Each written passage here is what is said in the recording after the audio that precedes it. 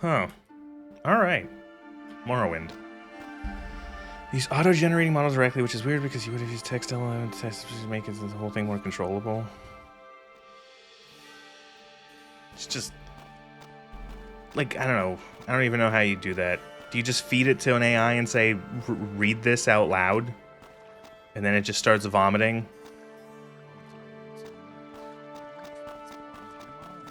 You know what we should do? You know what I'm going to do? I'm actually going to go to Anvil. We're going to explore the Gold Coast like I wanted to, like 6 streams ago. Anvil. Oh, that's something I did offline, is I fully robbed the... what was it? It was the Morag Tong Vault, or Kamanatong, one of them, one of their vaults in Narcissus. I fully robbed it and sold it to this gentleman here over the course of several in-game days. And all of the gems and like the 51 bars of gold and like what? A bunch, like 30 silver ingots and a pile of gems. So we now have no gold because I spent all of it on training. I have 8,000 gold, and I spent most of it on training. I don't remember what level I was before, but now I'm level 22. And I spread it around on a bunch of stuff. And, yeah. Also, I realized gold has weight, and I'm not sure if it's a glitch. So if you can see, I have 207 over 335, and then when I put the gold down, I'm now 190. So gold has weight, and I don't know if that's intentional. It feels like slightly not intentional because some gold has no weight, and then other gold has weight, maybe? I don't know. That was the reason why I was having trouble carrying a lot of stuff, is that I would have hundreds of, or tens of thousands of gold, and it was just, I thought those were turtles. Are those turtles? No, those are rocks, right? No, there are turtles. Or crabs. Mud crabs? Oh, whoa, what the ugh, fuck off, I don't like those. Sounds like a confession. Religion of the Lutherans. So, here we are in... what kind of statue is this? No idea. Here we are in Anvil on the Gold Coast, which is a little area. And I'm gonna just explore it because we have not actually left Anvil in this area. I got to Anvil, I walked around, I robbed places, I made gold, and that's it. Ooh, I think I might have to turn the game up in, because I was playing this. No, it's still good. Never mind. They have banks. They do have banks actually, but so you see Halcyon. They do have banks, but my only thought for what to do with the banks was to rob them. So that's what I have done, is that I would go into the bank, steal everything I could, and then never go back. So let's actually see, because there are banks, at least in all of the Tamriel rebuilt stuff. So I remember it's over here somewhere, because I robbed it. It's one of these ones. I think it's this one. Yes, the Berika Private Bank. There's several of these. Does it work like... yes, you can deposit... okay, yep, no, you're right. You can deposit funds into your account. You don't have an deposit funds. We desire an element of prestige in our oh. Maybe not. I guess maybe I need to be famouser. My character is still an unknown. Reputation in Morrowind, Enwa. Great, cool.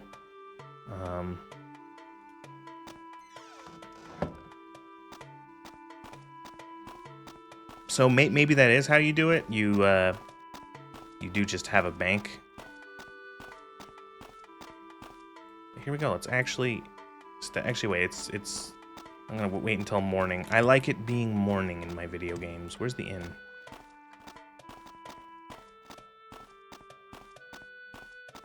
Daggerfall, you would deposit your gourd, and you would get a letter of credit. Huh. Oh no, I gotta pay for the gourd again. What brings you here? Or if you had no intention of returning to an area, you could take out a crazy loan and never pay it back.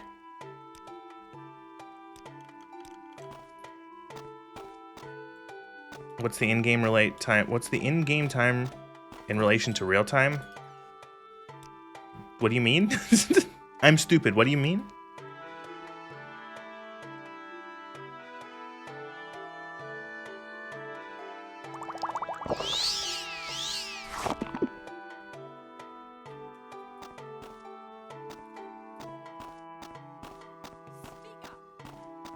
I also bought a bunch of food, and by that I mean sweet rolls. I have 70 sweet rolls.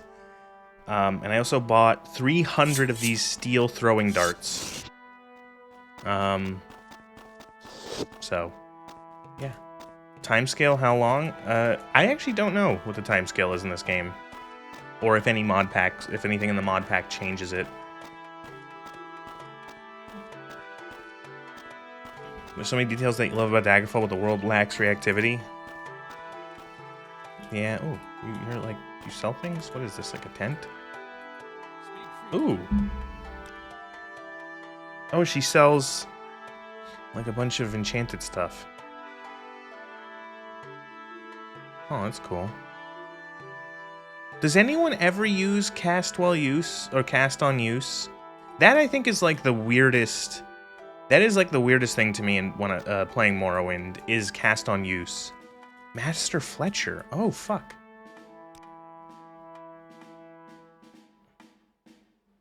Alien longbow, 1 to 36 damage. What's my 1 to 32? Windbone bow. What the fuck?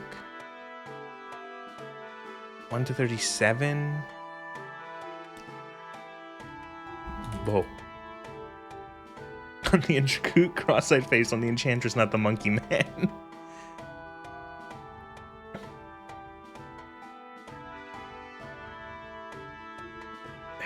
It's an improvement on the steel or on the silver bow I've been using for ages. Windbone. Alien sounds cooler. What do they look like?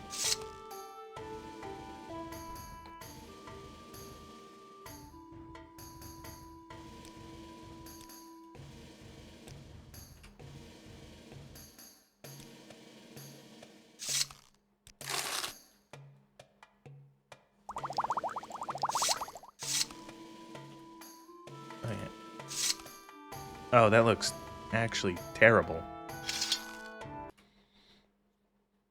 You think you've used cast on use for an enchanter build who never used magic before? It's like whenever I see an enchanted item in this game, if it doesn't say constant effect, I immediately ignore it.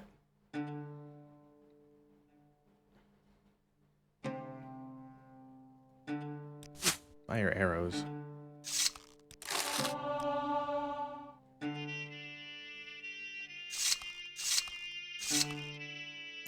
The most bow-ass bow I've ever seen, but it is better than my silver bow. Do you think I'll be able to attack ghosts without the silver bow? I don't know. Do you think Cyberpunk would be better if all of Silverhand's lines were replaced by Ted's lines from Bill and Ted's Excellent Adventure Bogus Journey? I've never seen those movies, so I don't know. Maybe.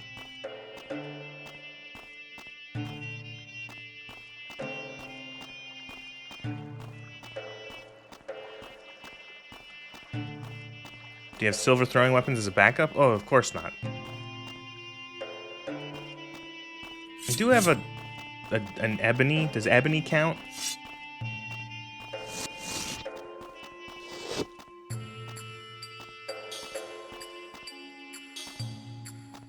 Hello. Shrine of Saint Aberdar.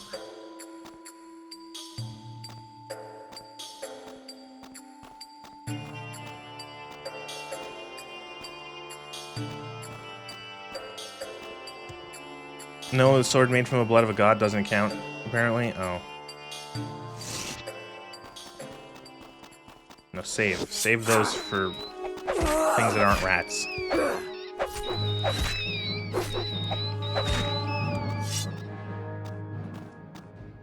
Ted is played by Keanu in a dumb surfer rock style rock band high schooler. Cool. Then yeah, maybe. Maybe it would be better. Oh, there's, speaking of aliens, look, alien ruins. Came back from Port Telvanus, took too much skooma. I haven't gone to Port Telvanus in this playthrough. That's all the way over there. It's all the way in the top right.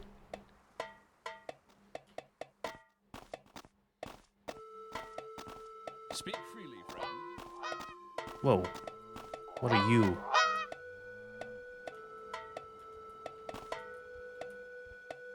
This is like kind of like a Hawkstrider from WoW.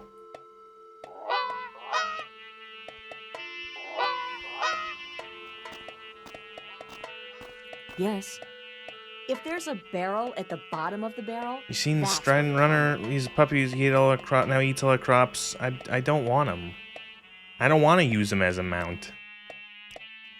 I have a much better way of traversing, which is called boots that make me go fast, and a 1-point flying spell, levitate. Yeah.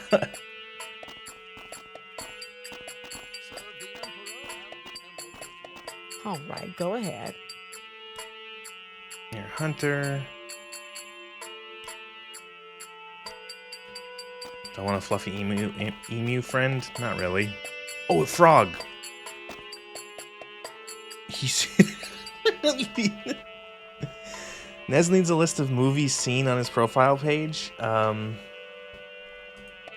Like, I've seen probably a fair amount of movies, but like not that many movies.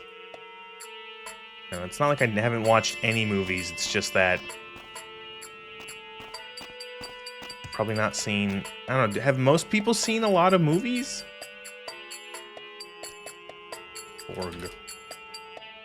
That's what you're here for. Yeah, that's what you're here for, Plagueling, is whenever we do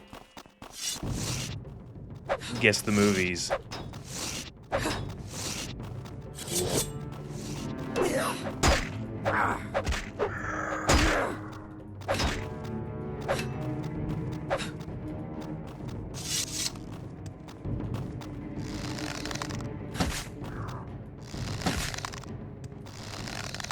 I'm stuck on a rock.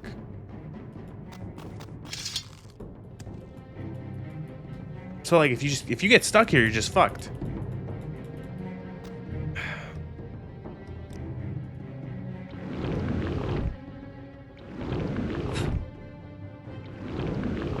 Oh my fucking...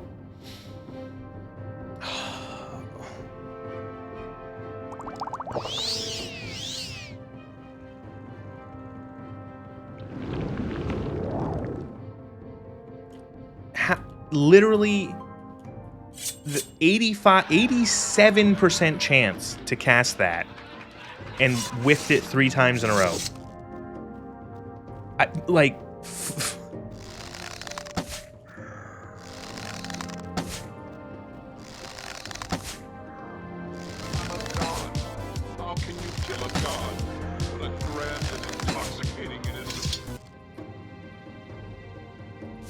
I'm gonna say it.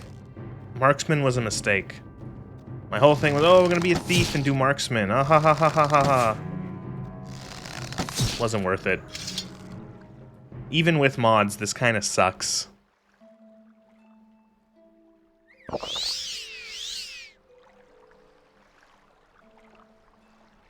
Marksman was the best choice.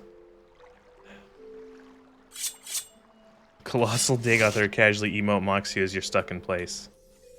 Oh, why are you hostile? Why is everything evil in this universe?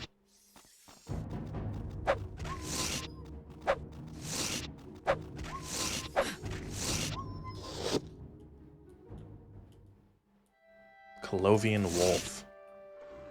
What arrows am I using? Steel. Stel. Oh yeah, look how Oblivion this is. It's like Oblivion. Remember Oblivion?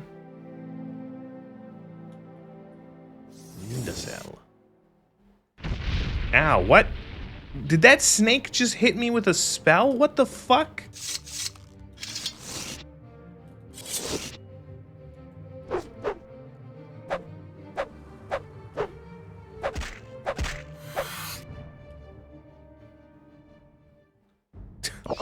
That snake just casted Fireball against me.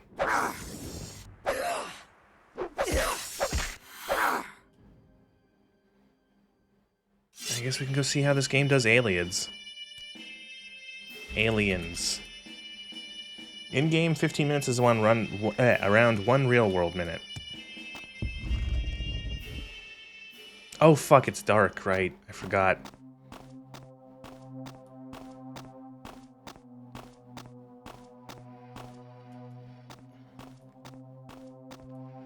Oh, wow. Oh, God. What the fuck are you supposed to be? Oh, good paralysis.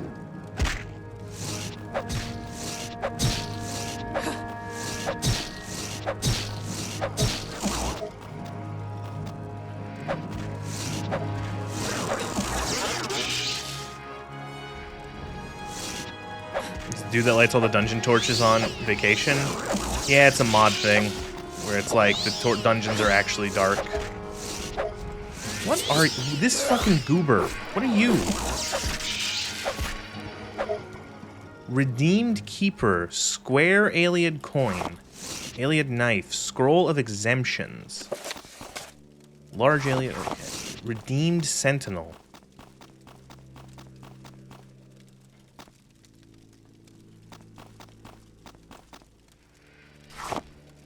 Welkin Stones. Can I do anything? Do the Welkin Stones do anything? Like, can I eat this?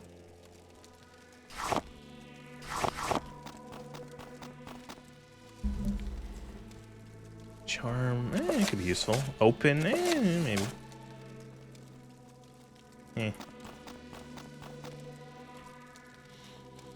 He's the guy who's supposed to light all the torches. Oh, what are you?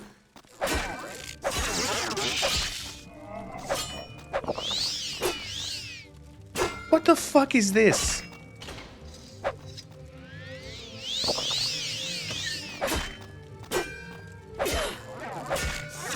Alright, someone explain the lore of this before I kill it. Or before it kills me, more like.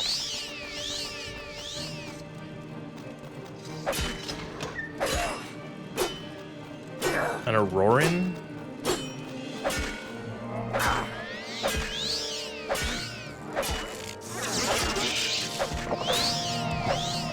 Auroran.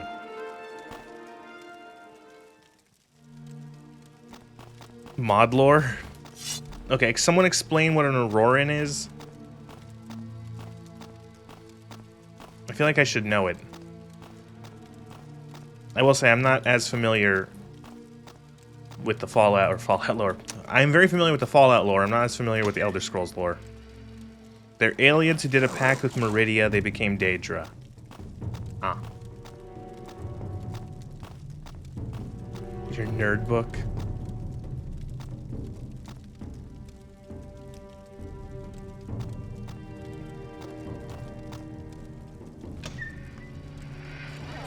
Hey there, buddy.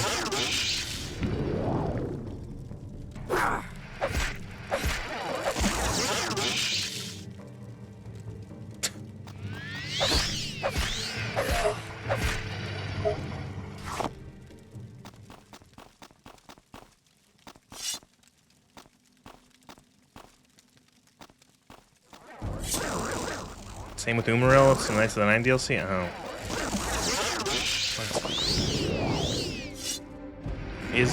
What did I just do? I just casted Levitate. I hit the wrong button.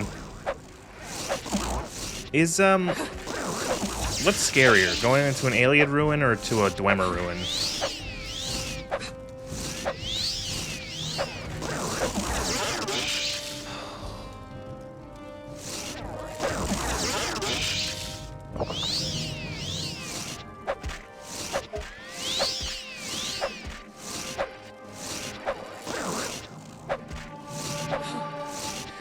Duality, Alien Ruin, Dwemer Ruin.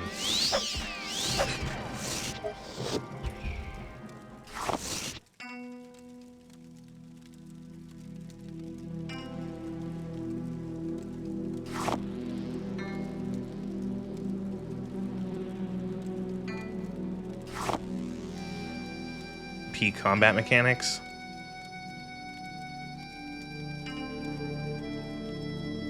Flooded Banquet. Oh, that sounds great. I just want to see what more wacky fucking enemies we can find in here.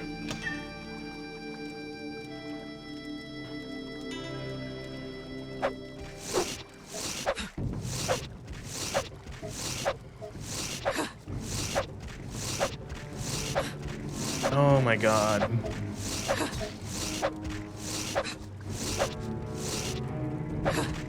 Reason I bought 300 throwing weapons. Alien ruins have traps, crush your stupid companions. Cut to the battle mage, the last of the battle mages getting crushed by that ceiling trap. I wonder if any of those are in this. I wonder if they've managed to find a way to have some sort of like crazy spike trap or squishy trap. Does it take you outside? That does. Okay, so there's another entrance.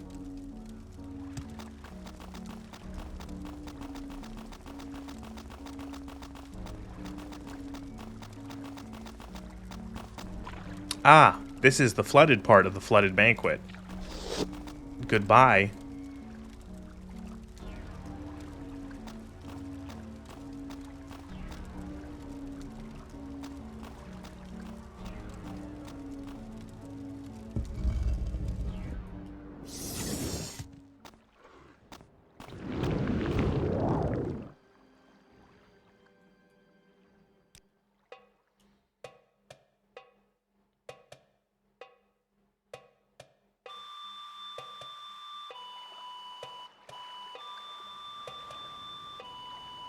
This is much more, This is much more tropical than how it's portrayed in Oblivion, for certain. River Newt. Nice ring? Yeah, I stole it last stream. It's the ring of house, the ring of the second family. From like from Narcissus. Yeah, this is like, it's much more like Gold Coast. I remember from Oblivion being very like grassland, like rolling hills, maybe like bordering on savanna. Not really, but like. Oh Jesus.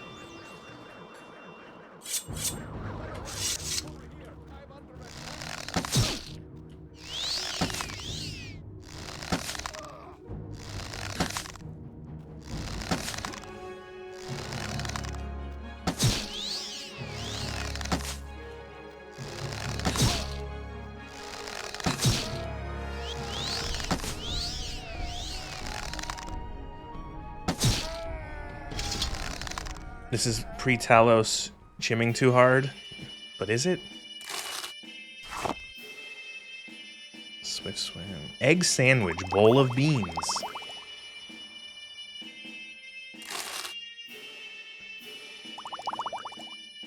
Map of West Colovia.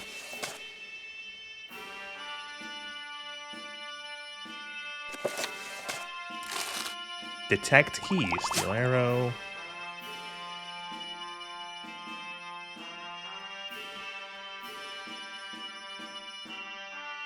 Does that lantern, like, work as a light source, or is it just, like... Man... What? Did it just disappear? Is it gone? What was it? Okay. Normal egg sandwich, or do they import Kwama eggs? Ugh. Probably a normal egg from, like, a chicken... Ooh, a cactus. Golden Watcher.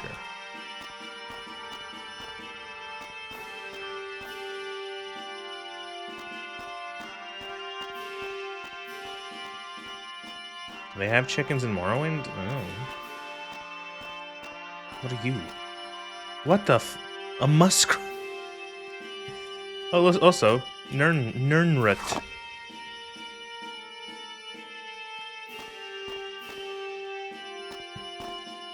Ginseng.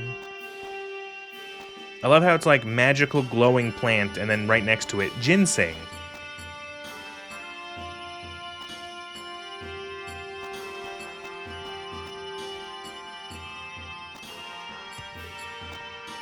Used to hunt those things, IRL. Are they that big? Oh, more of the weird birds. Strident runners. They look, again, they just look like Hawkstriders, like dumber looking Hawkstriders from WoW. Old Thraswatch. Very... It's interesting how well the modders kind of, like, the Alien Ruins and these Imperial Forts, it's very, very, very much like how it looks like in Oblivion. Like, very, very close.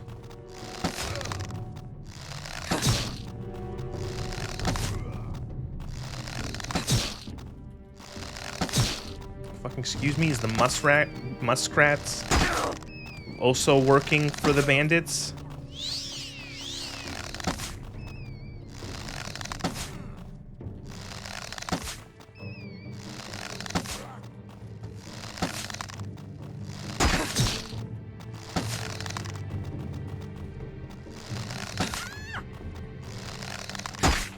They're in cahoots. Where's Such? Can we see it in the distance at least? I don't think so. I do not think Such is in this. I could check. I'll take a look at the map. Tamriel rebuilt Gold Coast. They have really good detailed maps for this stuff. Media map. Here we go. Project Citadel. Unfortunately, no such. No such. There is... It's like the border of where such would be, I think, is there. Because there's like a such anvil toll house. And then the map ends.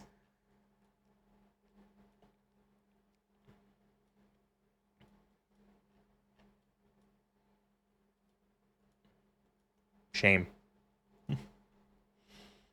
Such things are not in this mod. There you go.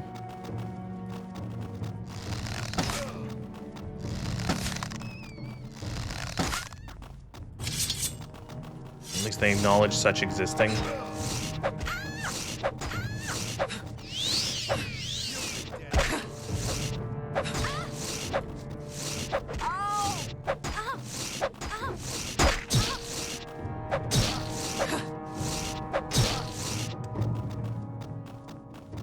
OpenMW working on the region of Amalexia surrounding Mournhold.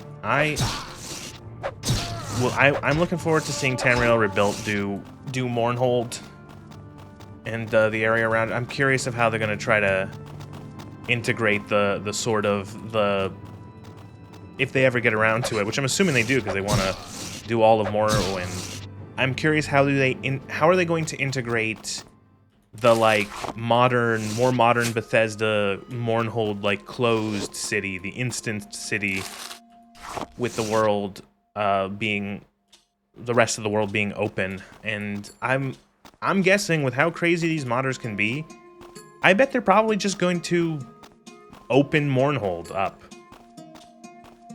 That would probably be, if they make the area around Mournhold, then eventually they could just throw Mournhold in there, just like open it and make it what's it called? Just make it a whole like open city like the rest of the game. Which would be cool.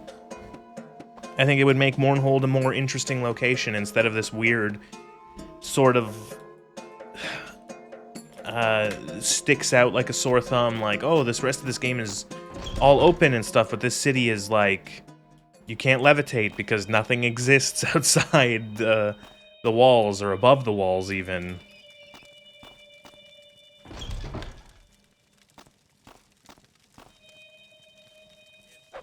Ah! Oh my god, the muskrats are working with them. They have them as like battle animal. Look, he's got like a spike collar on him.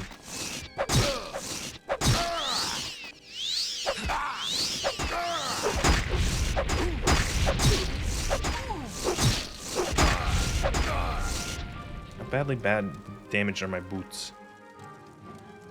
Oh, they're still fine. Tart, dried fig.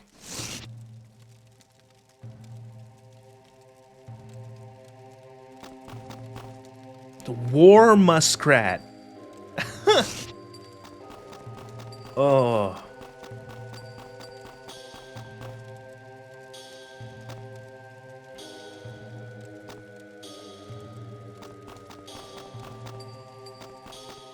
Who's laughing now? Yeah.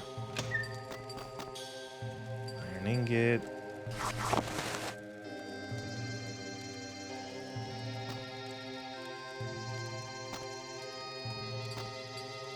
Expensive ring, 30 gold value.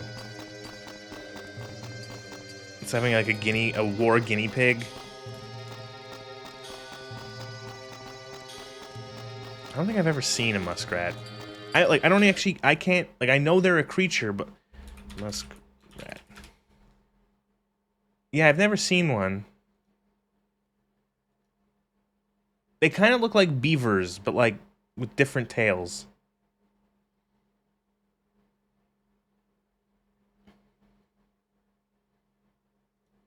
Hmm.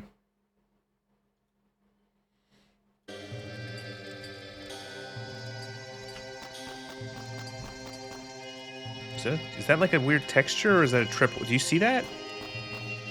Is that like a tripwire, or is that? I think that might just be like some texture smudged. Okay, yeah.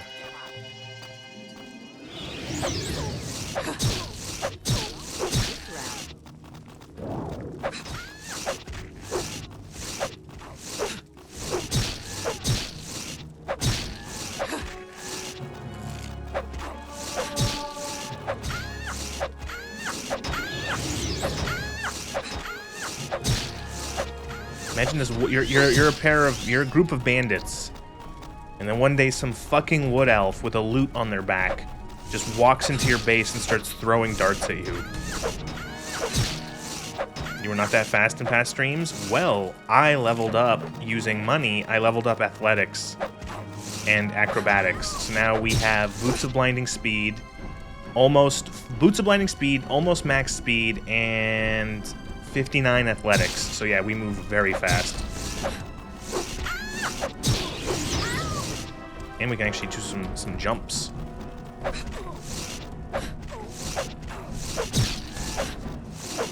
I sold all of that stuff from that one vault offline. Not the big vault, the smaller vault, and I used it to train like 15 levels.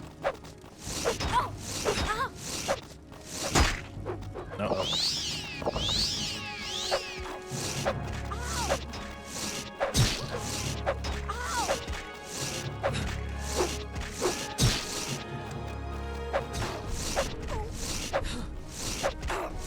Why is this fucking mage so tanky?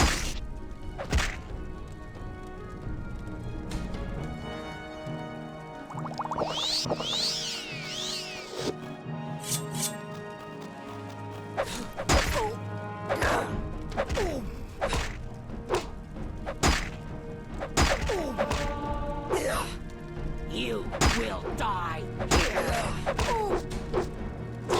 Still coward.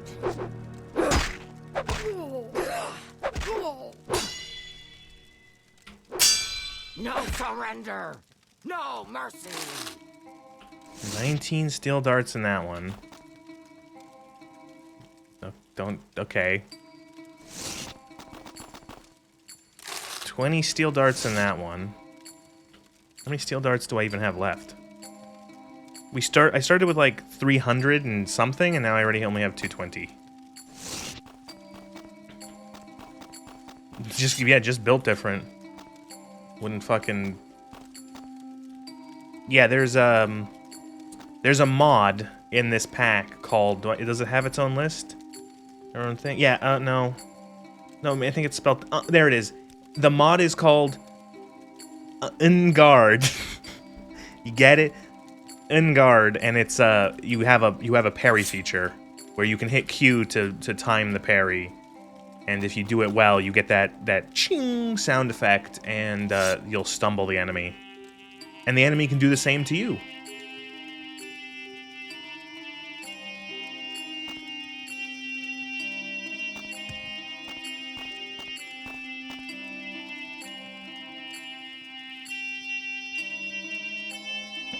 Silver arrows. Parry slop, slop slop, parry slop, dodge slop, stat slop, Morrow slop.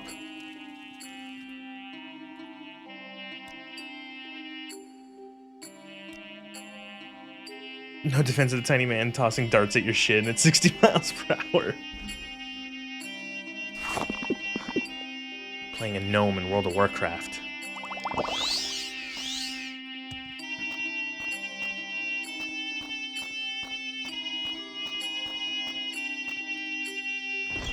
Quality slop. Give you Morrow slop. It's there, you just have to get it. You want to miss half your strikes? I know that is probably the biggest... That is the biggest thing that turns people off to this game, is the hit chance. And I think... Oh, slop is so overused, I agree. I use it almost exclusively ironically. So the hit chance in this game, I think, is the biggest thing that turns people off of it, because it is frustrating to just see your character waggle their sword at nothing, and like, you know, you're right up to an enemy touching them, and your sword just waggles in front of them, does nothing. You're like, ugh. I think the only thing that this game would need to make it more accessible to people, not even accessible, less frustrating and more clear, is reaction of some sort. Again, I use World of Warcraft is also a hit chance based game, and they have ways of communicating when you miss an attack, or when an enemy dodges an attack, or parries an attack, blocks an attack, whatever. It is through the visual of a character for a second will animate putting up their shield, or dodging, or parrying with their weapon. There's a sound effect, and then there is the visual indicator of an actual, like, miss appearing over the character. And that makes it so much less frustrating, because it's like, you know that, like, oh, okay, my character whiffed the attack, and it's where it's like, it doesn't work well with multiple attackers. It can get a little messy, but KOTOR has hit chance. KOTOR is also hit chance based. Or is KOTOR, I don't know exactly how it does it, but like, it is using like chance. I think it's like dice rolling. I guess chance then. Yeah, it is just chance. And I do think KOTOR also does that, where you do see like numbers on the screen, but then you also see like, well, your character's using, if you're using vibro swords or whatever, they'll like actually like lock swords for a second, and you'll see the character dodge an attack. Or if you're firing a blaster, your character will like boogie out of the way a little bit.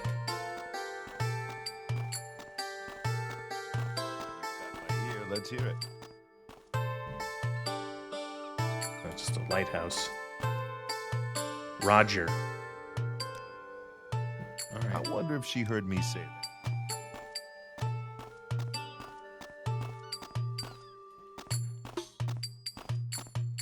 Played an Argonian. First thing you can't remember, yeah, wearing shoes and walking like you crapped your jorts. Interesting. And then even the beast races became more sort of like, more homogenized.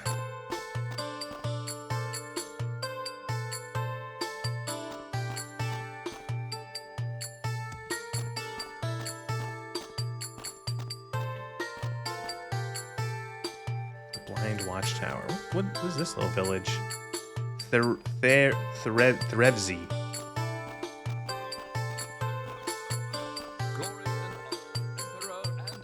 Argonians and Khajiits are unplayable for you. No boots. I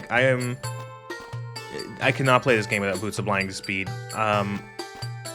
You walk so fucking slow, and even with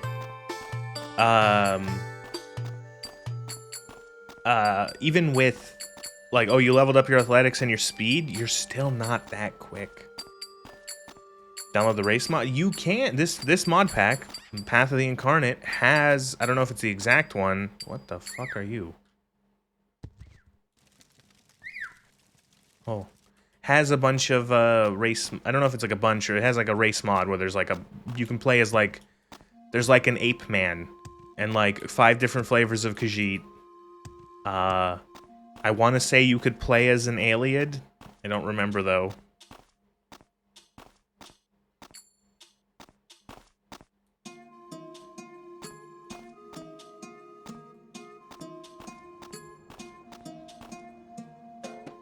Go. Oh yeah, it has orc, and then it also has orc. There was 2 orcs. I don't know why there was 2 orc races. They looked as essentially the same.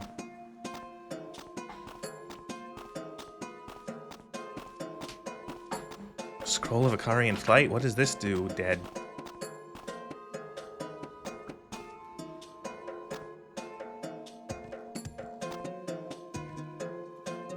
Are you guys gonna attack me? You've got my ear, let's hear it. Nope, okay.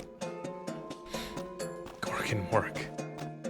So, where are you from? Don't make your curved sword jokes.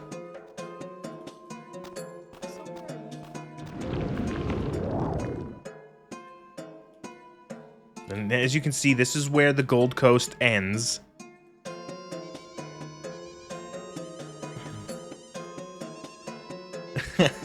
This is... Gork and Mork. Pay no attention to the world just stopping.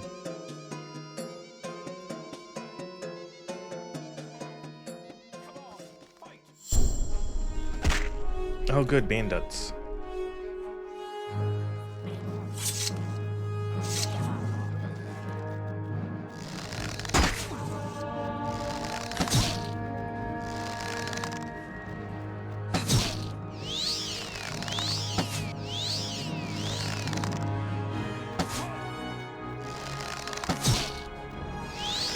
Oh, like a lot of them.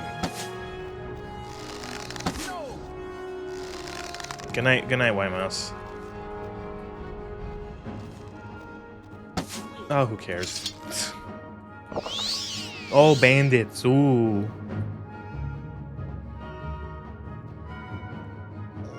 More interesting to explore these islands off the coast.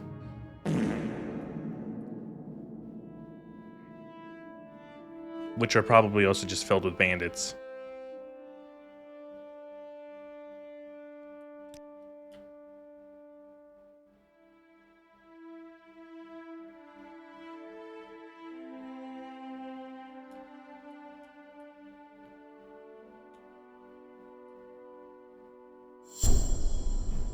Oh, I can't even, I'm not even gonna try to pronounce that. Miscarasetet? Miscarasetet? Oh, are you guys all gonna, are you gonna kill me? Can you ask your question quickly? I must be going. Oh,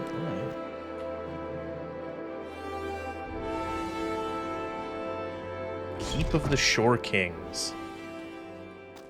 Hello? Anybody home?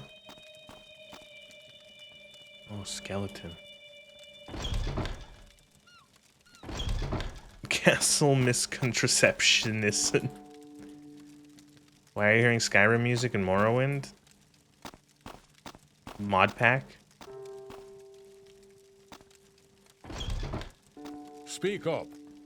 You with the boss? Are you guys just like bandits, but like... You the boss? What's your story? Okay.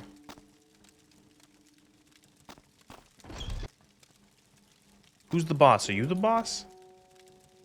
You mercenary too? Okay, is there a quest here? Who's the boss? I'm listening. Are you the boss? Who's... I'd like to speak to the manager? Talk with you? Something tells me I might. What do you want? I like how these guys are just like living in pitch darkness. What's your story?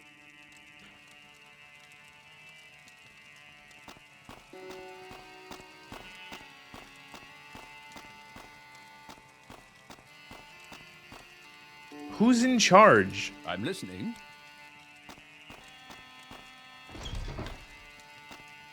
Don't live in pitch darkness? Not all the time.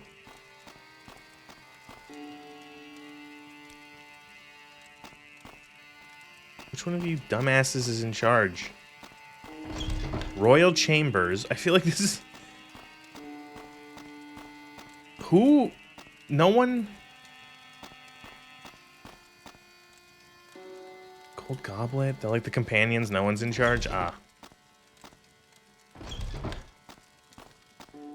And it's just like, okay, Royal Chambers, gold pitcher, gold bowl, bunch of empty chests.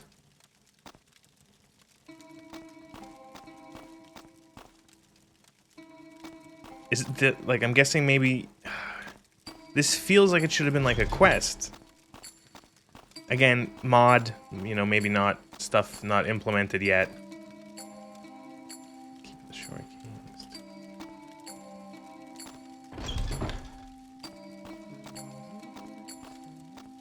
keys. They're, like the companions, no one's in charge except the guy who does all the paperwork and can make unilateral decisions. What's your Are story? you in charge? No.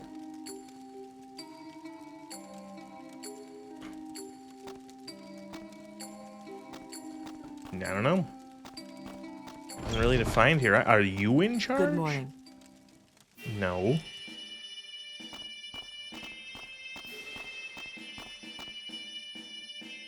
Okay.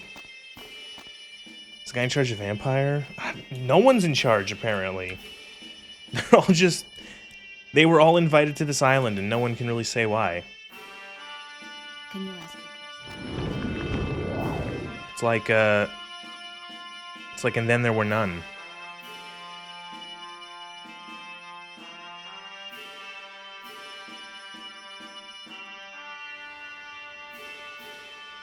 That's a lot of fucking ocean to generate. I can't even see the next area. There it is. Is there gonna be anything on these? Where's the fin gleam? Man, you don't. You have no idea.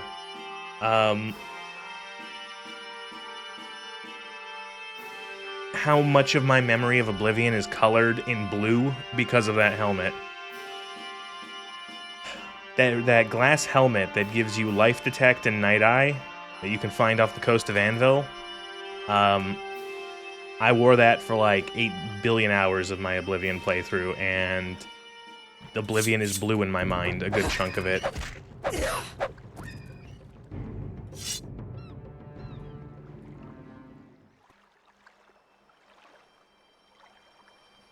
Okay, now we've just become Sea of Thieves.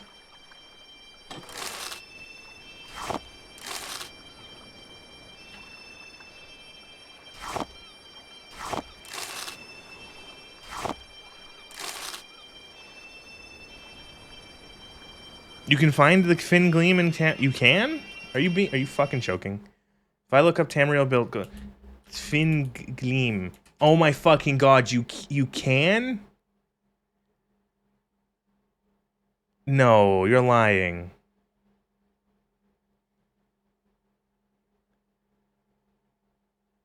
Stop lying.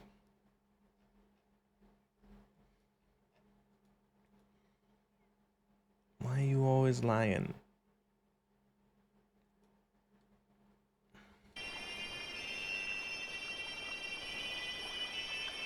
Sea of Thieves minus all the slur-throwing crews that drop out of the sky on you to take all your shit.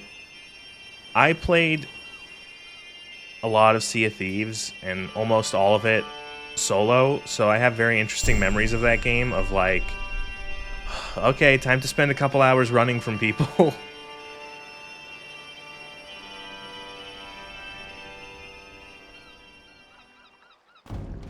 Oh, there goes the levitate.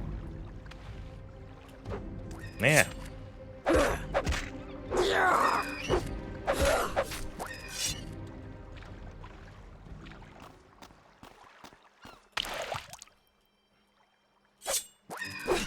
What if Cliff Racers, but in Cyrodiil?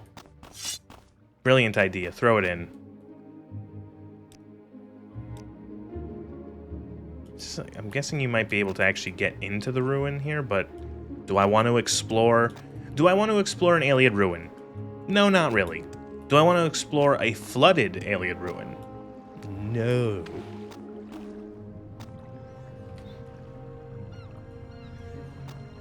Is it a giant clam? Conch shell. It's a big conch. Now it's tiny. What the fuck? Sea racers? Let's see how fast we can swim to this island.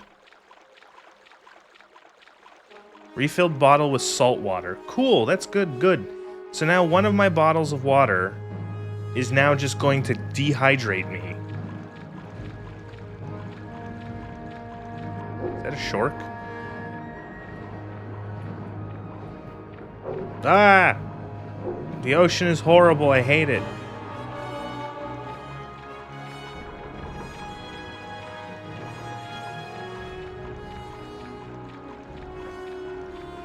I don't personally have thalassophobia.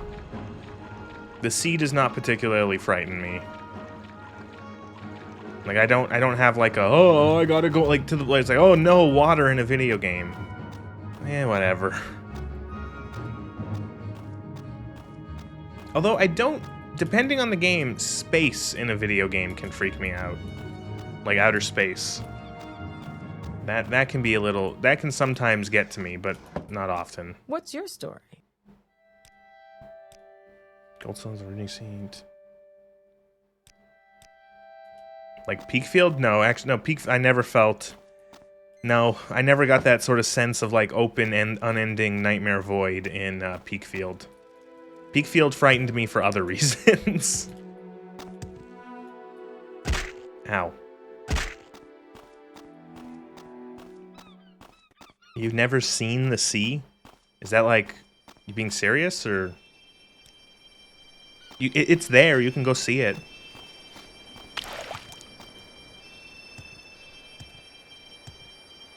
In person, you mean?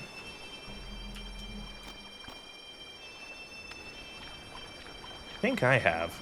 No, yeah, I have swummited in the Atlantic.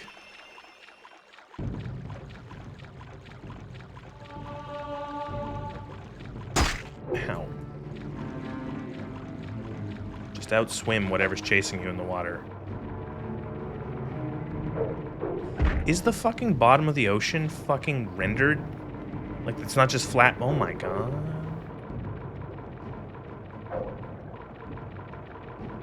Next to say the Earth is flat. The Earth is a cuboid. Oh, hey, the welcoming party's fucking here.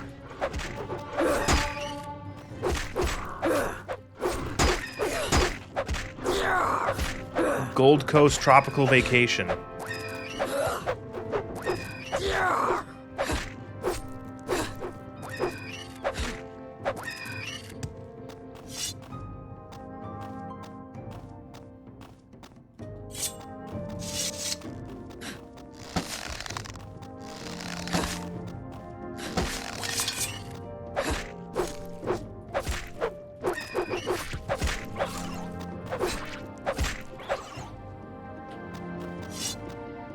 Just fucking everything wants to kill you.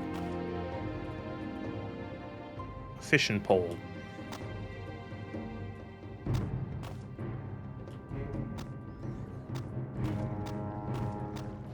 The Imperial Nature Society. Fuck nature. Remember all the cube worlds and Spore? No, I don't actually. Also, Alawa. Fly to this island. There's a ship there.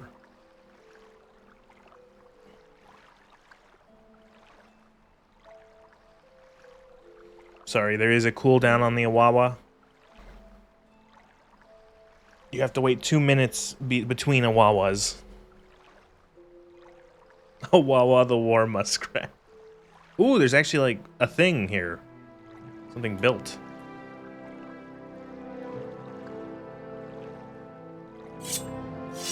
See what the boat is.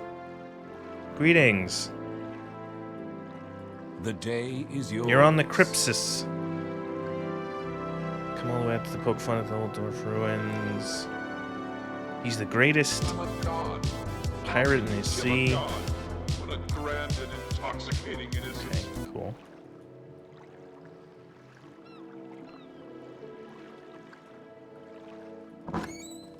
Oh, hello. Yes, Bosmer? Welcome aboard my ship, Sassy Assassin. Oh, right, that's our fucking class. I forgot about that. The Masked Captain, the Black Captain of the Abyssinian, the Pirate King, numerous others. Maybe you're here to join the Thieves Guild? No, I'm part of the Thieves Guild. Okay, so you're like a Thieves Guildman. What are the little alien-looking things around the egg mines? They're nice and don't kill you if you remember. Squibs? Squibs. Masked Captain. Do you have a job? No, I did not want to fish to fight you. Fish to fight you. I do not wish to fight you, even. I'm part of the Thieves Guild. Dude, what do you mean? Oh, is it? Well, there's a different Thieves Guild. Sorry. Literal Sea of Thieves? Okay. I'm guessing this is the Gold Coast Thieves Guild.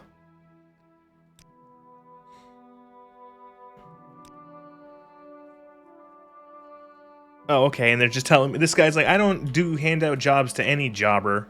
You have to, okay.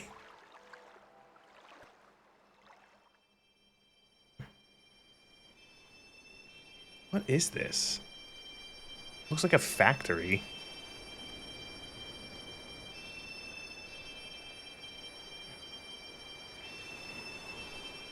Oh, it is a Dwemer ruin. I can tell because of the Centurion missing its textures. That's cool. And it's locked. All right, moving on. That was fun. There's a big island to the south. There's probably gonna be something actually there.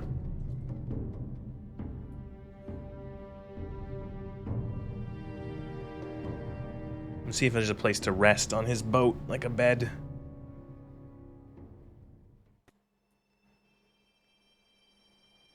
We can just nope out of everything. Yeah. Oh, there goes levitate. Can I not? There we go. Is that like a lower hold? Is there something? Do you guys have a bed I can borrow? No, no. So what's this about? Why is sleeping in someone else's bed a crime? Oh, actually, I know what I can do. I don't need this. I have... Ow. Fucking sprained ankles. I have a tent somewhere. There it is. Camping gear. Haha!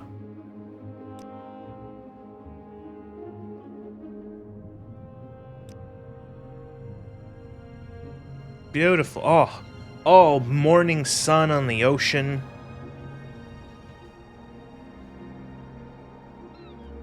Can I like take this? How do I can I pick this up? Destroy tent. What is the interaction for the destroy the tent. Annihilate the tent. All right, never mind. I just casted levitate. Let's move on. You have to hit it. Ah. Okay. So it's a good idea that I had. As we all know, tents are one use only. You can never reuse a tent.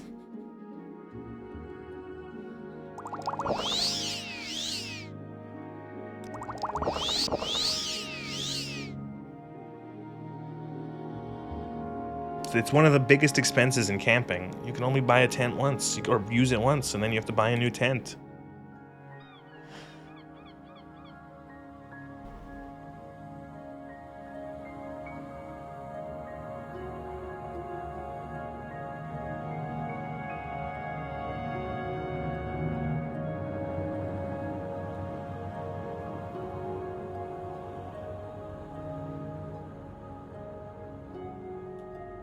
just casually walking really fast in the sky. Did Telvanni use little tents made out of mushrooms? That would be cute. Oh no, I'm not liking what I'm seeing. I'm seeing just alien ruins. Is this island just filled with alien ruins? No, Oh, you guys aren't friends. I'm sorry, I thought you were friends.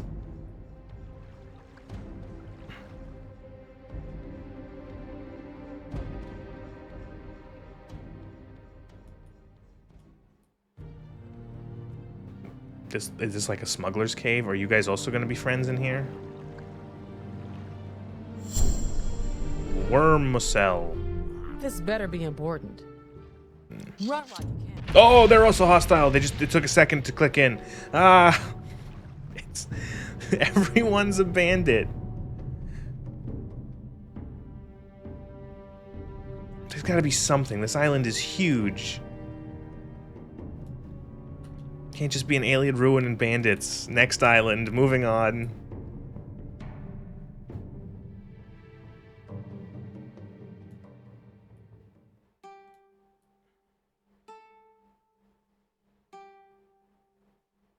Oh, oh, ow. It was levitate. You failed casting the spell. Okay.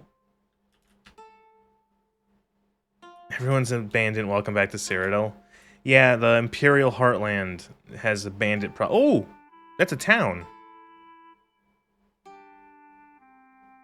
Oh, okay. There's actually like a little city here. Town. Oh, it's adorable. And it's got a little fort, lighthouse, and a dock.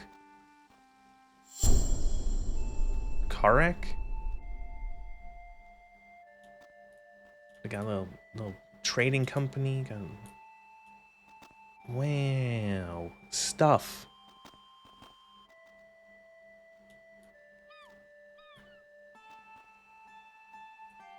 Old Seawater Inn. They have a Mages Guild outpost here. Plaza Tavern.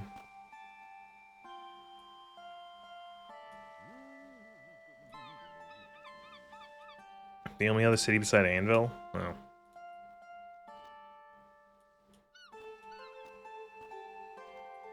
Smithy. Actually, let me see if I can repair my gear.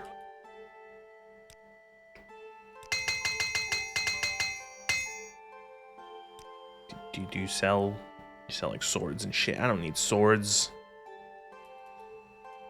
Seawater Inn. See if you can refill your bottles.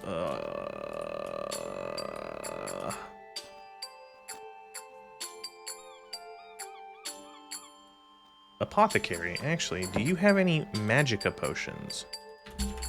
Restore. You have 2 bargain restore Magicka potions. Sir, you are a terrible apothecary. I hope you know that. That I think you are a piece of shit. Good day.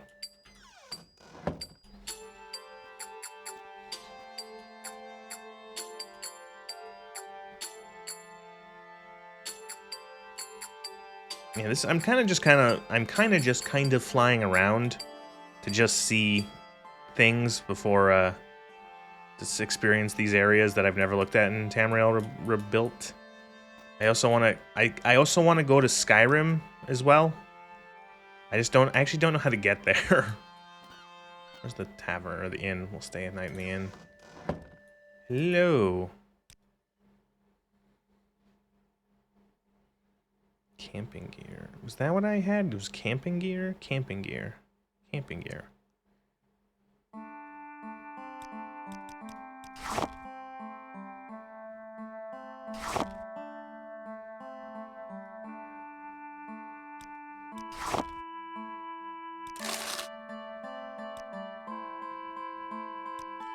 Why'd I pay for 5 days?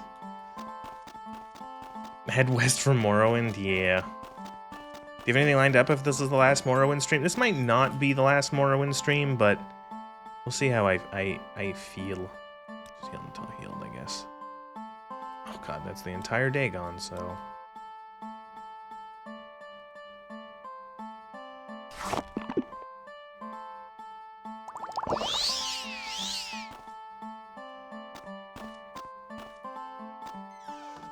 I guess I could bard. I keep forgetting the whole bardy bard thing. Remember bard? Songs. Can we play Dagon? What are our stat? We're only 44.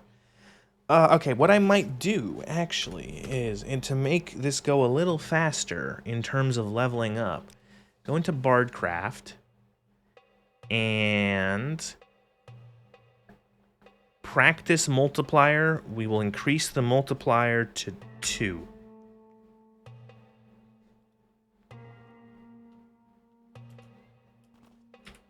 And then we'll start being better. Faster.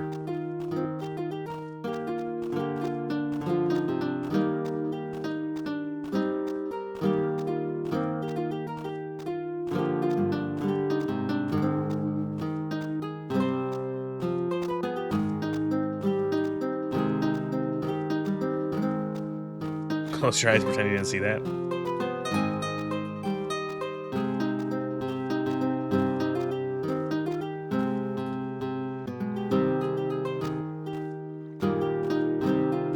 What the fuck are these? Donkey. Oh.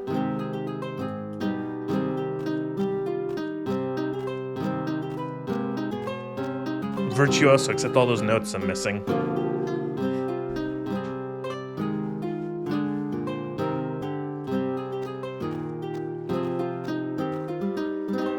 Ugh.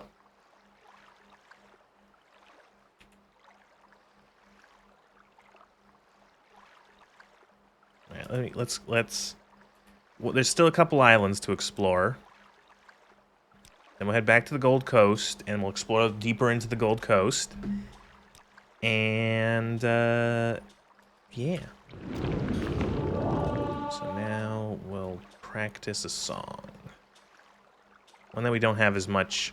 The Gwar and the Scrib.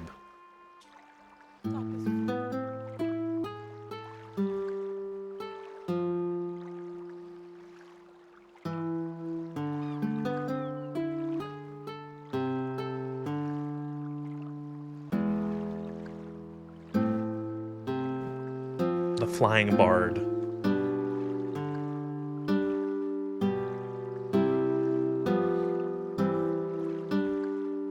Imagine just going about. Ow, fuck, I just slammed my fingers on my desk.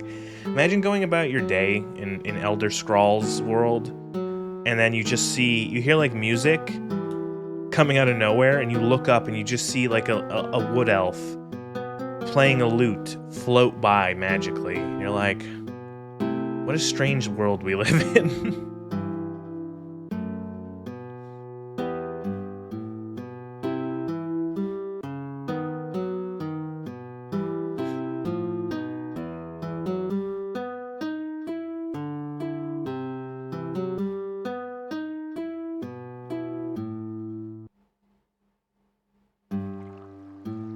It'd be normal. Oh, good. Skeleton anti-air. Look. Holy shit.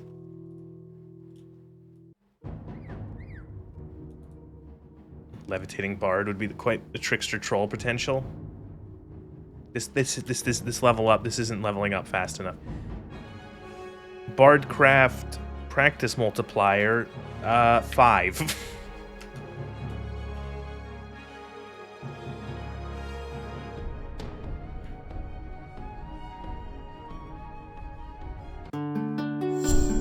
They have AA batteries, yeah.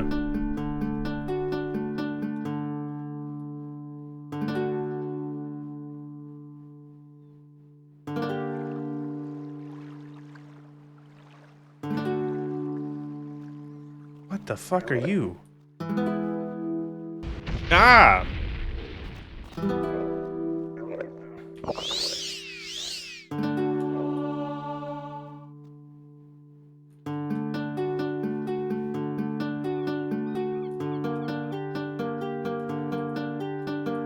Oof, ouchie, it burns. Are they like goblins? Levitates run out.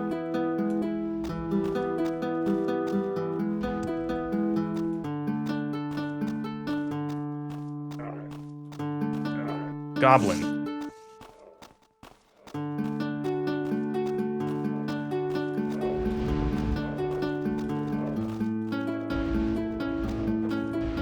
Get barded on. Ow.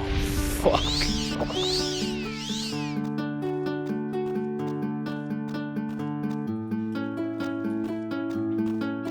You should do like the peak tape girl and break the fourth wall to announce what music you'll play and its characteristics.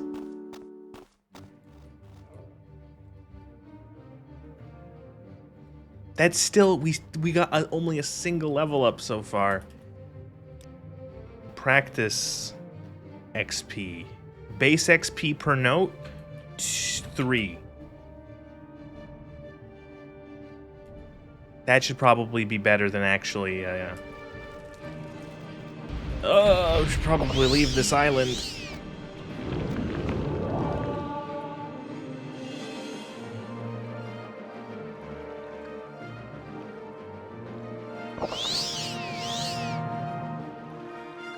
This is evening in Dwinin. This dance, born in the courts of High Rock, found favor with imperial statesmen and soon spread throughout the provinces, a testament to Wayrest's enduring cultural influence. Now even the Dunmer tap their feet to its rhythm. How was that, Cadence? It's for the mixtape girl.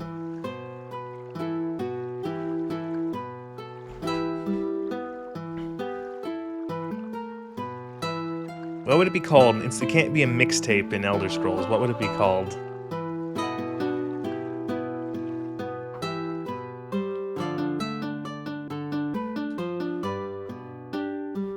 Appropriately dopey.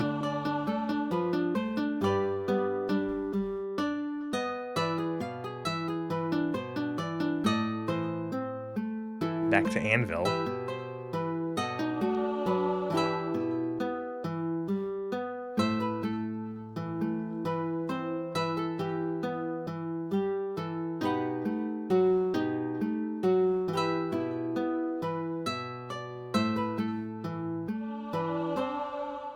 This is You Got the Touch off of the Transformers the movie soundtrack. Oh god, that fucking character. That fucking game sucked. Game in inverted quotes. Like, oh man, that game. It was amazing how bad the characterization was and like what the the main character, like, how do you make a character that is such, like, a selfish piece of shit and, like, not realize that your character is a selfish piece of shit? Because it doesn't seem like they realize that Stacy Rockford was a selfish piece of shit. Did you have any copyright issues with the VOD? Oh yeah, that VOD is demonetized, but whatever. It's not. The stream VODs aren't even listed. So the way it works with copywritten stuff is that you usually don't get a copyright strike. You get a copyright, or not a copyright claim. It's a copyright strike, or I don't know the exact terminology. But what it essentially means is that you can't, if copywritten material is detected, you can't monetize that video, but it's not a strike against your channel. Usually for like music, that's how it works. For like any sort of popular music, is that it's essentially saying, hey, you used our music, you can't monetize, you can't make money off of this. But it's not like a strike where it's like, okay, well we're putting a strike, you take this down, or we're going to we're gonna, what's it called? You know, your channel, this is like a hit against your channel.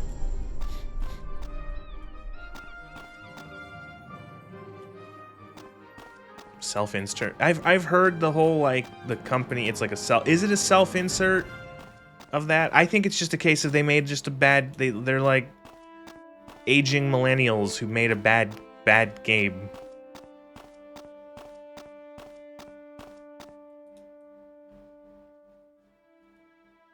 Aging millennials desperate to recapture their childhood, unable to let it go. Finding it isn't the hard part, it's letting go.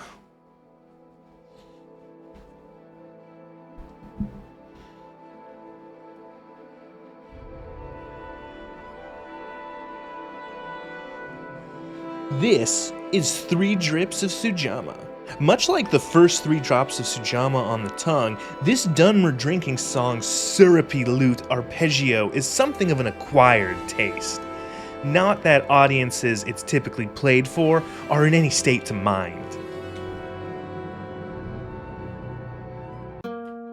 Cha, yeah, cha. Ugh.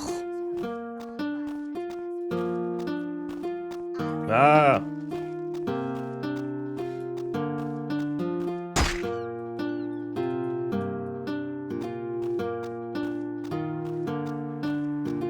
Visit the Sierra Madre.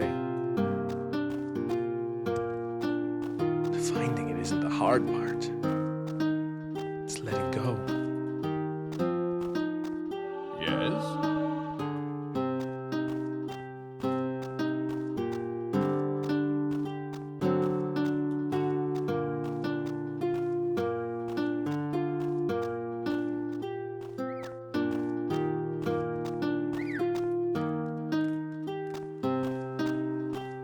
The Gold Coast is nothing but fucking bandits.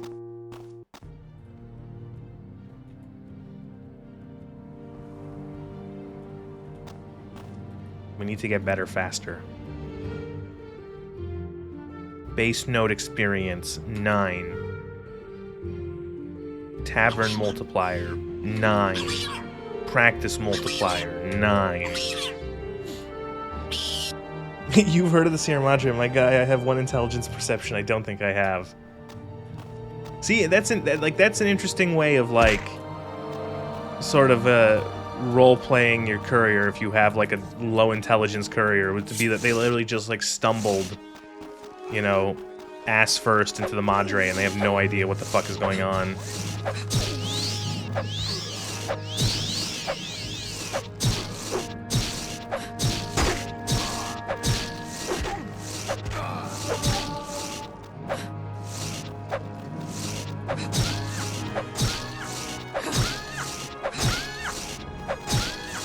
You have a shield, you bozo. Use it.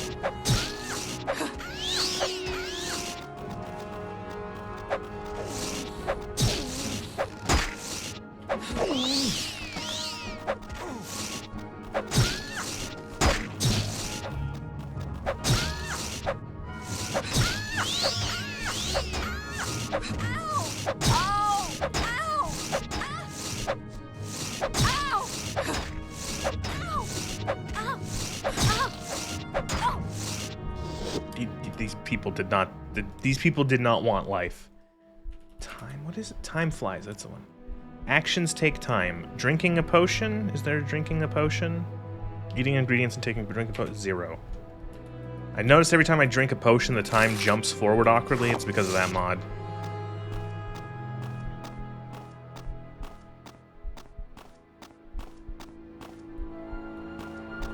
Where's the other guy?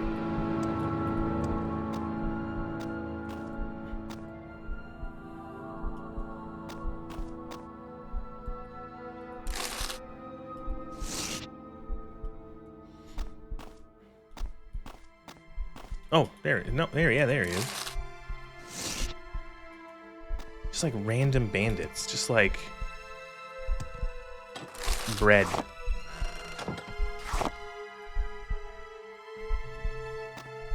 It's apparently also fucking boiling hot.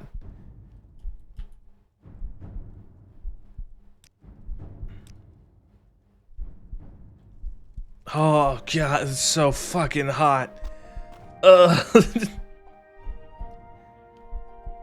It's 107 Fahrenheit, which is some sort of Celsius.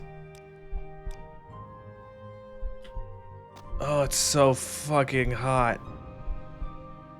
Oh, it's so hot.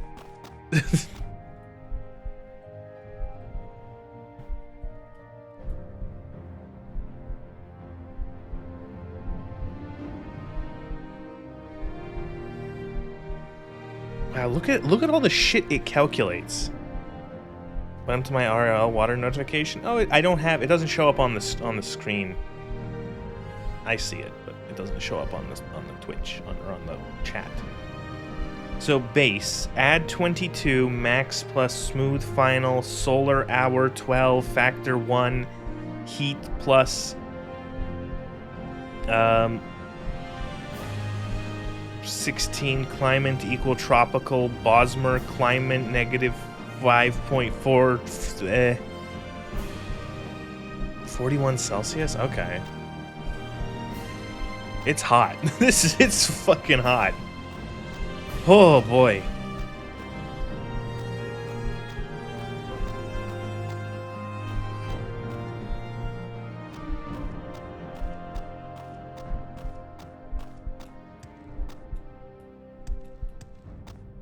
No, 100 Fahrenheit is water boiling temp? I don't think it is, because then all of Florida should be dead, like today, because that's apparently how, I think it was either today or yesterday it was that hot down there.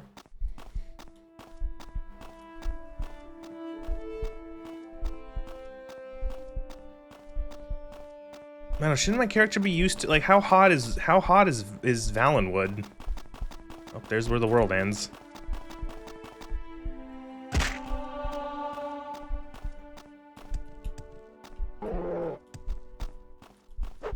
Oh, multiple bears.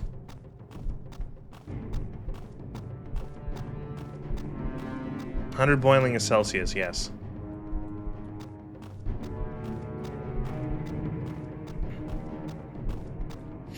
Imagine Valenwood is more humid. Is it? Can I like escape by jumping into the void water?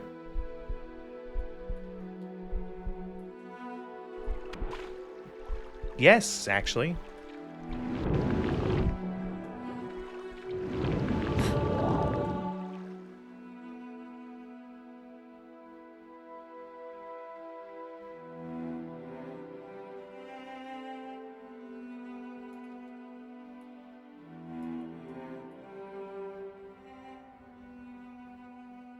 You're not supposed to be here.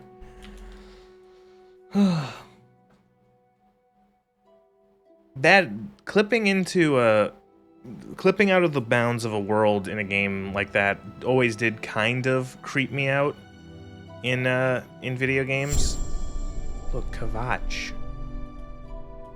It's there. That's Kivich. That's ketchup. Horses. Yeah, that's a horse.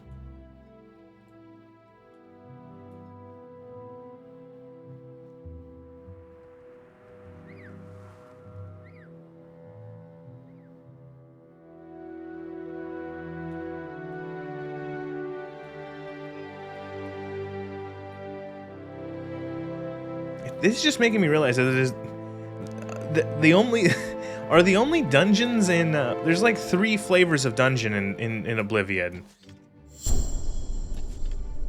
Alien Ruin, Imperial Ruin, and then like a cave. Oh god, the caves. This is kind of cool. This mod does like this does height better than anything in fucking Oblivion. Like, Oblivion doesn't really have... Like, I don't remember there being this much, like... I don't remember, like, the big fucking alien ruin floating... You know, towering over the Gold Coast.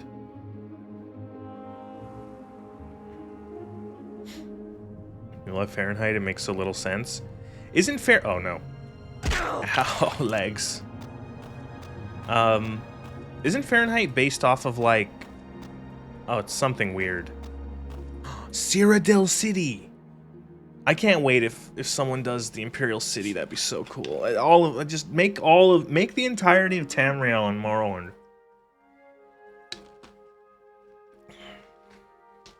You'd put spooky monsters in the out-of-bounds areas, knowing full 99% of people would never be mauled to death by them.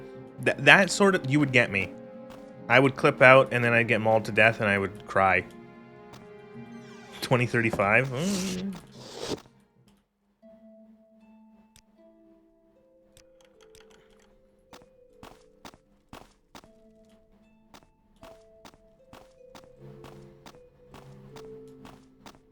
Yeah, 0 is the freezing point of saturated brine. Mixture of water, ice, and ammonium chloride or sea salt, and 100 is the average core body temperature of a human. Why would you base your 0 and your 100th point on, like, two completely different things? Why would you not make it based off of, like, okay, brine water in one direction and then brine water in the other direction?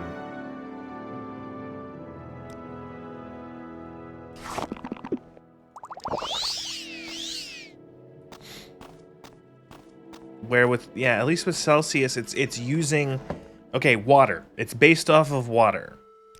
It's 0 is, well, not based off, but like 0 is like the way, it's like, you got 0 is your freezing point of water, 100 is your boiling point of water. You know? And it's something that it's like, that makes sense in that, like, people deal with your freezing point and your boiling point of water is very relevant to most people.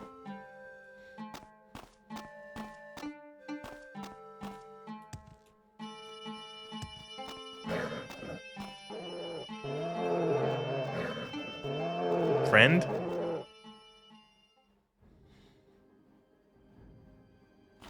No.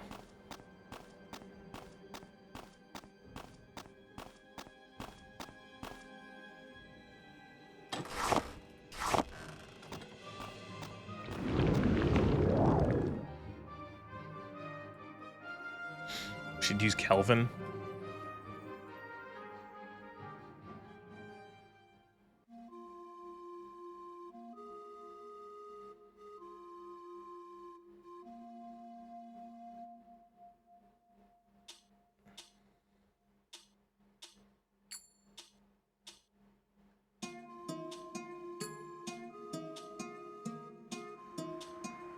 Is this like an actual manned Imperial fort, or are these all bandits? No, these are all skeletons. Never mind.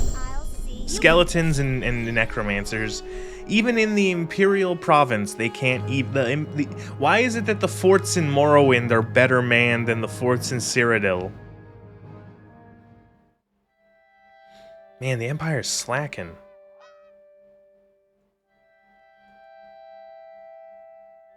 What is this? This is a little town.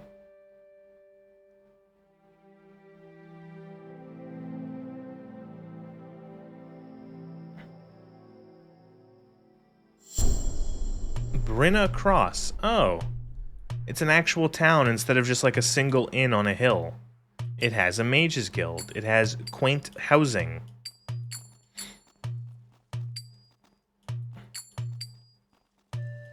In the front lines of the war against... It's actually got like little shops and a bookseller.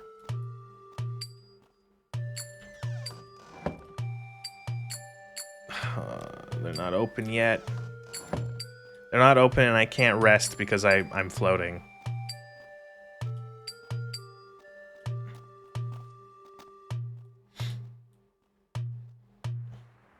Watch your step. We open now?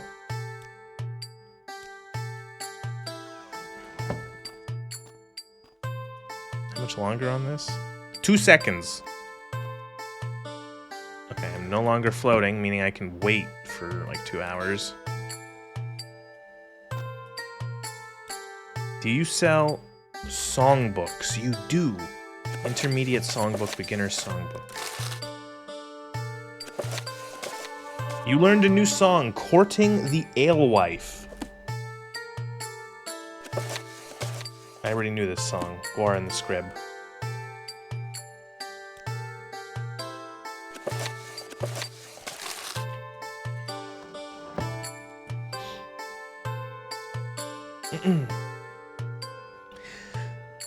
Not quite a waltz or a jig, this spirited Cyrodiilic dance could equally satisfy a Nibonese court and a tavern full of drunken Dunmer. A favorite of the Imperial Conservatory, which uses it to train intermediate lutists and violists in counterpoint. This is Courting the Alewife. Wait, fucking stop it.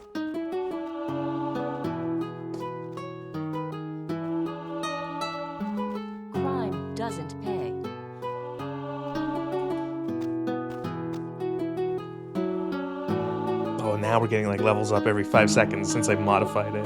That's how the Joker was born.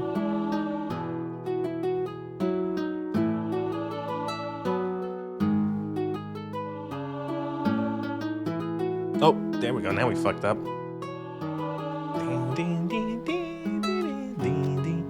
It's Nez's turn to make you uncomfortable.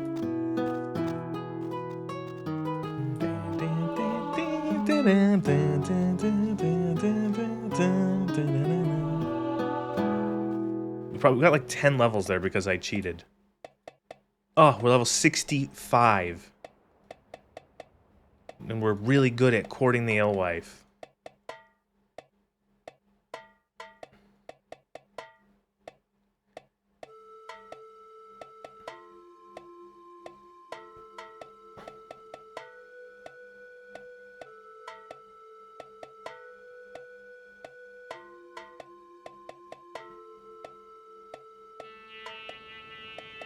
Are we good for gay? For gay? Are we good for gay? Are we good for Dagoth Wave yet? I have no idea. Let's try. I'm a god. One. How can you No. kill a god? What a grand and Maybe. intoxicating innocence. There is much to learn. I don't think so. No.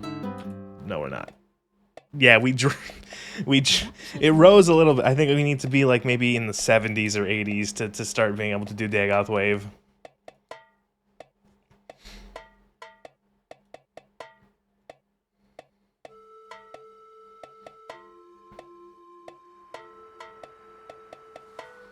A simple litting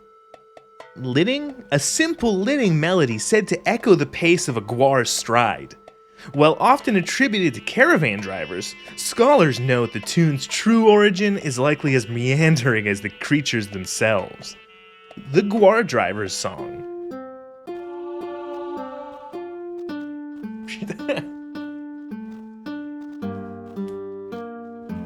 Cease this You told me to read it like Stacy Rockford from Mix Tap.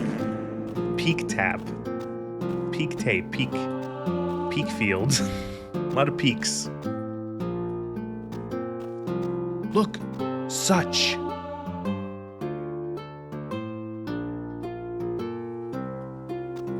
You regret your decision.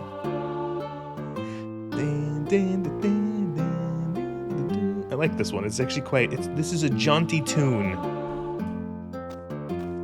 I would have this play in the background of my... This would be background music in my inn in a fantasy world. Gosh, she doesn't even know what mixtape is. Gonna unsub. Such. Let's see if we can find the Toll House. Can you put the Oregon Trail 2 song there?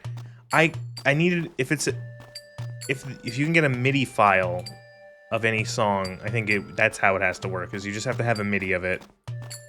And it would, it works pretty well. I think this is it. This is the Toll House for Such. Yeah, you can put in any music you want as long as you have it as a MIDI. Or you can make a new one in this mod. So you can actually just like make the songs themselves by using this. I don't actually know how to, I don't know how to use this shit.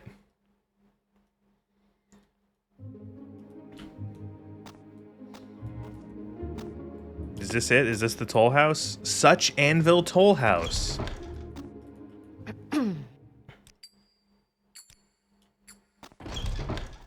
Wow, look, it's Such. Look, Such, do you see it?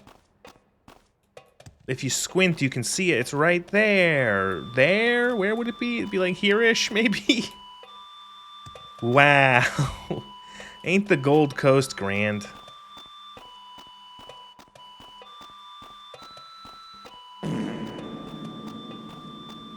Look, this man farms for the city of Such. Which is right there, kind of. You see it?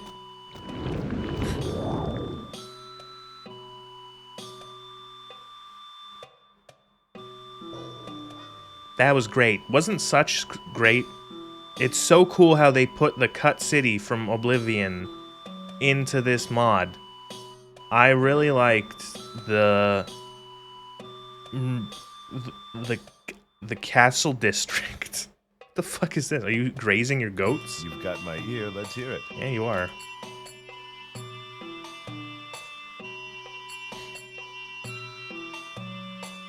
Such historical museum. Okay.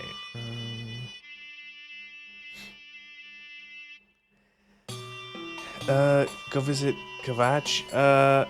Kavach is also not in this.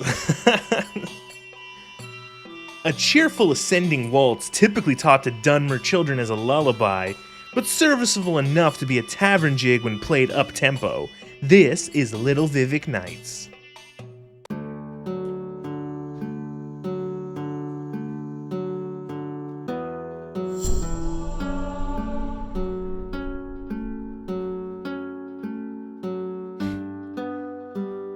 I'm a god. How can you kill a god? What a grand and intoxicating innocence.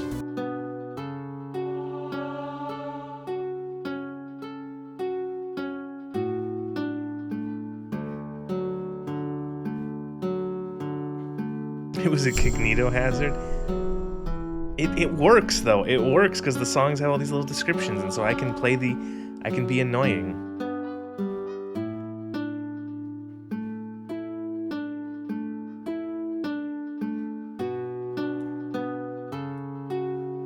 Modders putting more effort into the classic what do they eat world building than a multi-million-dollar corporation?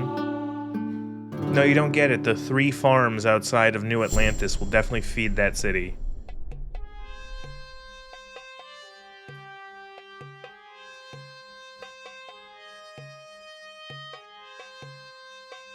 What was that?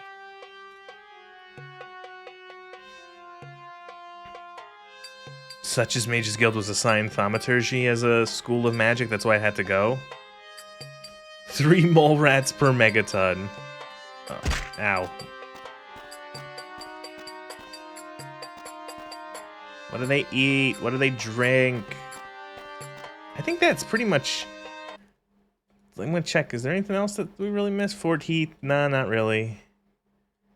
Nothing really else. That's cool. Let's go. Let's see. How do we get to Skyrim? Skyrim is even smaller. The Skyrim area is like tiny. It's like nothing. There's things, but it's very small.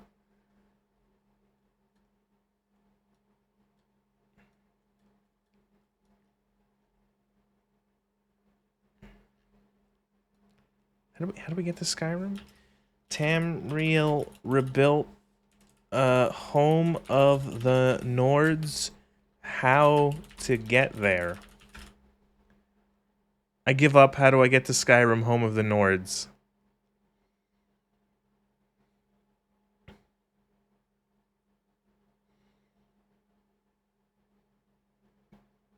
Dagon fell?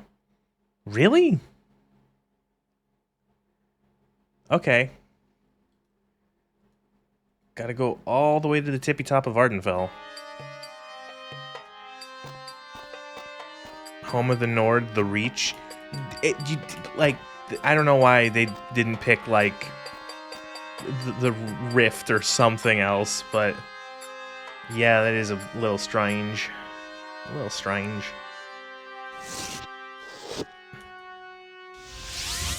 Oh god, I have, like,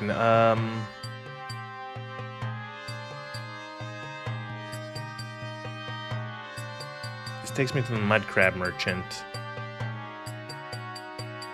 And then I can go to Vivid... No, let's go to Firewatch first.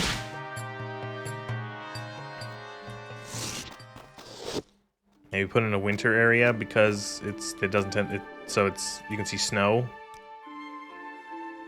Yeah, that could work. Where do these guys teleport me to? I have a feeling that you and I are about to... Nivalis? I haven't actually been up to Nivalis. This place is very... This place is actually snowy, now that I think about it.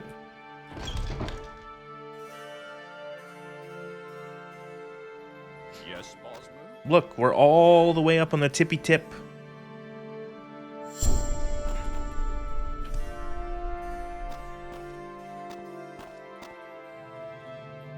And snow. This is a cute little town. I like this town.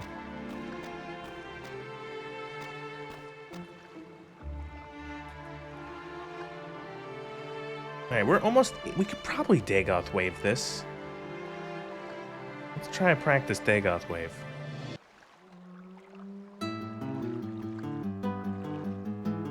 Ew, still rough.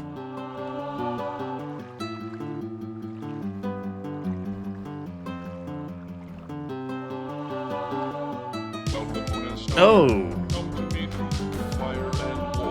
Ugh. I think it's because we're not good still. You've never seen snow in your entire life? That's nuts. Fire and war. Oh, oh, come Nerevar. Come and look upon the heart. Upon the heart. Oh, lay down your weapons. It is not too late for my mercy. Oh, come and look upon the heart. Upon the heart. Oh, oh, oh, I'm a god. How can you kill a god? Strange, intoxicating innocence. Oh, it's windy. What the fuck? Ah!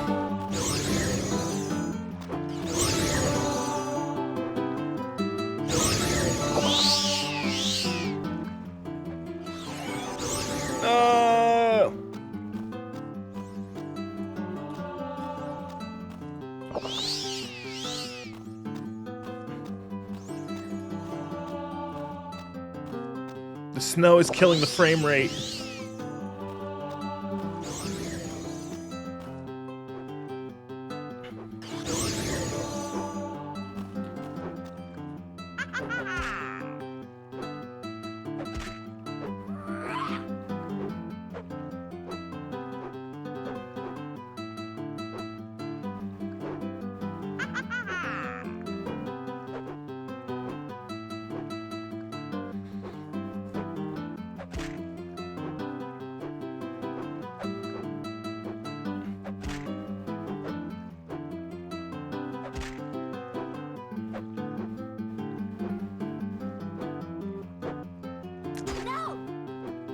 Sometimes games are magical.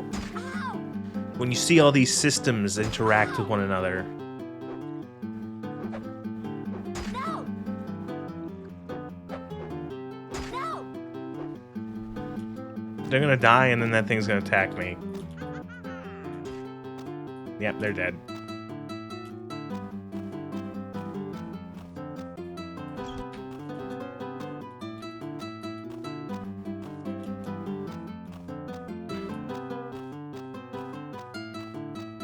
I'm listening.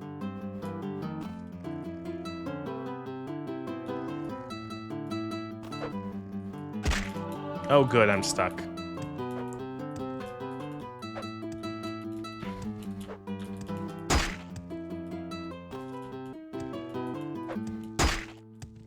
We did it.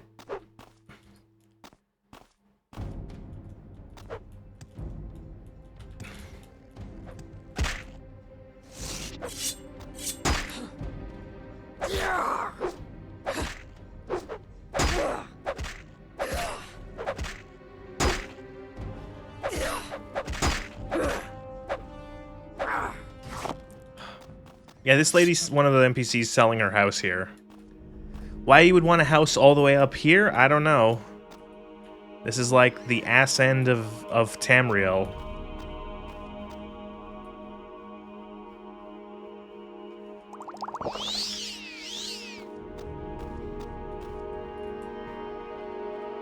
Okay, we did it. We cheated our way to the max level.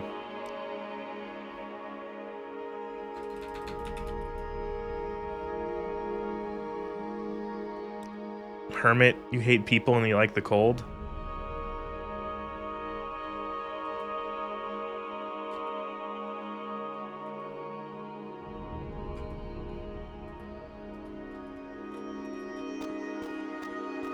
Corner fucked like Bloodborne, yeah.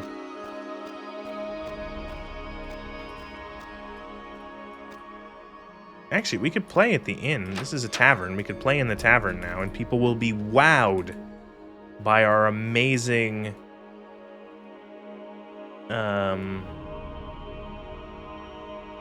something. I guess we could do Courting the Elrife.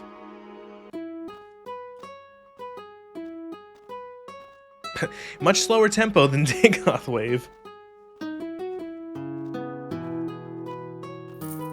You used to like snow before you owned a car? Yeah. Speak up. Look, they love me. The music is so good. I'm so good at music. You may speak. I got like 7 gold in tips.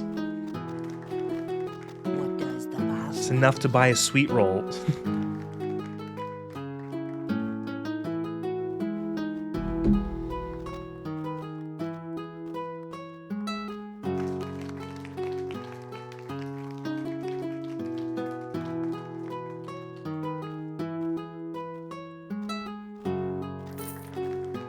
Six gold. head on? I did it. Yeah, 74 gold. Is it a case of like, do I need to play? Do I need to try to find more? What's the play animation look like in third person? It doesn't let me go out. There is an animation. It's just that the camera doesn't like going out in third person while you're playing. I'll show it next time. So the way it works is that you're supposed to be able, as a way of sort of integrating the adventuringness with the bard stuff, is that there are songs that you can learn from music boxes, and the music boxes spawn in dungeons. So you do have to actually go out and like explore dungeons. That was a mini. It was a mini. It's skill based. It's automatic. I didn't actually have to play Guitar Hero. But yes, there is a Bardcraft mod. Dagon fell.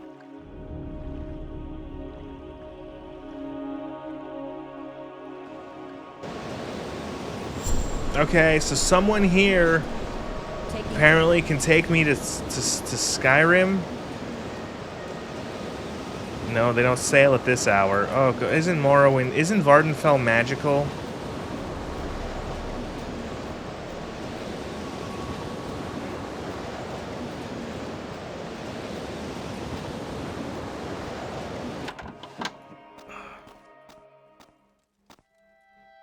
Just like real life, there are no music teachers. Music is learned through dungeon artifacts. Oh, wow, this is homey. May the wind be on your back. Dagon fell and he can't get up.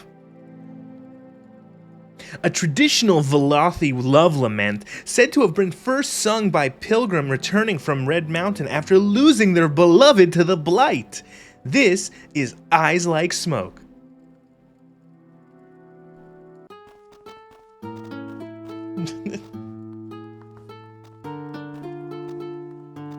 I mean, cool if it was an actual mini game. Yeah, it's meant to be like the game where it's like you learn songs and you practice and you play and you get better and then you have skills and then you can more skillfully hit the notes.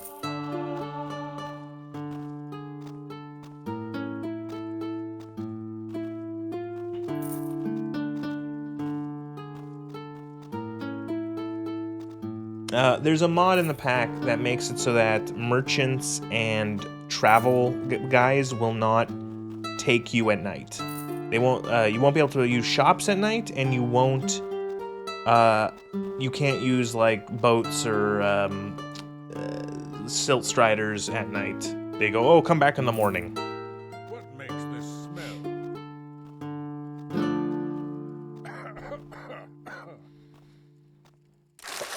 Woo! 76 gold. Woo!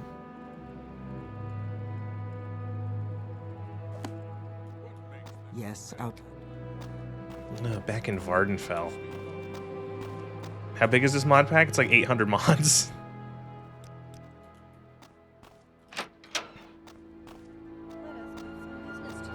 Head on.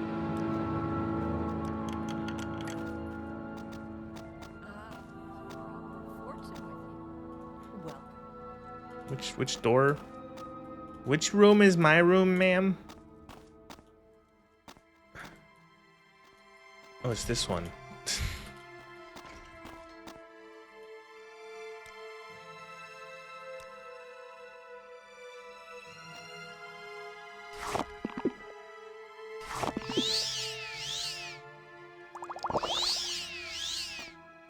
I think one of these bottles is still filled with seawater. And I don't know which one. What the fuck? Oh, a bear familiar.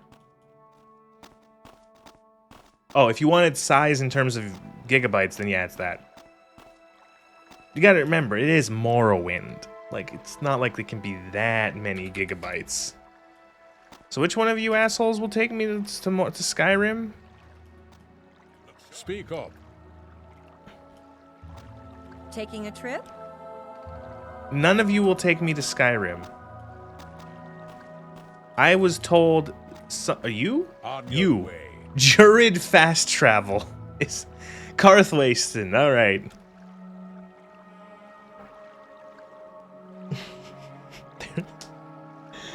They literally named him Jurid fast travel.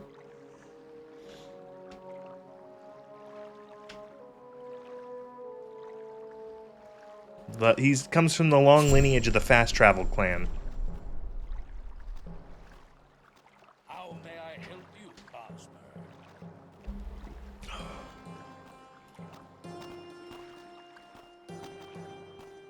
Here we are back in Skyrim. You can never escape it.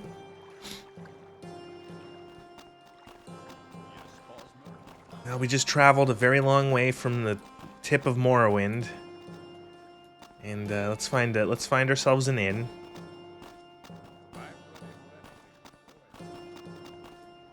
Assuming there's gonna be an inn. What brings you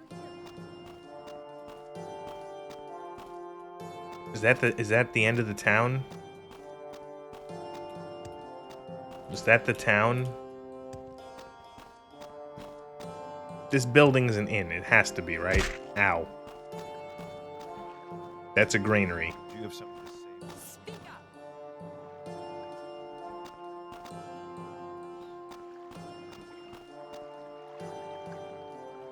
It's in Nordtown. What do you? Every Nords have. You're right. Everyone in Skyrim lives in shit shacks.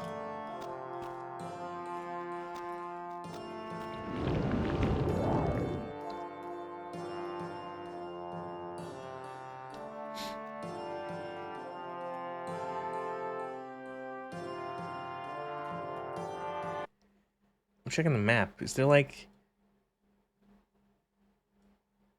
Okay, so there is a town. It's just over the hill. Also Karthwasten. Shouldn't Clown Ruler Temple be around here somewhere? Clown Sky Temple, whatever the fuck they call it.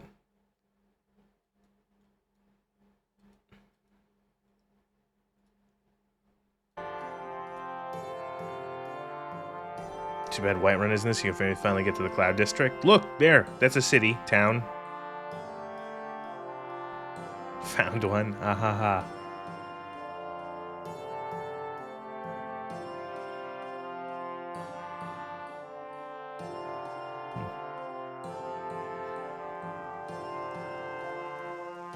How big is this place?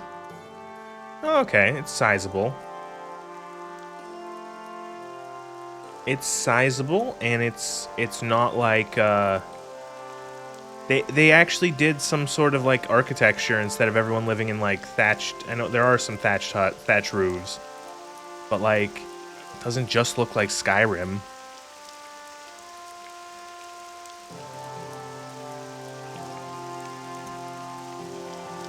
You're not the Dragonborn, the Dragonborn, so you can't open the Bloodlock. I forgot about that.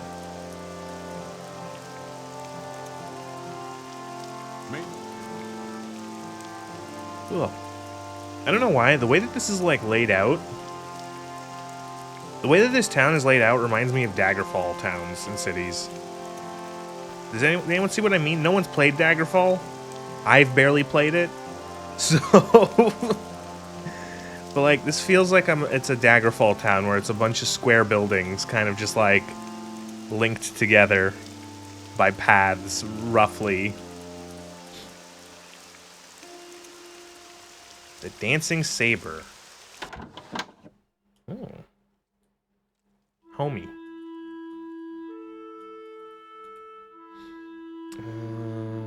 Which song have we not played tonight? This is the road behind us, a simple air purportedly of Breton origin, much like the one you'll hear as the embers die low in a Shorehelm Inn. A tune for when the grand tales have been told, the boasts are quieted, and all that's left is the warmth of the hearth and the silent thoughts of a road well traveled.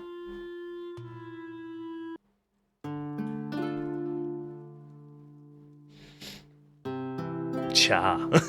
Cha. Jenny fucking Goodspeed, Van Slater, whatever the other Cassandra. Those are the only characters in that game.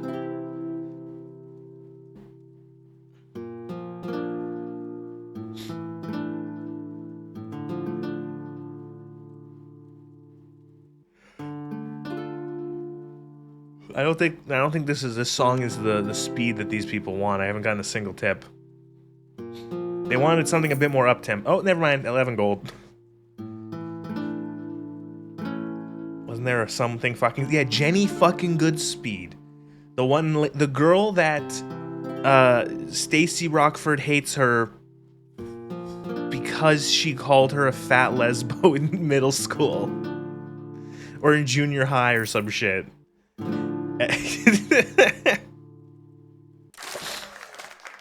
Woo! Hi, I'd like a bed.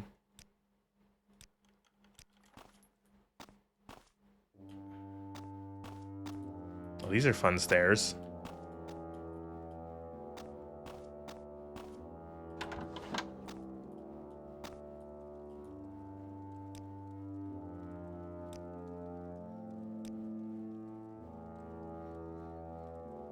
Jenny fucking Goodspeed. Oh god, that game was fucking terrible.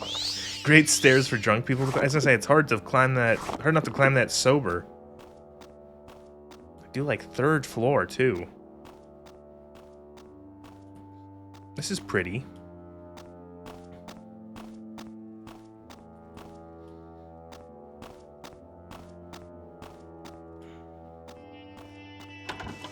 Seeing Redguard is in Skyrim. Good luck finding a vitamin D spell. Oh shit! Well, can't you? Isn't it? Aren't mushrooms like a good source of vitamin D? Does vitamin D exist in Elder Scrolls? Is the sun real in Elder Scrolls? Because it's not a sun. The sun isn't the sun, right? The sun is a hole. Isn't the sun a hole left in the, like, fabric of the universe when Magnus fled? And then and it's just a hole pouring in Ethereum? It's a hole in, just magic flowing in? Yeah. The sun is a hole left by Magnus, yeah. And then the smaller stars are holes, like pinpricks left by like minor Aedra.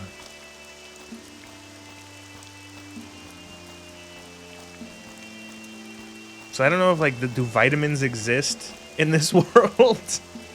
Does scurvy exist in this world? Ah, this fucking... As Serana would say, this is the famous Skyrim weather she's heard so much about. Or whatever the fuck the line is.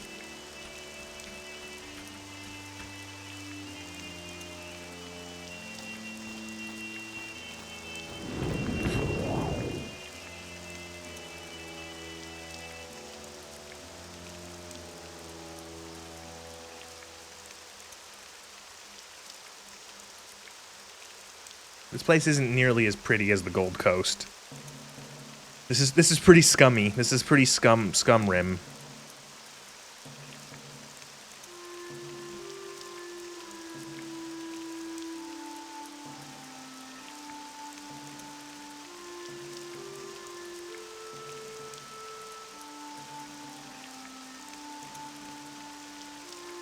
Just chim hard enough and ask the Godhead about it. Skyrim is supposed to be a little bleak. Oh no, is this... Oh god, I just realized, are there gonna be Draugr tombs? There's gonna be Draugr tombs. I don't know what this is, but it's just, you can't go in it.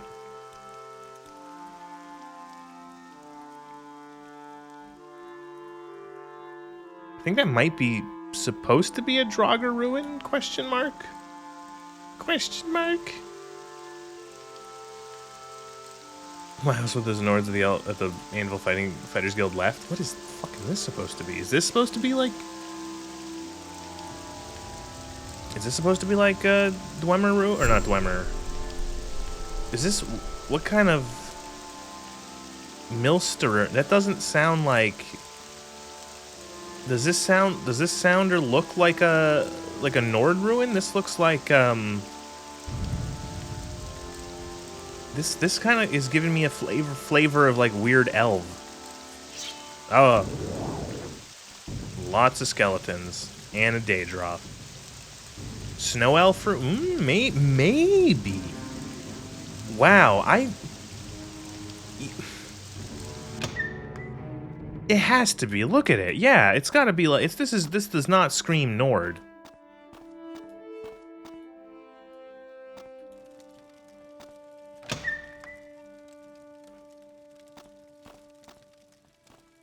Akavir? Like weird Akaviri stuff? And like I know that doesn't make any sense, but yeah, it's snow elves, I guess.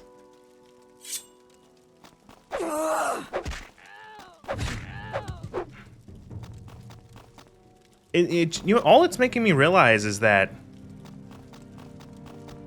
why aren't there snow elf ruins in Skyrim, like in the game?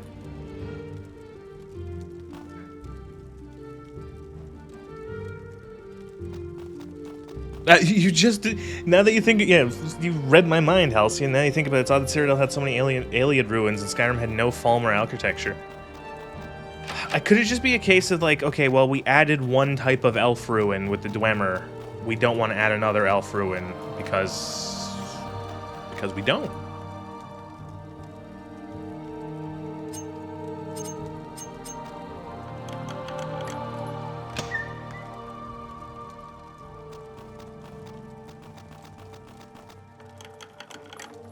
Dirini is Dirini armor? Is this old elven longblade? Is this dwarf? Is this elf stuff? Lore check? Can I get a lore check? Can a lore expert give me a lore check?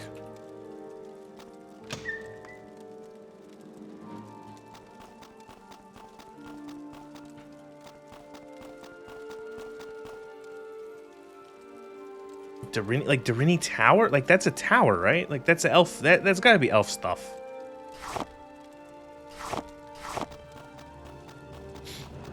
And maybe why the Falmer and the Dwemer ruins. Oh, these are actually doors that lead to, like, balconies.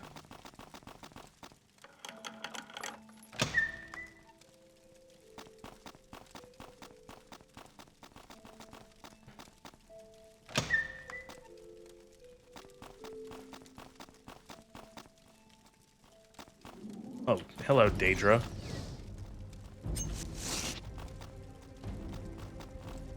Oh, perfect.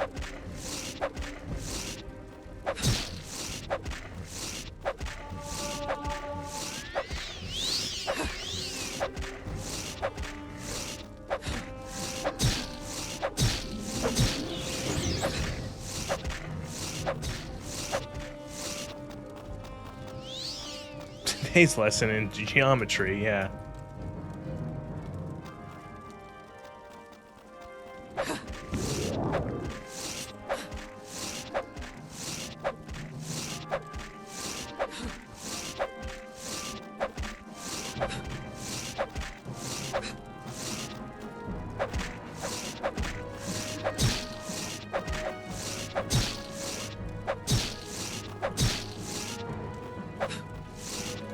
Do you think... So Daedra can't die. So when this guy goes back to, like, whatever plane of oblivion, do you think he's gonna tell the other Daedra how he actually died? Or do you think he's gonna make up a story?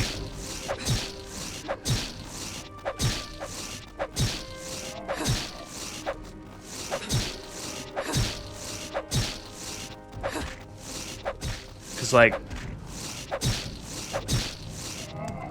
Cause that's how he died.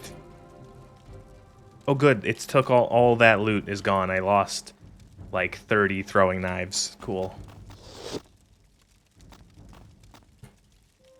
I wonder if Daedra can get demoted. He should. Tyranny Curious. Is that better than my Ebb and Weave? No. But it might look cooler than my Ebb and Weave. No, not really. Maybe we hold out to see if we can find a whole set.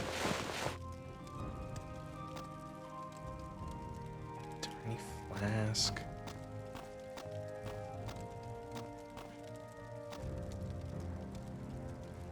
Great gate.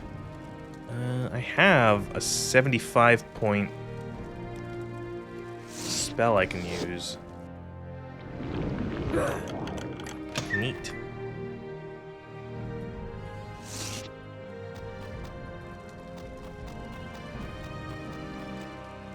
Oh, this just go. Ooh, we're in the dome.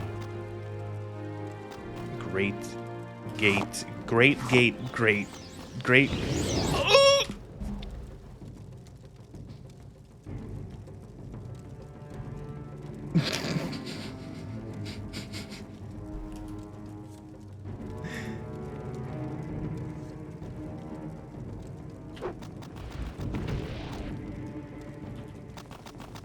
No, thank you.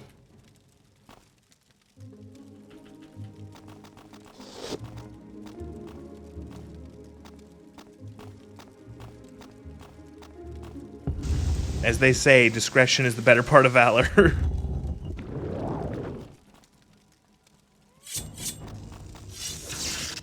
Oh, good.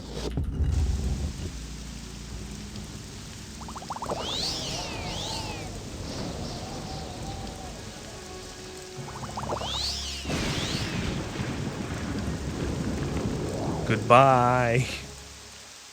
Alright, that was cool. New dungeon, new flavor of dungeon. So far... Again, that's neat. Especially for a mod to add a dungeon type. I was gonna say, is this a town? Not anymore. Hate mir. Okay, maybe it is a town still, but it's like all fucked up. Pillaged by... Where's an orc stronghold?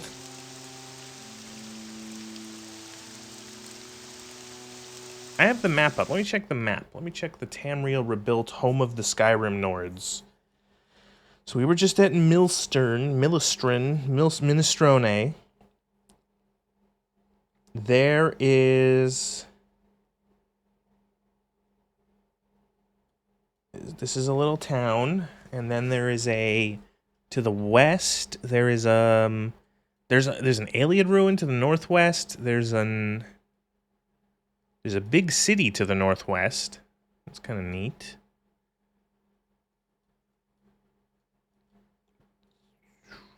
There's some camps.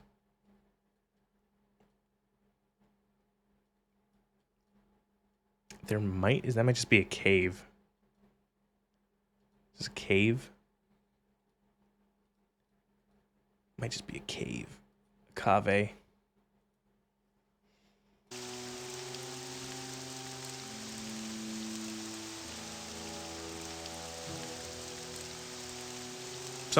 Someone else do like a different part of Skyrim for of Tamriel for this. Someone do Elsewhere or Valenwood. Okay, this is just like a bandit cave, it seems. Oh, Reachman Cave. Look, they're stinky Reachmen.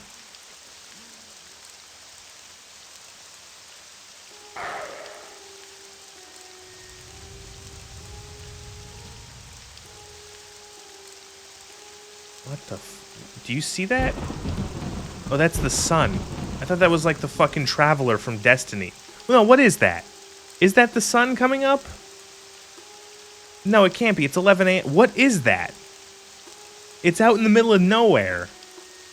Is that supposed to be the moon in the skybox? Is that supposed to be Secunda?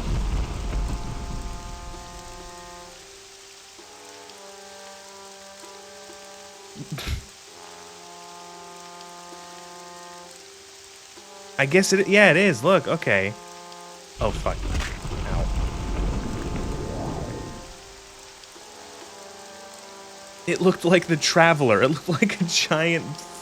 It just looked like an empty, like a white sphere, like you would use in like a 3D like model program. Look like the back of a giant head to you.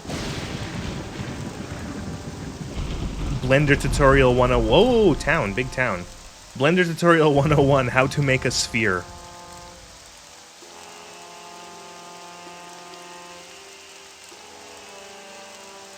What town is this supposed to be? Again, very Daggerfall flavored.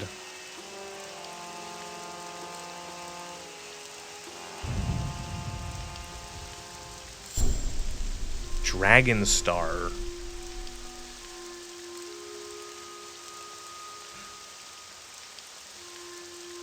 Is this like a... Was this one that just didn't make it into Skyrim? Dragonstar East, Dragonstar West.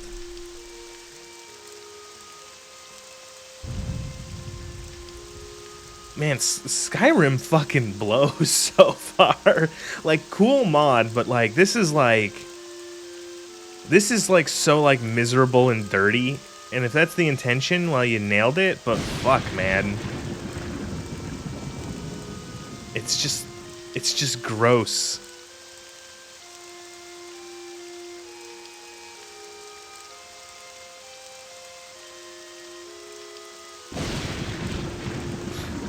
You're just hoping for something crazy like the elves have?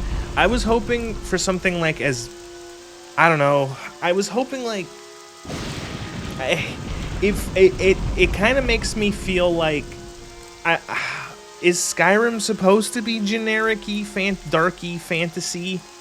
Like, because, I don't know, maybe something a bit more epic, to lack for a better word. I know, you know, because, like, the Gold Coast was really pretty. And, like, looked really cool and had all this different, you know, a bunch of different stuff to, like, it was neat. This is just, like...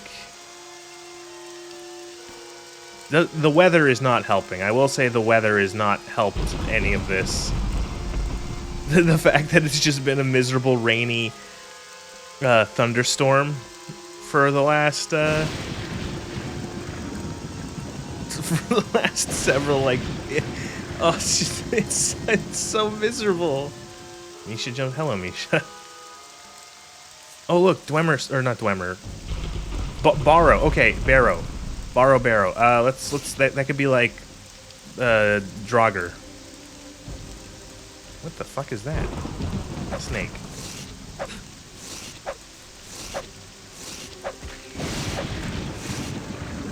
No, what the? Spike worm.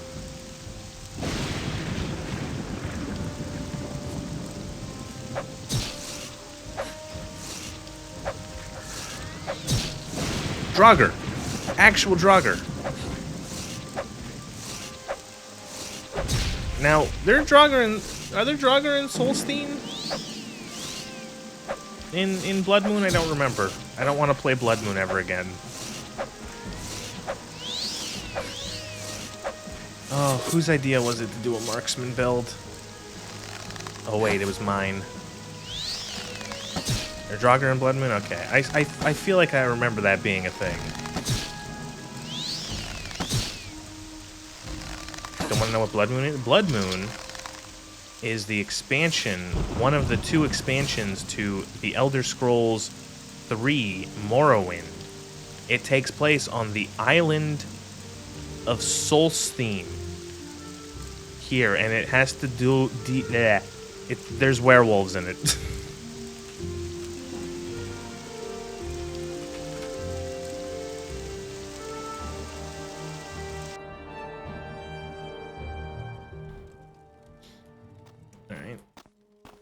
This is like pretty Skyrim-y.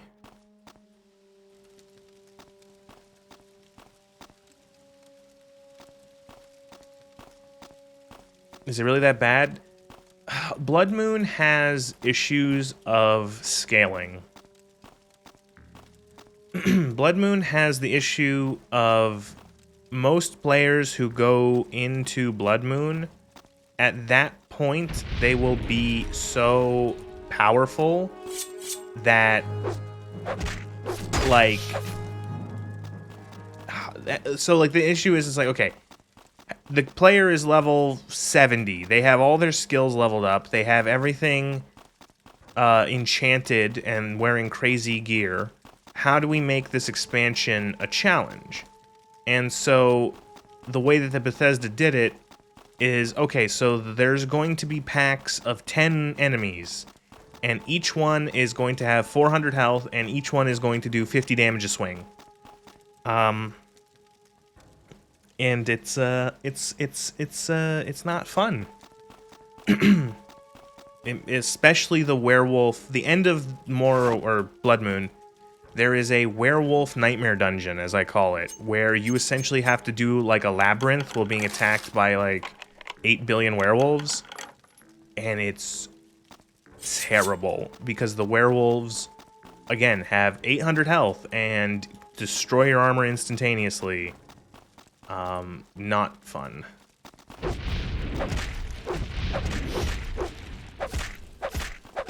You're here after watching Starfield, the hit video Starfield's gun might be the worst ever.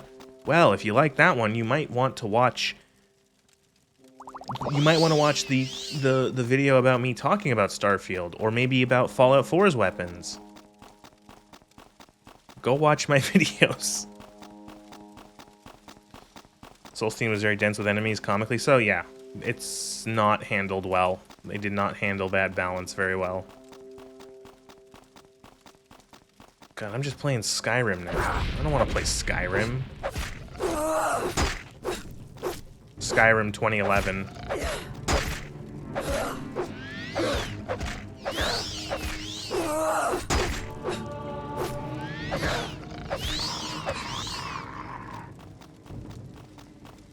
What if you watch my videos upside down? Don't matter to me. Watch them however you want.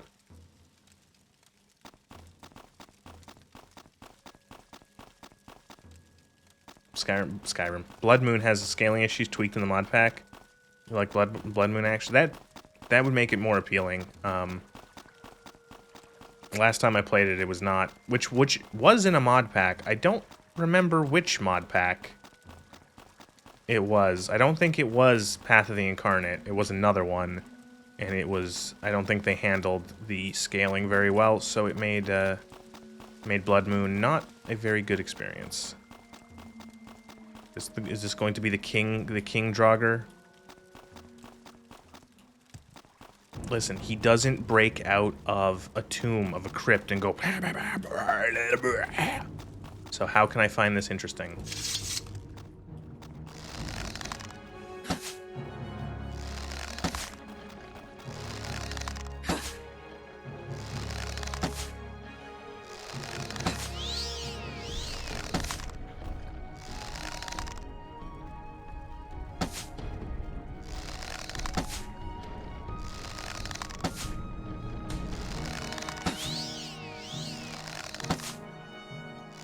Do a marksman build. Do a marksman build because it will complement your Skyrim playthrough and you can see which one is funnier. Do a marksman build. I say that as if it wasn't my own choice, as if someone forced me to do a marksman build.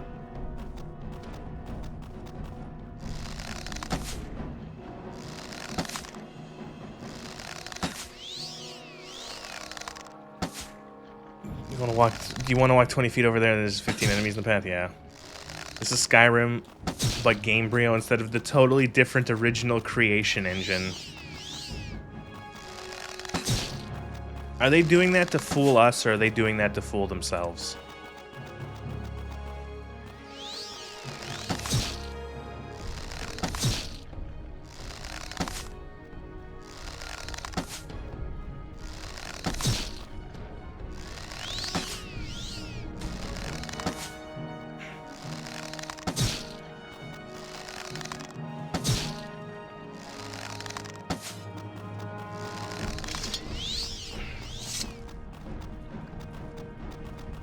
You never seen me happier. The marksman build was made for me. God, I remember the last time I played when I did a full magic build. That was fun. And then also, God, my Oblivion playthrough from last year and that mod pack, Painted World. Doing the full mage run, that was really fun. Yeah, don't do... Even with mods, I don't think that this is very good.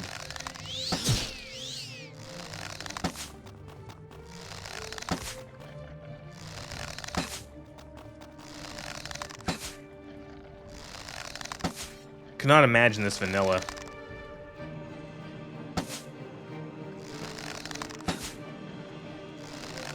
I'm actually running out of fatigue. Do I have any fatigues?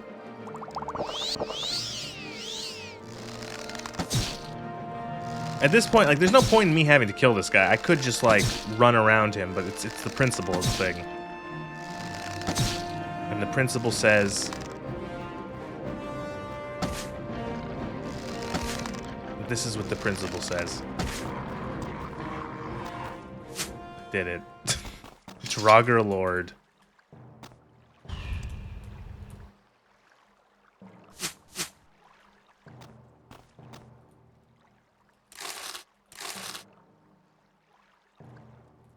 Now it's just like Skyrim loot. Pointless, terrible, awful, garbage.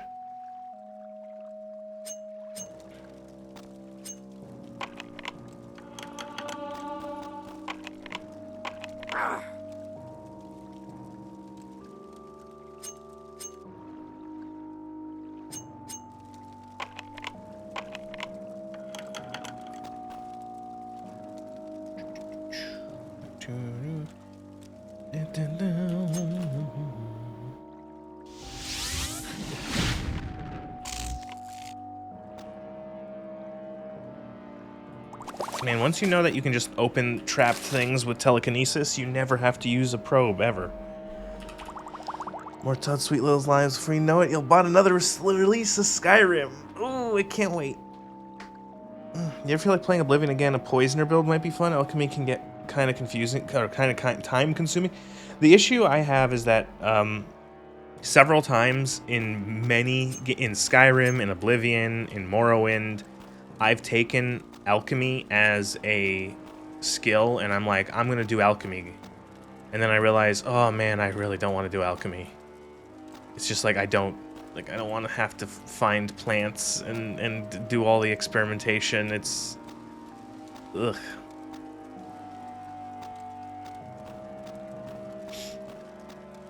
Skyrim, but no lockpicking minigame. Your favorite? I much prefer the Morrowind style. You know, it's not like it's the lockpicking minigames are so fucking tedious. Yeah, like you do them 10 times and you're like, you know, that's not that. I get it. I'm getting better at it. The fact that like nothing, like they don't ever change. It's like there's never any flavor of mechanic added to lockpicking, like, oh, you need to have different tools, or there's different locks that are more complex in certain ways. They have different security features that you have to deal with. It's always just like, yeah, turn the lock until you find the sweet spot, and you're done. My favorite example of any sort of like hacking or lockpicking minigame is the Deus Ex Human Revolution / Mankind Divided version, where it's actually like a minigame with items and skill points that can go towards making it easier and getting better at it. And there's actually like mechanics involved. You know, I really enjoy, even if you have to do it like 700 times, I enjoy the way that those minigames worked, because there was more to it than just the one simple, like, get the thing to the thing and then you're done. Alchemy and smithing can be fixed by adding markers to the maps on where things are. Read books, ask appropriate people for such knowledge.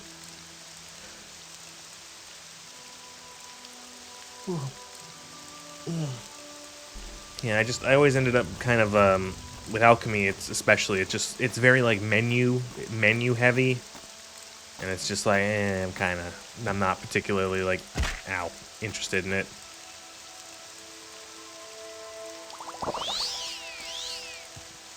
Okay, does it ever... We were in that dungeon for, like, 4 in-game hours, and it's still raining. Skyrim, you're not giving me a good first impression. Skyblivion? I'm vaguely, like, interested in that. I think it will be curious to see Skyblivion compared to the Oblivion remaster. I think that's going to be, like, an interesting compare and contrast. How does, like, an official re-release stand up next to stuff that just, like, a bunch of, like, fans have worked on?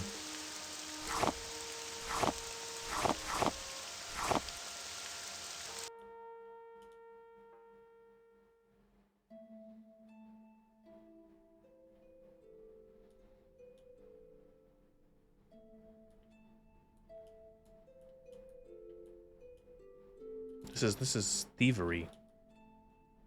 This is like, is this someone's, like, hidey hole? What is this?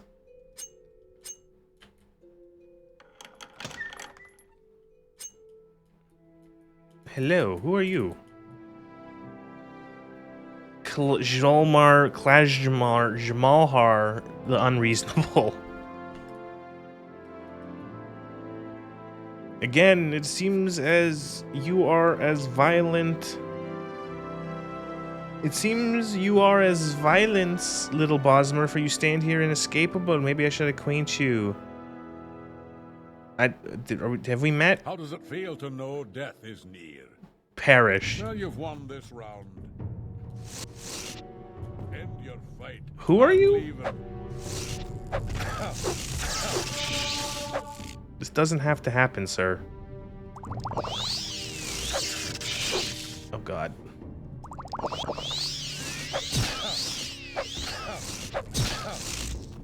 End your fight. I'm leaving. You fight unfair. This bout is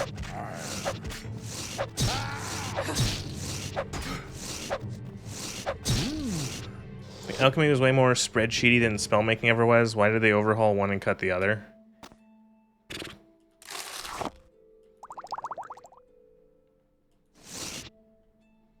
Alright, this is my base now.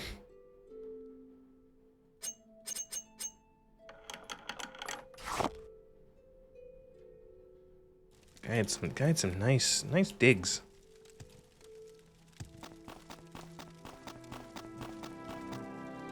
Was I supposed to do like a dungeon here to get to this guy?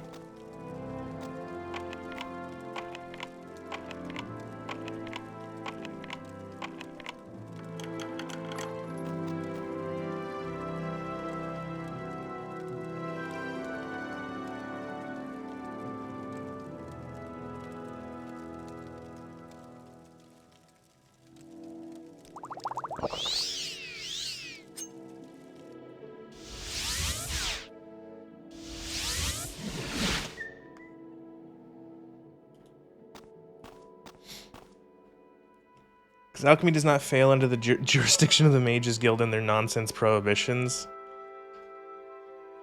If you cast custom flamethrower spells, it would probably break the game. I don't know. It's so interesting how Elder Scrolls went from Morrowind having a magic system that everyone was like, it's the greatest thing ever, it's the greatest thing ever, to then Oblivion being like, okay, it's there still. You've lost a lot of like interesting stuff, but like you can still do some wacky shit. You know, you still have a little bit of freedom to fuck around.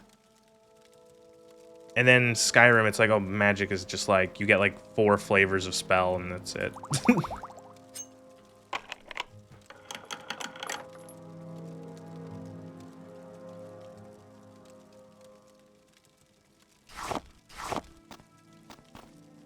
It's so bad. Well, it's clear that no one cared about making magic.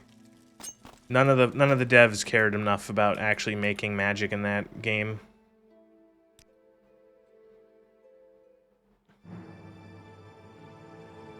Speed.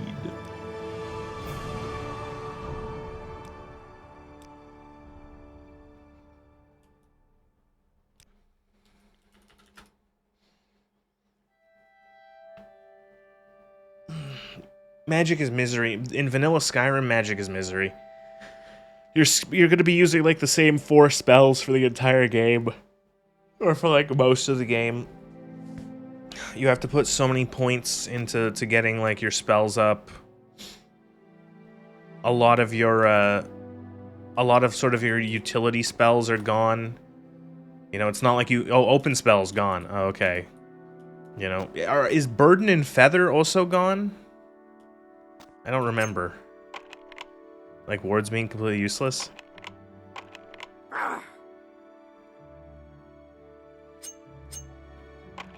Yeah.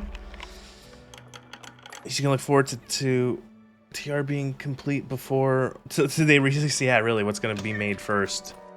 This, a full, all of fucking Morrowind and chunks of, other chunks of Tamriel, or fucking, yeah. The wards are also, yeah, not that useful. See, I think it's like the wards are a good example of like, I think a case of like, oh man, wouldn't it be neat to have like a ward to block magic? And it's like, yeah, that's cool, but it just doesn't really like work very well. It's like way too mana cost, and like it's just like not very easy to like switch to. It's very much a case of like, well, you guys didn't play Magic, so nobody like really tested how good these are. They cut attributes from Skyrim, which were a big part about what made Magic fun in Oblivion. It's no fun if you can't buff. Yeah, that too. Yeah, I think that's an interesting. That's one of the reasons why a lot of stuff kind of also fell by the wayside. Is that like without ways of like buffing yourself, you can't. You know, you don't have as much fun with that. In Skyrim, it's like, yeah, you can't make yourself run and jump wicked fast because there's no attributes for that to increase. You know, it also kind of just homogenizes a lot of. I'm gonna actually we'll wait until it's actually daytime, so I don't have to. Like it homogenizes a lot. It doesn't really matter as much what like race you pick because everyone kind of feels the same. You don't really have. Like in Skyrim, what is your starter, like your race affects like your starter skills, which doesn't really matter that much. And then like you get what, your greater power and like a couple passives.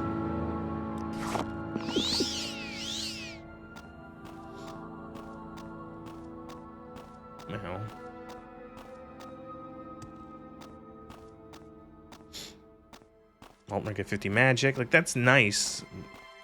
You know, it's like 5 levels worth of magic. Rainy? Oh, are you fucking kidding me? It's still raining in Skyrim.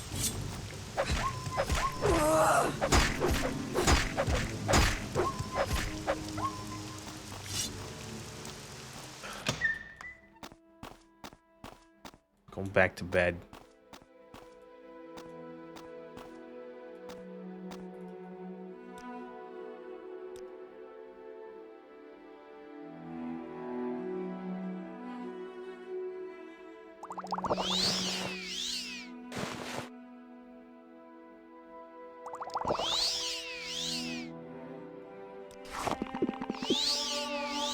You missed the 5-minute window where it doesn't rain. Only the top level decision regarding magic was that you should have a spell in your hand like BioShock. And you know what? I don't mind spells like... It's more similar to how Morrowind does it, where you actually do have to have like your spell equipped. You know, it's still fucking raining.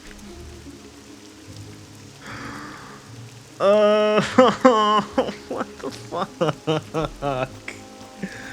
Oh. I thought I was in Skyrim, not the UK.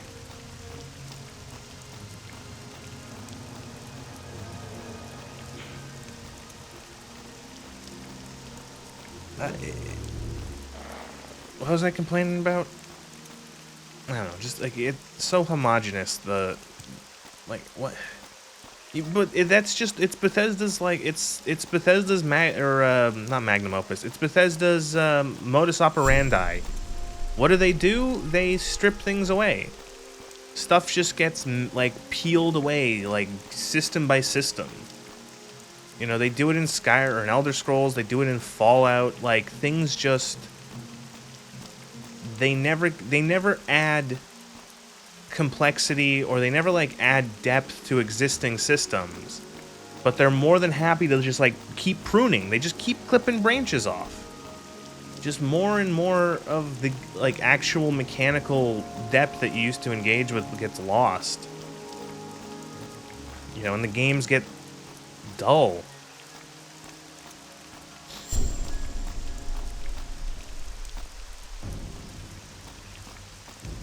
It's just like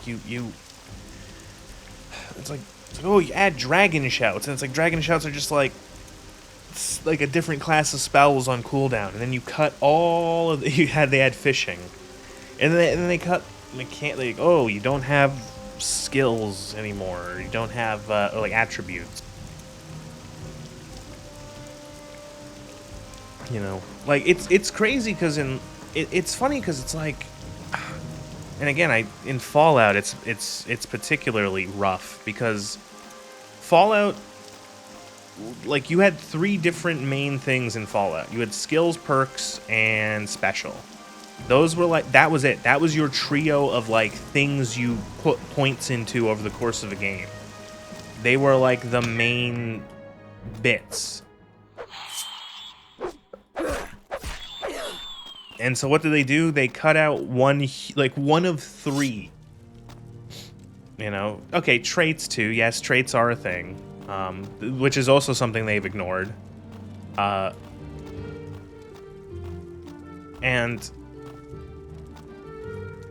it's just, and it's like, wow, you've made this game so much less fucking interesting to like make a character in because skills gone. You know, and it's I think like the attributes being gone is a good comparison in Skyrim, where it's like, oh good, that's all gone now. That's fucking cool. What is left?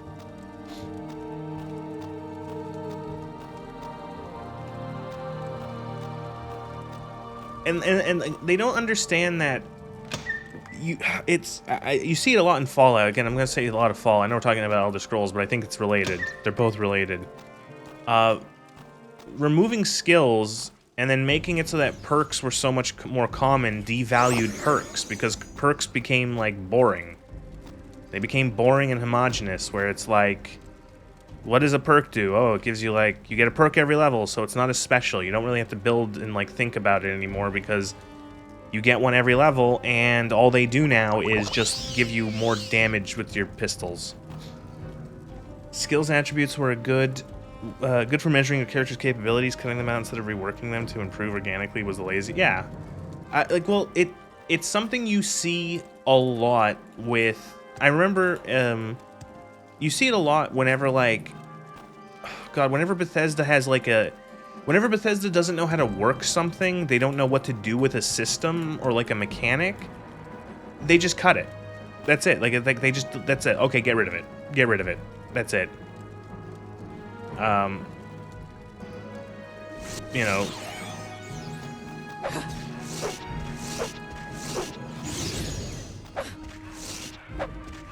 More evidence that a ton of friends are doing actually like create universes. They had Starborn powers.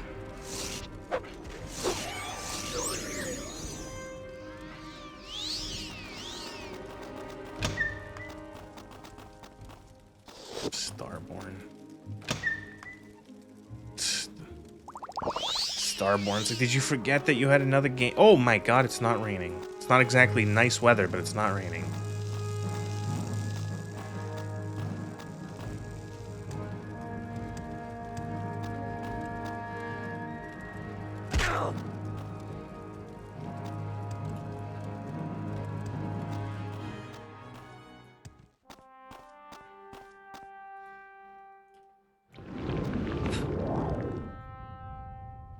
Yeah, this area doesn't strike me as much as the Gold Coast.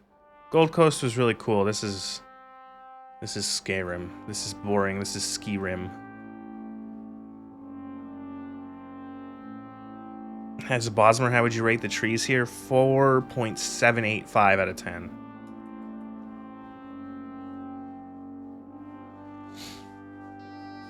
A well-known traveling song throughout western Vardenfell. A wistful yet pleasant piece for a traveling bard. Good for keeping up spirits on a long walk. This is the Odai Trail.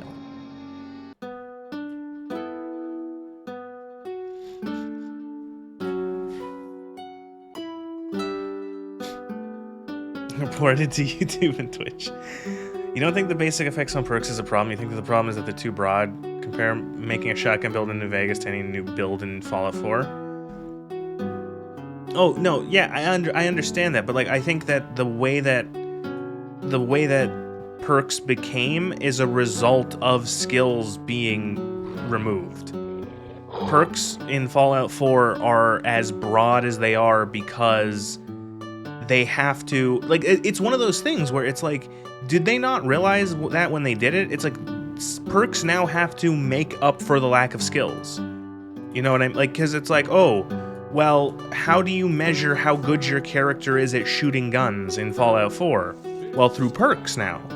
It's like, did they, like, it's like, it used to be through skills, you know, and so now that the skills are gone, they have to, like, make broad generic perks like, oh, you do more damage with pistols or assault rifles or whatever. You know, and so where skills, or excuse me, where perks used to be more, not every perk and not in every Fallout game, I know. There are boring perks, there are very, like, maybe sort of generic perks in the older Fallout games. But in general, perks were something meant to sort of give you something extra that wasn't just like damage up a couple points. Skills and attributes used to cover the percent increase in damage and healing more incremental. Yeah. You slowly level up your damage with guns by putting in 5 points a level. You slowly get more health per stim pack because you've been ticking medicine up. You know, and then of course, the other big casualty of skills being lost in Fallout is skill checks being lost. You know, how do you check skills when there are no skills? Well, you can't, so there are barely any skill checks. You know, you can't, you know, you have the charisma check and that's it. And the charisma check eventually just becomes like, well, if you have 10 charisma, there you go, you did it. You can pass the checks. You know, I know it's still, I think, a percent chance, but I think it's hard to fail at 10 charisma. One of the reasons Morrowind's so successful, they had to fight to save the company. I just, like, crunchy. The games used to be, like, crunchy. You had, like, numbers and stats, and you had points, and they were limited, and you only got so many perks per game, you know, or per playthrough, and you only got so many perk or skill points, and you had to consider what you wanted to put them into, and you had to think about that, and you had to consider that, and now... Oh, you're a spriggan of the forest. Okay, well, I'm not gonna hurt you. I'm not gonna...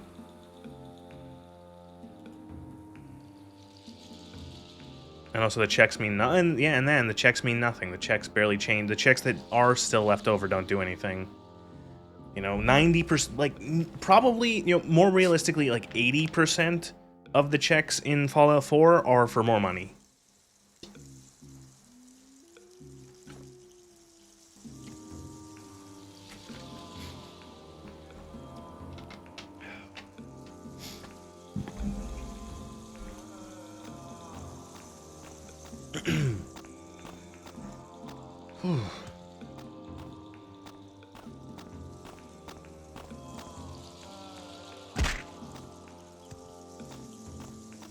I think the damage increase perks is better, or damage increase from perks is probably better than skills. You think skill-based damage was a major reason for Oblivion's spongy enemies? Well, see, now we're talking about two different series now. Like, because, you know, you didn't have perks with Oblivion. Like, in the same, like, you know, like, Fallout's perk system. Like, the way, like, the older Fallout games, you did not have trouble with spongy enemies.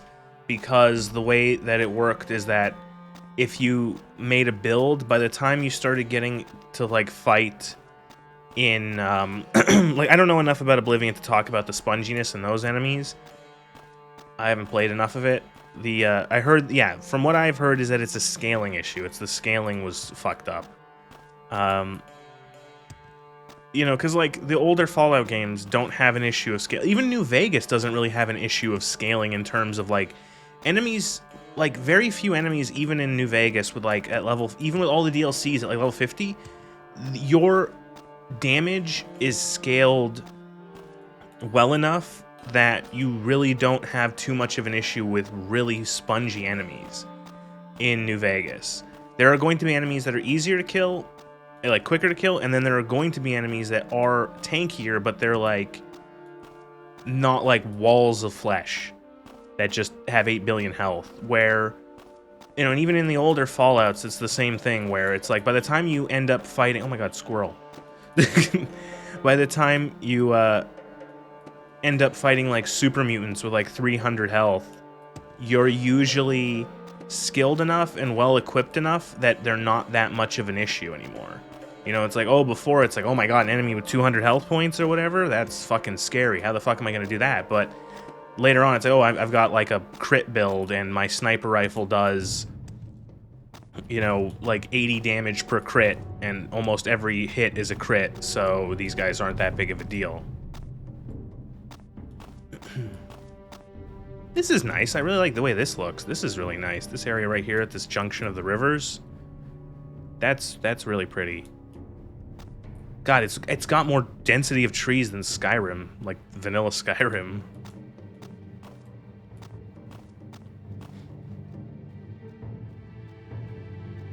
Also, skeleton. You'll never take me alive. Sploosh. Ah, slaughterfish.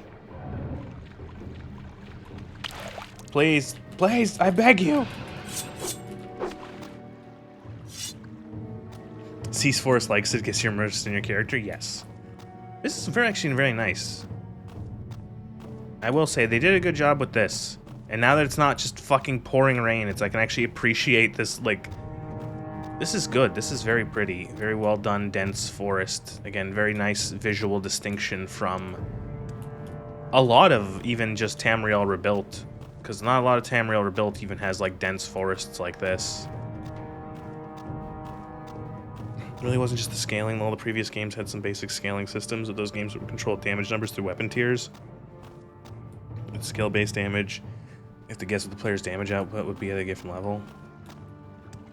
Oh, I think with Elder Scrolls specifically, like, I think Elder Scrolls specifically, like, but I think Bethesda doesn't know how to scale enemies well. I think it's an issue as far back here in Morrowind, and I think you see it in Fallout with the Bethesda Fallouts as well, because play vanilla Fallout 3 and with Broken Steel installed, and see how well they scale the late game enemies. They don't scale them well, is how. What brings you here?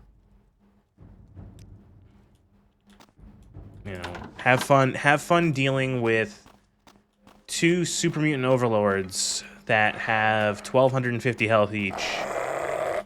Oh god, just thinking about it.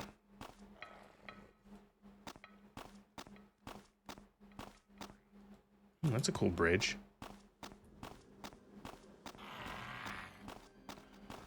And scaling to all the enemies even oblivion. Ow. Oh, the Reavers too. Fuck the Reavers, yeah. The fucking feral ghoul Reavers that are just fucking awful.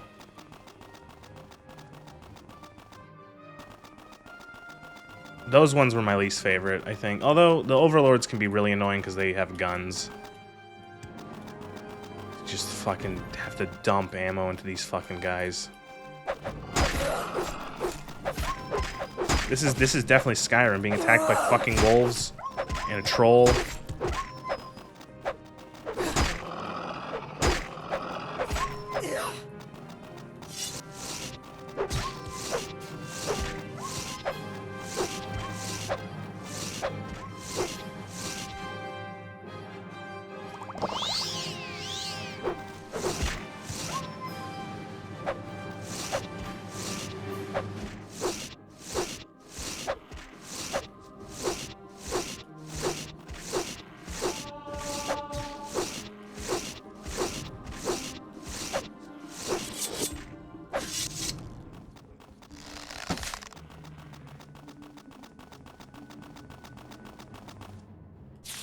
Travel warning.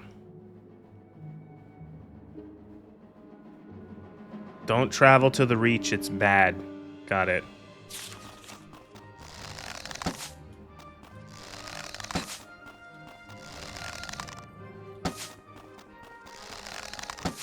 Thank you, Hit Chance. This is great.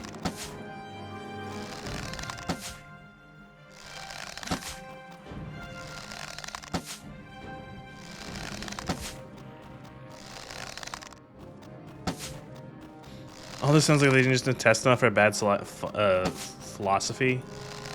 Design philosophy was fun and engaging. No, don't you understand? They have to get rid of skills because numbers are bad. Specifically made those enemies to punish players for making sniper builds. Is that really what they said?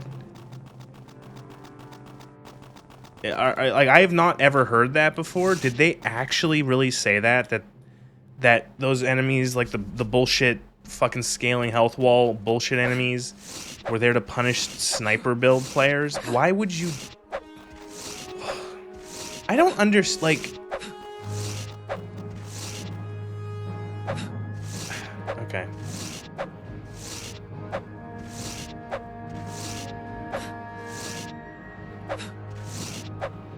Like, do they not understand that, like, I don't know how those would particularly punish sniper builds, because you could just shoot them. You just go into, like, you just kill them. Like, it doesn't, like, that seems like, by wanting to punish the one group of players making sniper builds, you've made something that is more annoying just for every player. Because, like, even if you're doing, like, a fucking melee build, having, like, two ghoul reavers with 8 billion health, you know, punching you in the dick, it's like a melee. Like, what the fuck do you mean? Why do you have to punish players for their build choice? And it's especially weird because it's like this is like a DLC for players who are already, like, max level. Why would you? Every player is going to be, like, strong at that point. God, again, it feels like they still even didn't know from Morrowind what the fuck they were doing. They punished sniper builds in one game. They'll add stealth archers to become dominant strategy in Skyrim. I think, they also added a permanent stealth suit. I think that the stealth archer Skyrim thing, I think that's like an accident. I think that is a result of them not testing their games enough to see that was. I think it was just a case of, like, they didn't test it enough, or, like, they didn't care enough that, like, it was a thing. You know what I mean? Like, that. Oh wait, we're gonna, we have this build that, like, can, like, one-shot everything with all the right perks and such, because you've got stealth multiplier times 8,000, etc. It's just like they didn't care. I think, like, they expected, like, everyone to play. I don't know. They expected everyone to play fucking barbarian. Oh, you're in Skyrim. You want to play Nord fantasy. You're gonna pick a sword and a shield. You're gonna pick a two-handed sword. Funny thing is that they spawn in at level 14 because you can get the better crit, and you can even get better criticals, and when most people won't have the Gauss rifle. Oh, it's, yeah, just Miserable. Hate those enemies. Not fun enemies to fight. And they bog the game down as soon as you start getting anywhere near the level cap. Today is your They can outrange enemy detection outside and cheese them to remain hidden.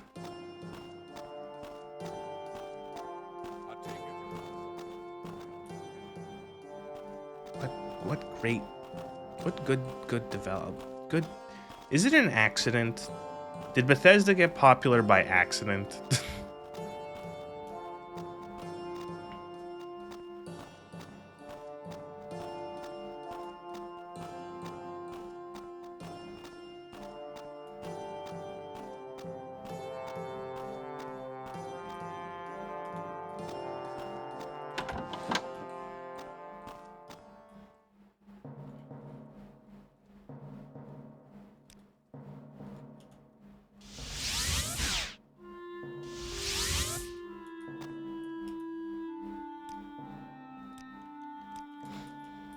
Crazier things have happened. They made something with potential and then lost all their best people.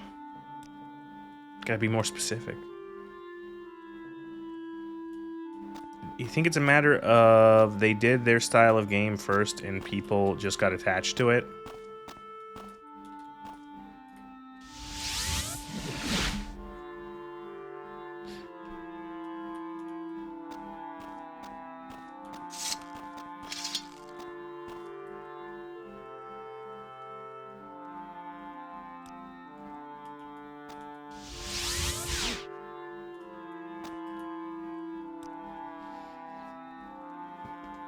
I think they got by on hype and making games so big people don't realize most of it is kind of bad. There aren't any real competitors doing a Bethesda style. Okay, here's what I'm going to do before I use the bathroom. What is a let's think collectively. What is a Bethesda RPG? Bethesda style RPG. What can we define that? What do you like? Let's everyone do a little brainstorm. I'm gonna go get I'm gonna get like a granola bar or something, and I'm gonna use the bathroom. Let's all think. What do we mean when we say that? Because yes, Bethesda definitely does have a style. Can we actually pick what? Like, is there what defines it? And let's see how specific we can get. Because the thing is that we can't just say, oh, exploration. Like, what do you mean by that? A lot of RPGs have exploration, so. Everyone have a good think. This will be on the test. I'll be back in a few minutes. Okay, let's see what everyone wrote. Arena and Daggerfall were very much dungeon crawlers. Morrowind, yeah, I'd agree with that. I've played a bit about Morrowind or Daggerfall. Yes, I would say it's a dungeon crawler. Morrowind was a major step away into static quests and a focus on story. Say everything else afterwards is a compromise on those ideas. The Howard Elder Scrolls games are first-person games with action and roleplay elements in which progression is not based on a conventional XP system. I know that doesn't say much, but it's kind of hard to put a pin on anything being uniquely theirs. So, like, people will say that there's a Bethesda style, but, like, we can never really say, like what we can't, can we put a pin in anything being, like, specific that, like,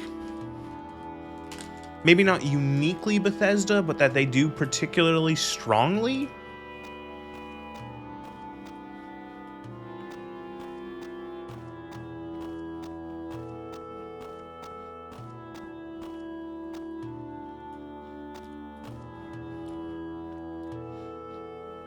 So, I was thinking about that. What about Bethesda exploration is particularly good? Like, what about their exploration makes it good?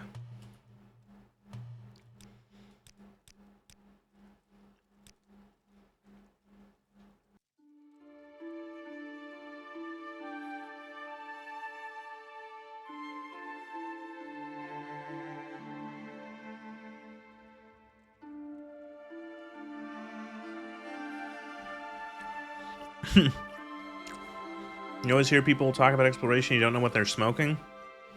People walk around and want to see pretty vistas. Well, that's the thing, is that I feel like if you were to ask a lot of people, you would... I think if you were to ask a lot of people, you would genuinely get the answer of exploration is something Bethesda does well. But, like, would you... Like, what about it? That's the thing, is, like, I don't know what je ne sais quoi they have that makes them particularly good. I would argue that... For the... Yeah, okay, so... I think Bethesda, you think it was probably do primary and FPS? Different dungeons? Okay. FPS being more rare in RPGs is probably a thing. There are not as many games that are RPGs that let you play in first person. I'd say it is still mostly a domain of a third person. I think that Bethesda's world... If I had to compliment Bethesda generally over the course of most of their games, I would say their world building is pretty good in terms of like them building a physical game space to explore. That you'll find especially useful, Outland.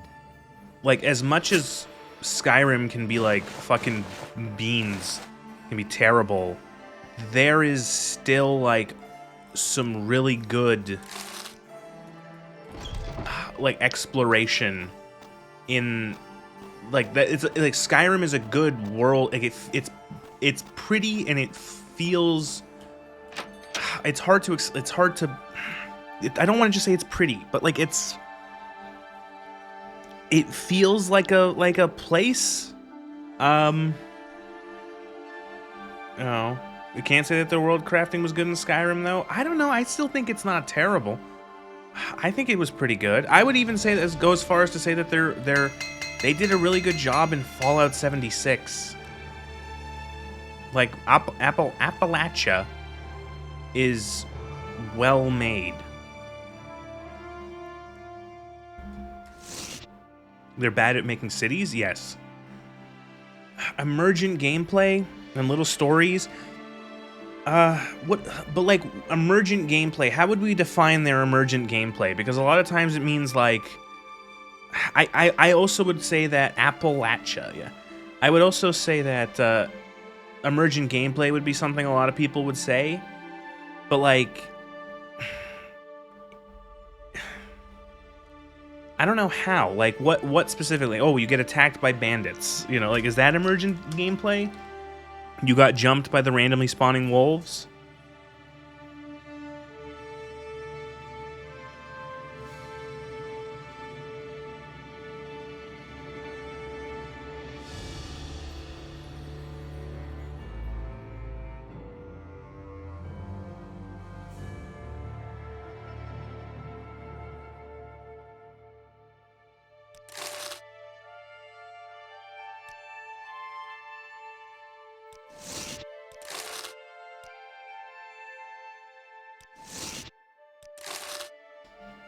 I don't know. I don't know.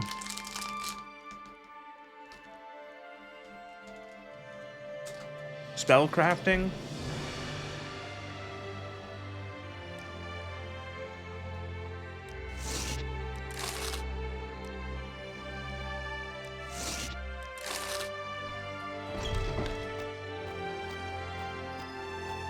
Let's actually, I'll go to my, I know a guy who can sell things.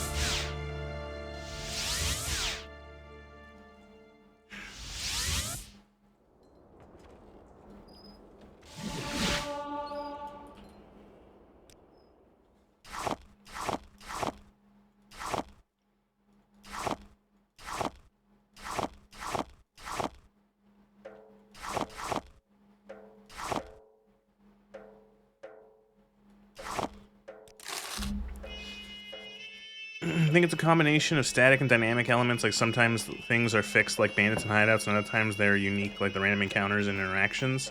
How do you do?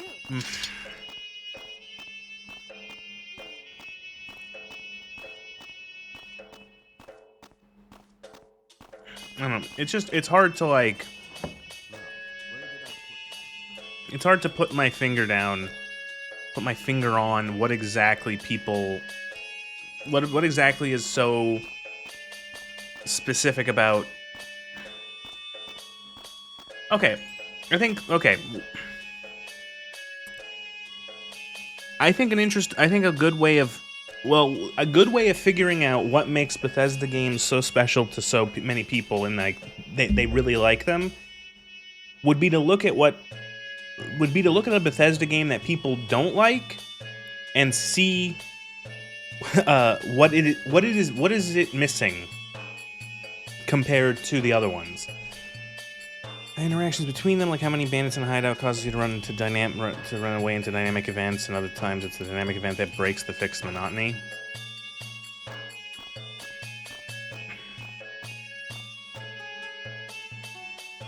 I understand. I can see where you're coming from.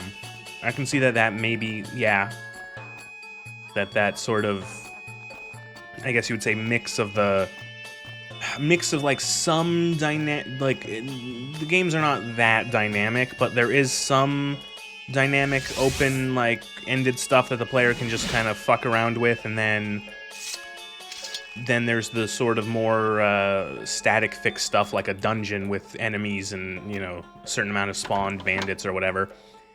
So what I was thinking of is like, a lot of people don't like Starfield. Even people who are fans of like everything Bethesda's made, a lot of them don't like Starfield. So what is Starfield missing that the other games have? And I think the first one would be a world, would be like a preset world. There is no like sure, there are areas that are sort of static, but they're mostly like single locations, you know, like a city or a settlement, a town, whatever. There is no sprawling, you know, province or territory or whatever that you can explore.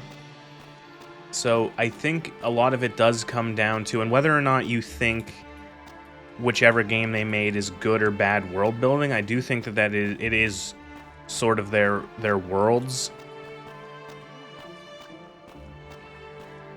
are appealing to people to explore for whatever reason. And that's the thing, is like, I think that's the rub, is like, well, why is a certain Bethesda world fun to explore for certain people?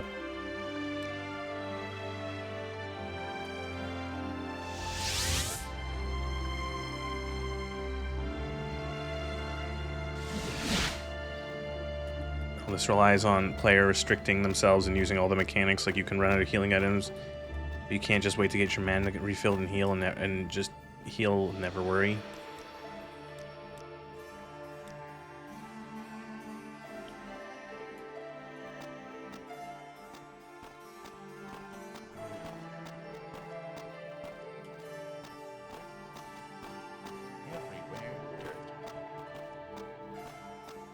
I'm curious how much more Bethesda can like remove from their games before people start, even like the big super fans start to like, and also just in general how much the quality of their games can drop before even like the people who are really big super fans actually start to be like, man, this isn't as good as like the old ones.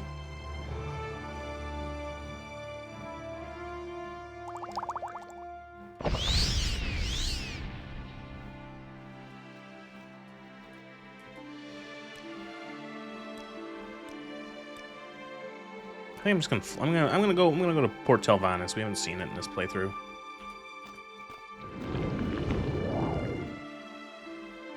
Back to good old mushroomy Morrowind. Mushrooms and cliff racers. Oh, isn't it great?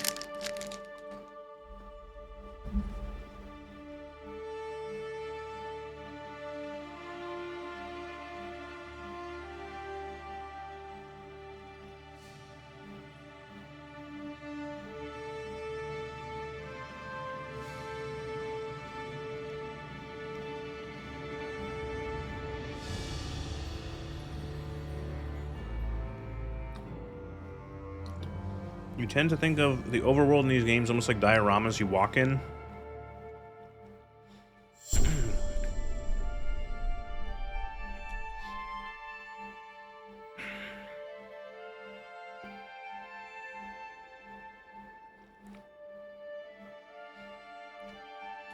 I think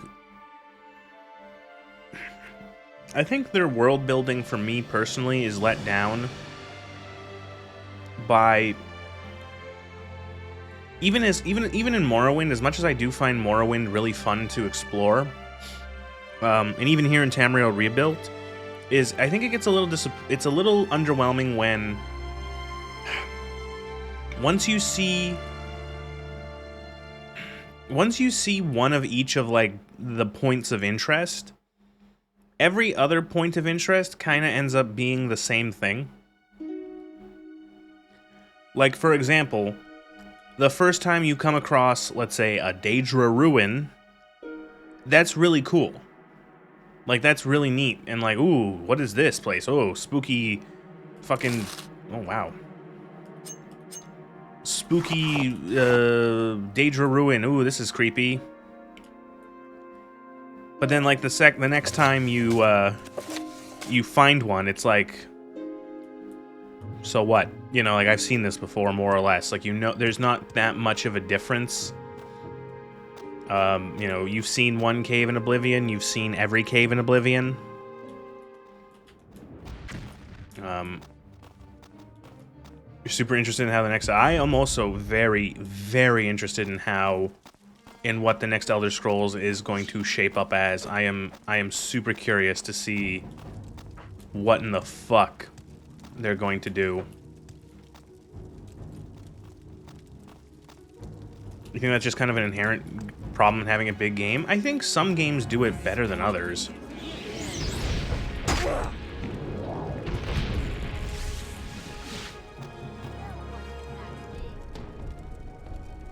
Mask of Purity. Resist common disease 200%. So that would be kind of cool if resist disease was not such a common thing to find.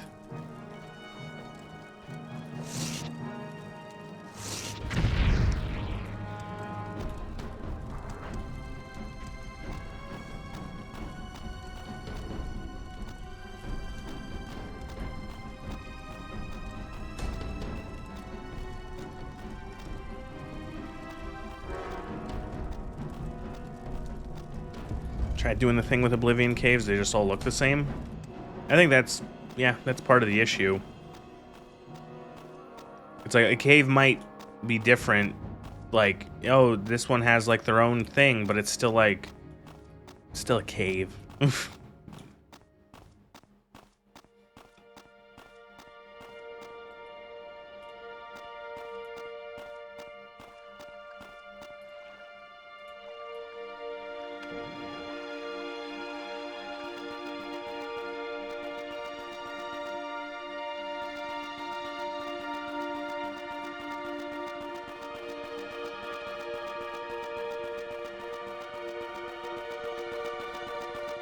I think, did you ever play the dungeon mod Patrician made? No.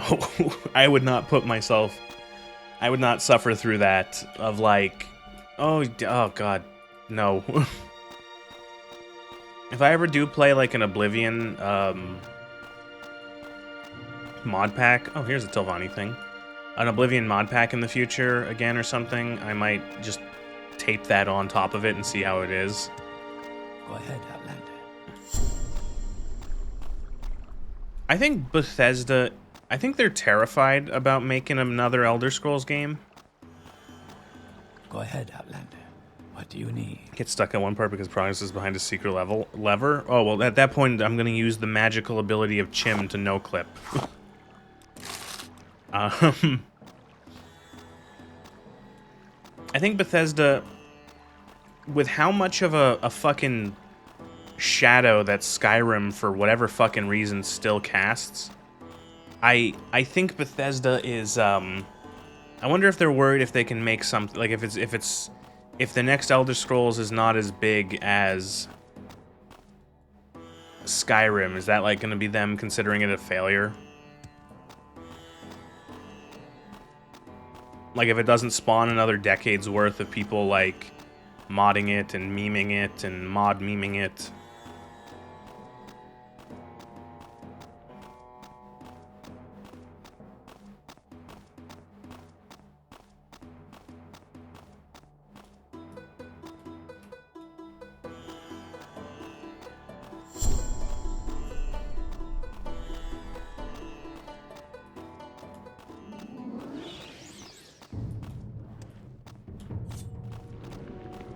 Todd will run off into the sunset, leaving everyone else to hold the bag. Yeah, probably. That seems like a Toddish thing to do. Emma will be crucified. It's all Emma's fault. Actually, it was all Emil. Actually, Emil's name was on it, so.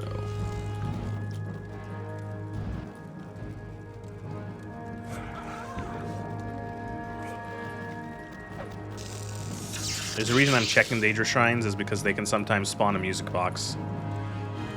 I'm about to die.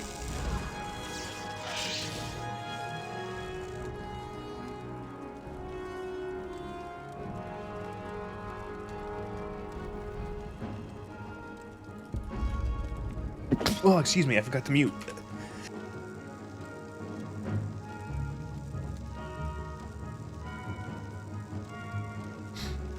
Excuse me.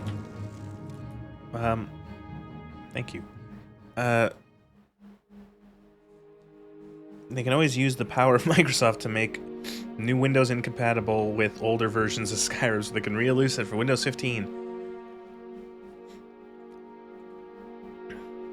Do you think we've had this similar conversations? So like I know if people have been saying like I don't know. I know people have been saying like I've seen on like internet and on Twitter, people being like they just said they announced Elder Scrolls because it was only like a day or two ago that it's been 8 years since they announced Elder Scrolls 6, and people are like they just announced it so that they would get like a higher valuation for the Microsoft buyout, and it's like part of me kind of just wants to go like, yeah, that makes like duh, that wasn't like a secret, you know. 8 years, yeah. You know, they also like only like a couple months ago, I think they pretty much said that they're like right after like the last Starfield DLC came out, they're like, we're all hands on deck for Elder Scrolls right now. Now we are making Elder Scrolls, which, and then there's like a whole other thing, and I don't want to but I'm pretty sure I remember seeing Patrician say this, although this might be a hallucination, so sorry if you didn't say this, but I heard it first from Patrician, and I've seen other people say similar, that perhaps Elder Scrolls 6 was going to end up being more like, or Elder Scrolls 6 was in production and was showing that it was going to end up, it was going to be like Starfield, and that after the very, very, very lukewarm reception to Starfield, they went, oh fuck, and they had to start from the ground up. I've heard that posited as a potential thing for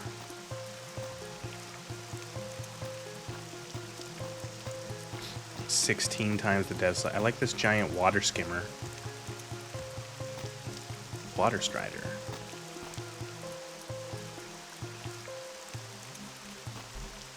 So the pilot sits here and pulls on these things to make it move while you sit back here. I'm not busy now. What do you need? Welcome to Port Telvanus. Go ahead.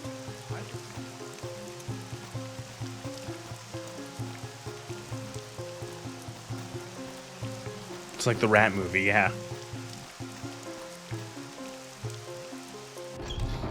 Least weird Morrowind boogler. You need hospitality papers to do anything in the city. Great House Telvanni requires visitors and guests to have hospitality papers.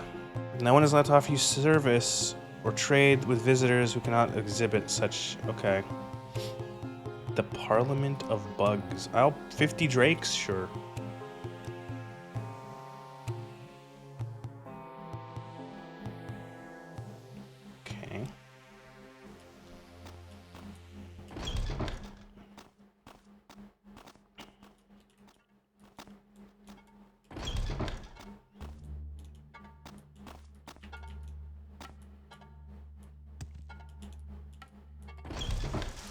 Think you just got scammed? Oh no, 50 gold. I could play my fucking music for... I can go to an inn and play my shitty music and I'd make that much money back. How would Elder Scrolls 6 be like? I don't know. That's what I've seen some people hypothesize, is that, like, they were just going to make, like, Starfield or Elder Scrolls 6 be like Starfield. Like, there was going to be, you know, that any... I don't know. Like, in some... God, imagine it. Imagine Starfield, but just you're swinging a sword. And, you know, imagine, like, you know, the perks working like the way it does. And imagine that level of, like, shitty story.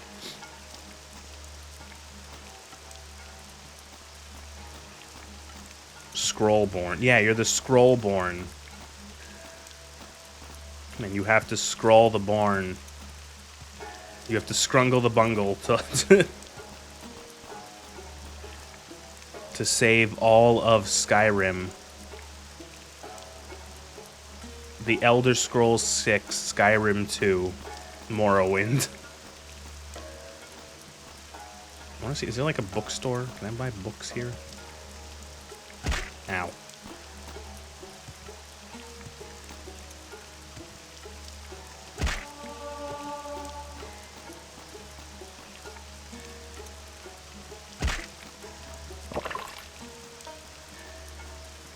Pawnbroker.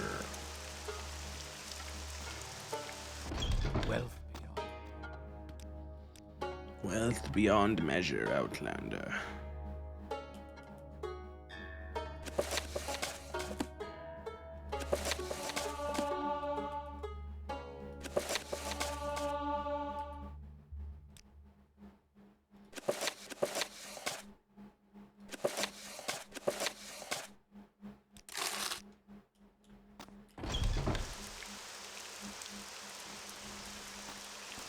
Starfield without guns, yeah.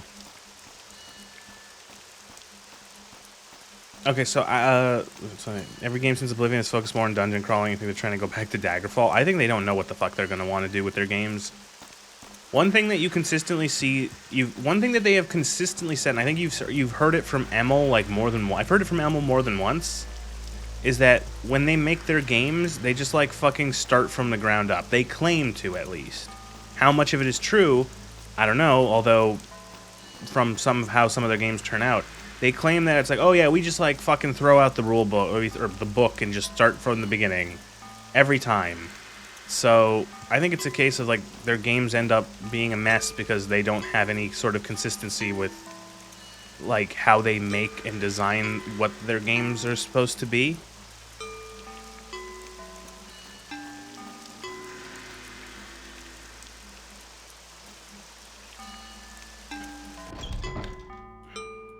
Let's do some business, shall we? Todd says that to avoid responsibility from last game. Outlander.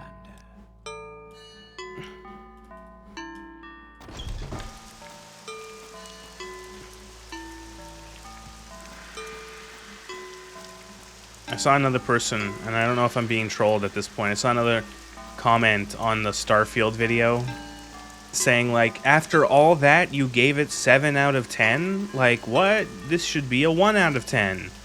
And I don't know if it's just like, oh no, are they joking? Or is it like, oh no, people really don't know that reference anymore?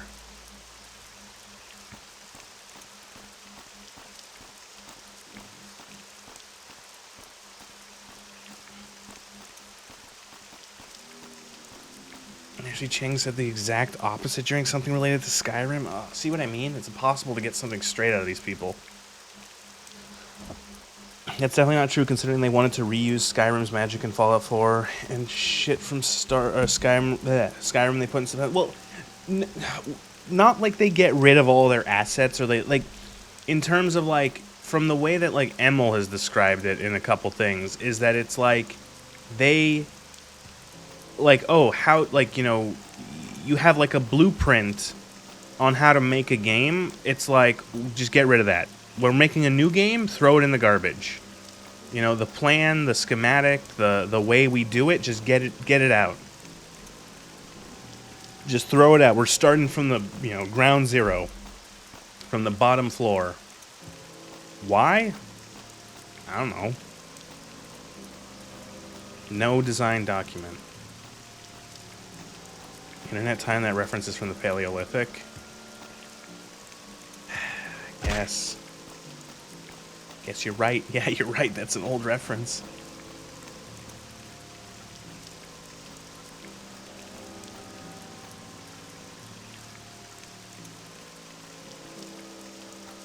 What's the big blue marble? Council. That makes sense.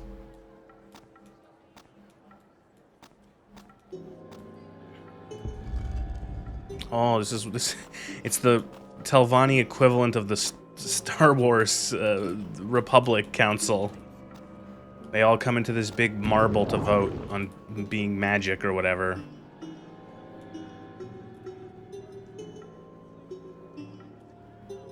Outlander.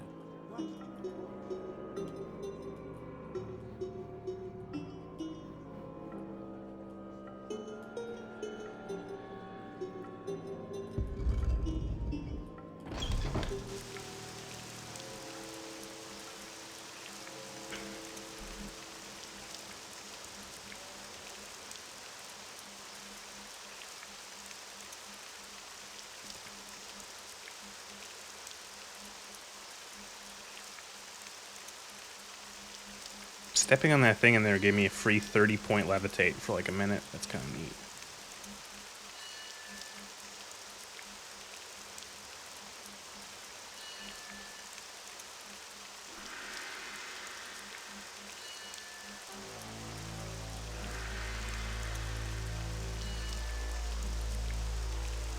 Ah, ow. Do you count as an inn? Where's an inn? I need an inn. Oh, I'll just go back to Firewatch. I don't have any magicka. Never mind.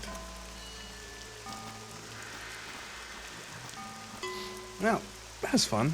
Just did a bunch of exploration. Kind of wandered around. Is there anything else any other location that's like particularly interesting to see? Had a ton of fun. Had like 2.5 streams in Narcissus. Is there anything like that? I would say, maybe if you say, you should do more dungeon crawling. The thing is that my character sucks. I made the mistake. You see, I decided to be a marksman.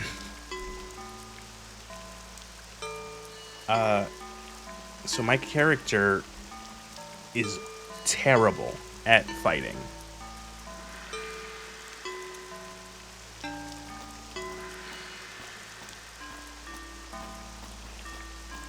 Straight up god awful.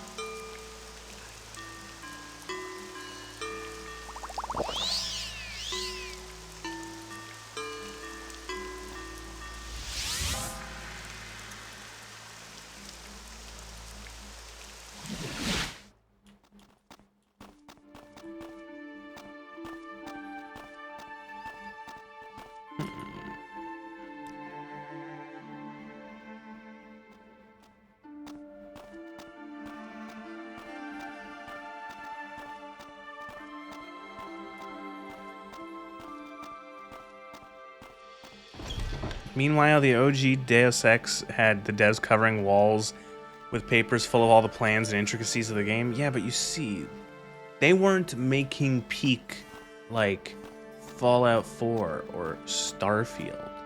Games of generation. Games that people will be playing in 600 years.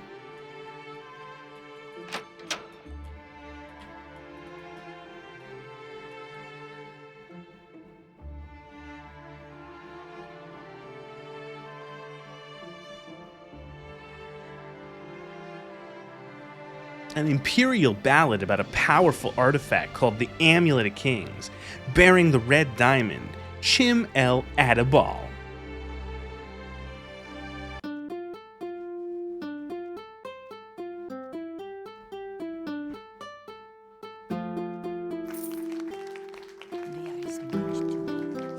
I'm not singing, my voice hurts.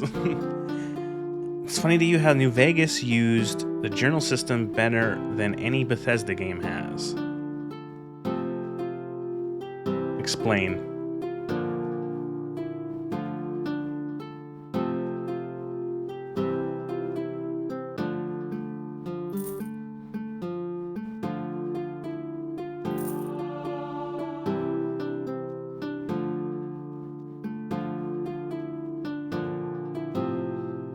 They only needed one essential NPC.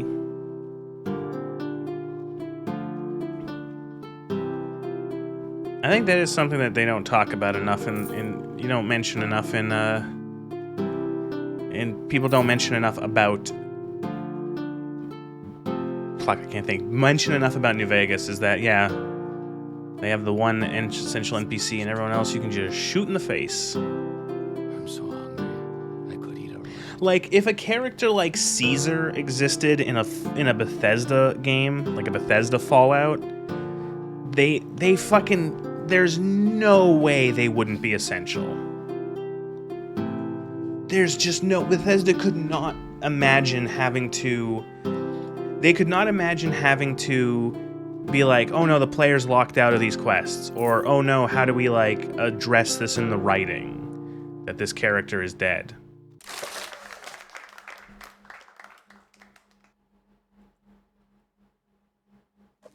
Kaiser, Caesar.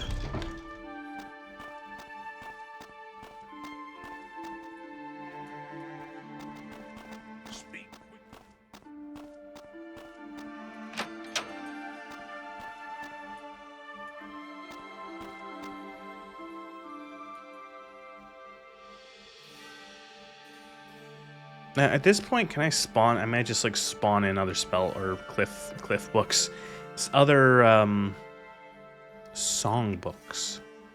Let's actually see if we can do that. Bardcraft Morrowind.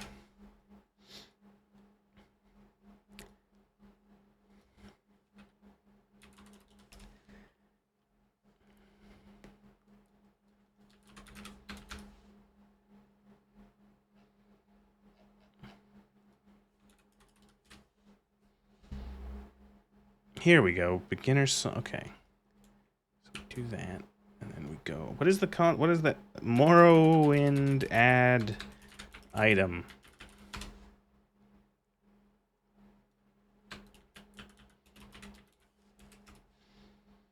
Player dash add item quality. Okay. So it'd be something like this. It'd be something like this.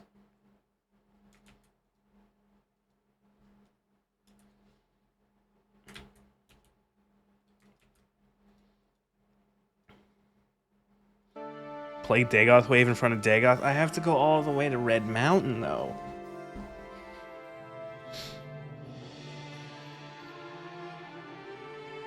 Main quest for New Vegas can go really well or horribly based on your actions. They aren't really good at being flexible for potential player actions. Oh, of course not. Did I get a songbook? I did. What does this one teach me? Five-legged Festus. What? That doesn't sound right. Requiem for Lost Kin. Okay, that one's rotten. Green Sleeves. Snow, excuse me, over Northmore. How many fucking songs are there?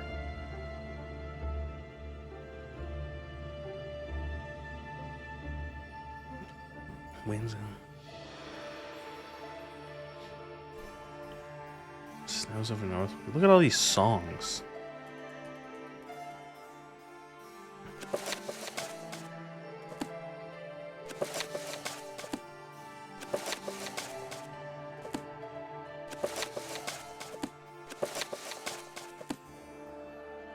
I think that might be out of songs to learn. I just realized my stats are damaged. I need a shrine. I need a shrine. There's gotta be like an Imperial Temple in this town somewhere.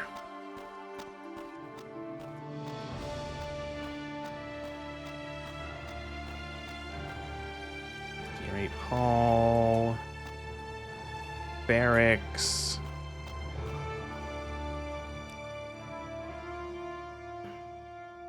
Chapel of Akatosh.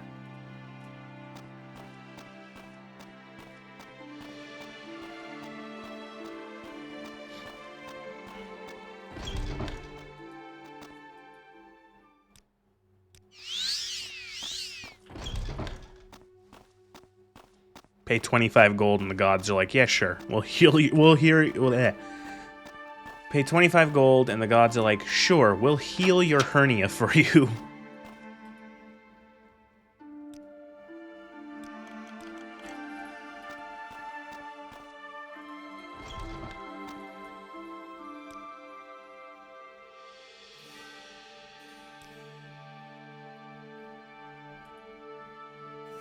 Ekatoshlu Lorkin.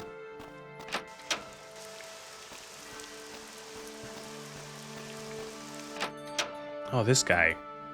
I remember you. I sold you so many books back in the start, or so much shit in the beginning of the game. It's great.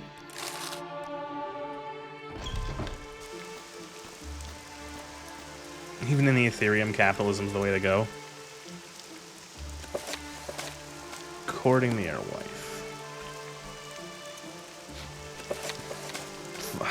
Is that it? Am I gonna have to actually find music boxes? Chimel out a ball.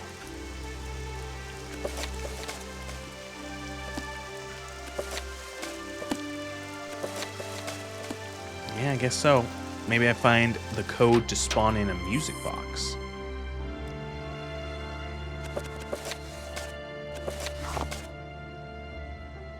How's season 2 treating you? What do you mean?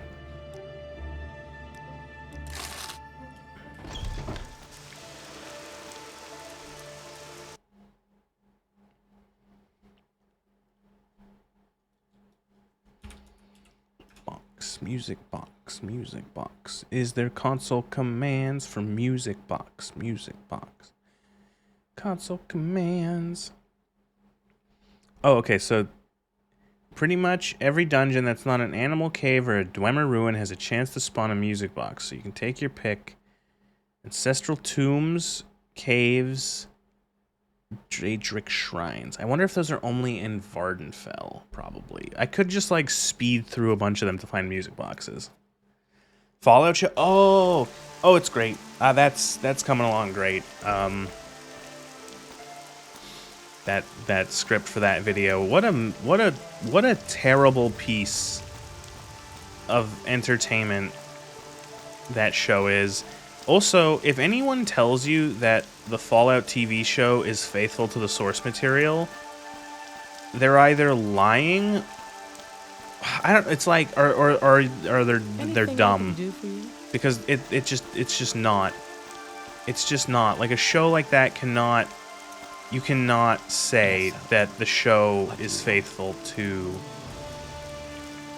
the games, because it is literally just not.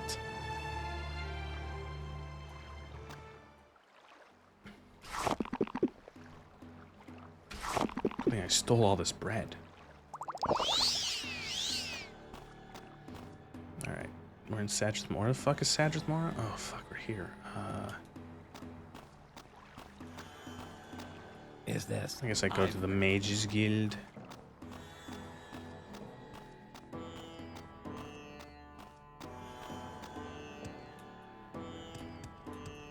Flea soup, Nez, fleas. Like that's what I mean. Is like, I think I don't cover that scene in particularly, or at all. But like, I want to know, like, someone who like, what do you like? Do you think the flea soup scene is good? Do you think that's like representative of like anything in Fallout? Like what do you think it's like similar to like, I don't know, like iguana on a stick or something like that, where it's just like it's an iguana on a stick and you eat it?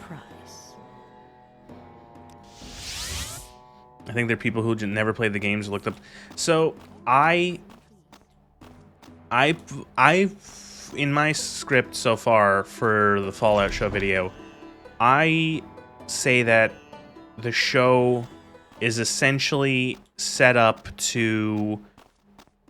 The show is set up to appeal to two groups. One of them are people, the normies, the people who don't know anything about Fallout. They've never played the games. They might not even know it's a game series. That's group one. The second group that it's supposed to appeal to are the new fans. I go back and forth and say the new fans, the easily pleased fans, the iconography fans. I use like a lot of these descriptors. The people who they've played Fallout 1 and 2, or not 1 and 2, excuse me. They played Fallout 4, maybe 3, and 76, and maybe New Vegas, but not unlikely. And that's the people that this show is meant to appeal to. More specifically, though, it's meant to appeal to the iconography fans. The people who literally just are happy to see something they recognize. The fact that they see like, oh look, vaults, oh look, the Brotherhood of Steel, oh look, reference to this, to 1, 2, 3, 4, whatever. That's good enough for them. They think that that's fine. That's good. The show is good because they saw a thing. There's nothing in here anyway. They saw a thing that they recognized. So the Funko Pop enjoyers, yeah. The people who, the people, I think it's more likely than those people that played New Vegas than 76. I don't know. Like the people who, I guess, yeah. The ones who, when they see that, like, oh look, it's Novak.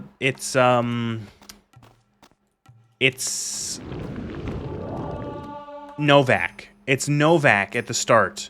Oh my, like the very first episode, like outside of once you're done with the fucking once you're done with the Mr. House character assassination scene that the season starts with, you go into a scene at Novak. And it's like they go, oh, Novak. Oh, Novak. I remember that from the game. And then it's the cons. The cons are here. And that's enough. It doesn't matter that like Novak has changed, like, oh, the dinosaur has magically turned 180 degrees. It doesn't matter that like the town itself and any character is in it has been, like, all the characters have been killed or, like, fled, and the town is essentially in ruins. It's just the fact that it's there, that it's something. They recognize it, guys. They recognize it. That means it's good. That thing is in the game, and they recognize it.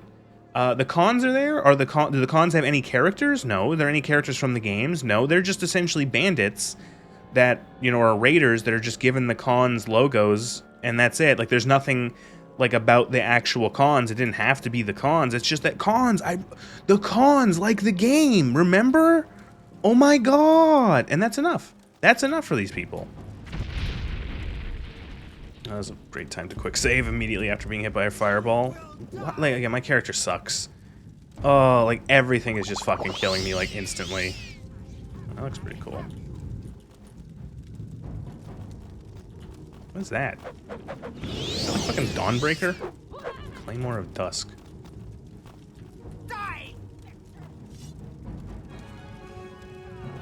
Ooh, the Punished from Oblivion.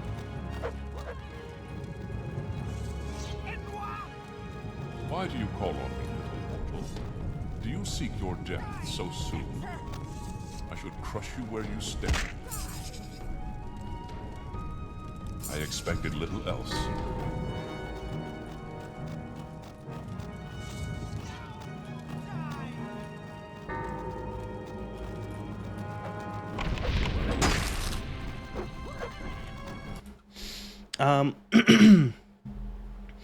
After the second battle of Hoover Dam, Boone piloted the dinosaur like a Gundam to assault Nelson. Did you even read the books?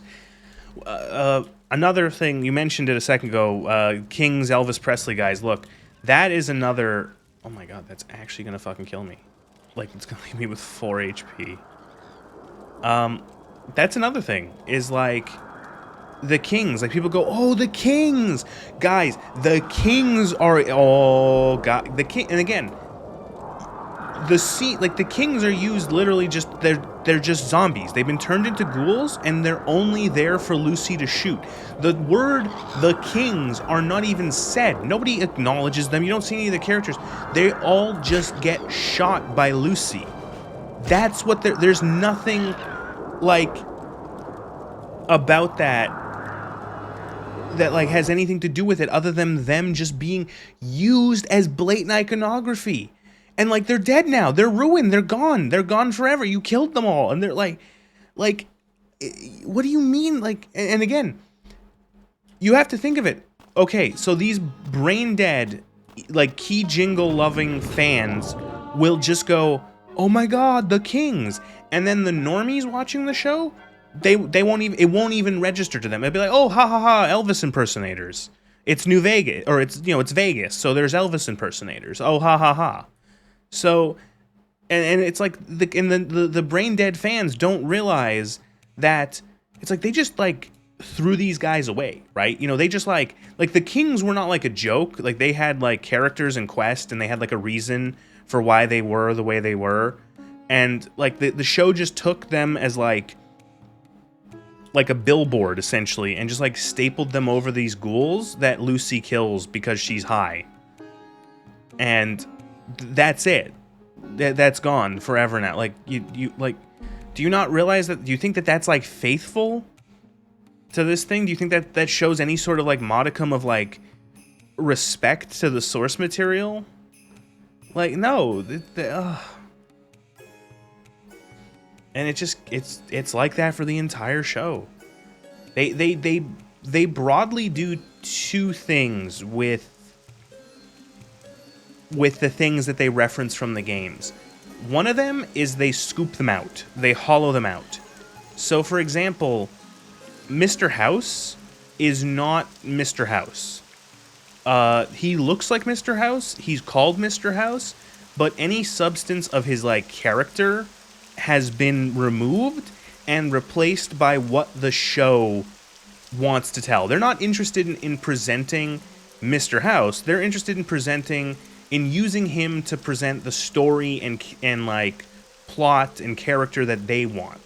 So he's ruined. He's been character assassinated thoroughly in the show. And like, that's the one way they do it.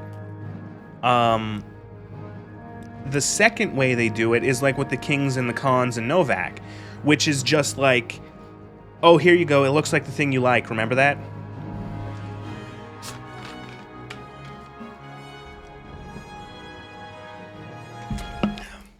I think the game crashed. Oh, no, there it is. Ah!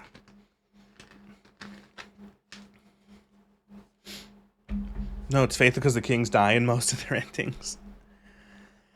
And then,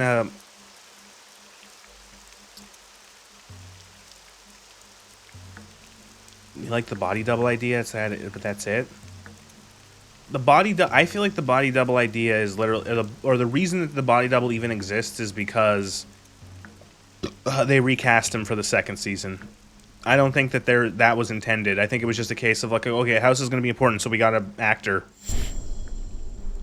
We got an actual like an actor, not an actual actor, not to insult that guy, but oh, get another guy, and the first guy will just be a body double.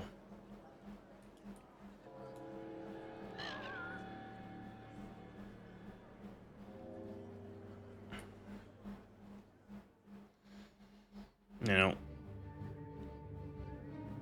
And it's funny how like, oh god, like, okay, so this is gonna sound like it's a small thing, but I think it's indicative of how little they like give a shit about getting anything, even the small things, like correct, like the easy things.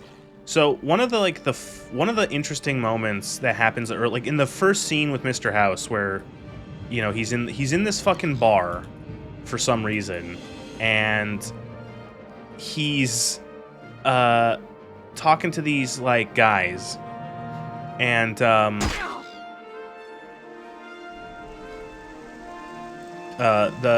he's talking to these guys, and he asks them, it's like, what kind of trade are you in? And the guy says construction. And then he goes, oh, so you must use the H&H tool gun. Or tool gun. H&H nail gun, even. It's like, you know, it's a fine machine, good, smooth action, you know, much better than using a silly old hammer. I thought you would be grateful, is what he says. And it's like, do you guys think that Mr. House owns H&H Tools?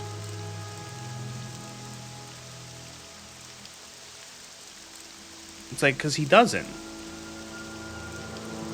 Like, if you Google, if you just, like, read the Wikipedia, you would figure that out.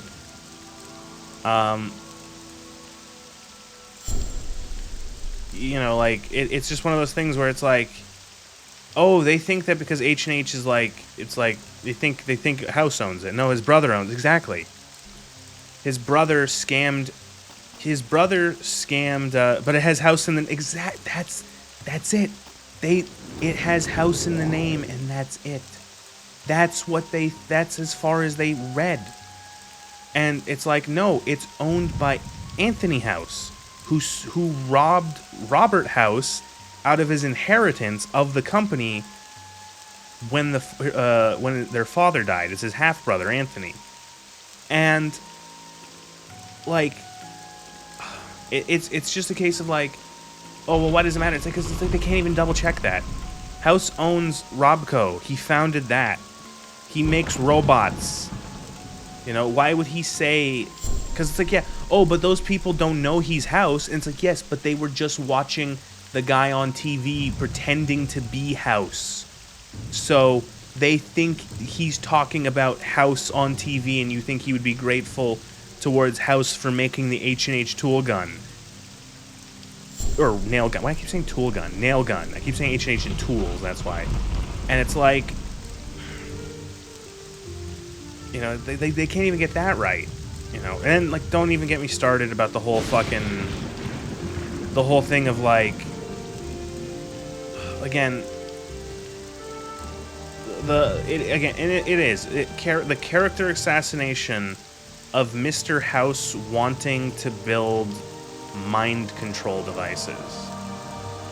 It's just like... Really? Why would he be making mind control devices? Why would he want to make people more like robots? Right? Like, yeah, he built his own empire from the ground up with his brother's company stalled, yeah. Like, why would House want to make mind control device? Like, again, this is the man who, where if you kill him and say that you're working for the Legion, he fucking decries you choosing slavery as the future of mankind. And, like, I don't know how you can now make him so he actually wanted to make mind control. And, like, it goes against all of the characterization of his, it goes to the whole characterization of his character, where his whole thing is he's good at predicting, he's good at prediction. He is good at calculating the odds and the predictions and the choices people will make. You know, he says all that stuff about, like, you know, he almost predicted the end of the world. He, or like the date at the end of the world. He almost, he predicts things like, oh, you know, there's a good chance that, you know, oh, well, there's a high chance that President Kimball will be impeached, you know, and that, that there's a chance that Lee Oliver will fucking commit suicide after him being disgraced of losing Hoover Dam. You know, he doesn't need to mind control people because he can predict the odds, and he can leverage those odds as a carrot and a stick towards people. He knows what people will do, and he can incentivize them, or, you know, in a way that will work to his advantage. And it's a reason why he would want someone like the Courier on his side, is because the Courier is a wild card. The Courier is another variable. And if you can control the wild card, the variable, it's better than having it be wild. But now he just wants to make mind control chips and make people into robots. And it's like, oh, okay. Oh, okay. Like, there's literally a scene, like, you know, he tests a mind control device on one random guy, orders him to kill his 2 friends, and then his head explodes. He picks up the chip off the ground, covered in gore, and laughs. And it's like, oh yeah, that's Mr. House. Yeah, I see, that's Mr. House. You know? Later on, Lucy's dad describes him, it's like, Mr. House, or Robert House wanted to turn people into machines. Make them more like robots. You know, he was a little bit of a robot himself. And it's like, okay. The only explanation is that it was a throwaway technology to justify his connection to the government, not as a real representation of his goals and ideas. Well, see, the thing is that it's just like, no, it's canon now. You gotta remember now, like, you gotta remember, everything in these shows is supposedly canon to the games. They share the same continuity. It's not like a separate thing. It's not like a Star Trek where it's like, oh, the J.J. Abrams movies are their own continuity or whatever. No, this is like you read all of the wiki articles. Go to any of the wikis, any of like the multiple Fallout wikis. You read the articles, and it's now like just a mishmash of fucking garbage as all of these guys try to square the circle of this like contradictory stuff that is being added by the show. You know, a lot of the articles of stuff from like New Vegas now read like a fucking wasteland, ironically. Like, before the show, oh, this character was this person, and they did this, and this is that, and this location, it was a town where there were these people that did this, that, and the other thing. And then you read the after the show part, and it's like, by the year, you know, 2296, all of these characters were dead. And it's like, oh, good. Great, cool.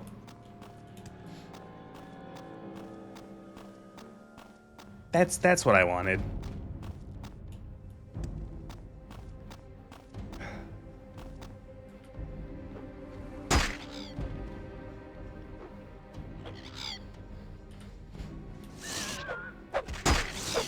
The NCR is dead, except now they're back.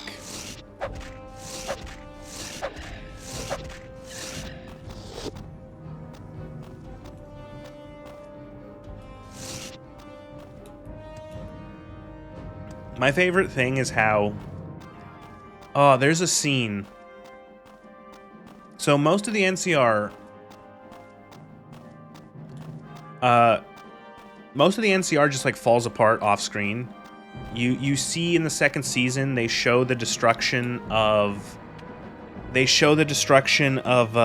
Shady Sands in the second season, but beyond that, like the entirety of it just disappears. All of their stuff in the Mojave is abandoned. Camp Gulf is in ruins. The fucking ghoul goes there. You see in one of the credit animations, Camp McCarran is abandoned and destroyed and just filled with dead bodies. But then at the very end of the season, like a whole platoon of NCR soldiers just show up as if they were spawned out of the ether. And like RTS game units, they just like popped in. They were just constructed. And then like they have like a clean banner and all that, and like all their gear is good. And it's just like,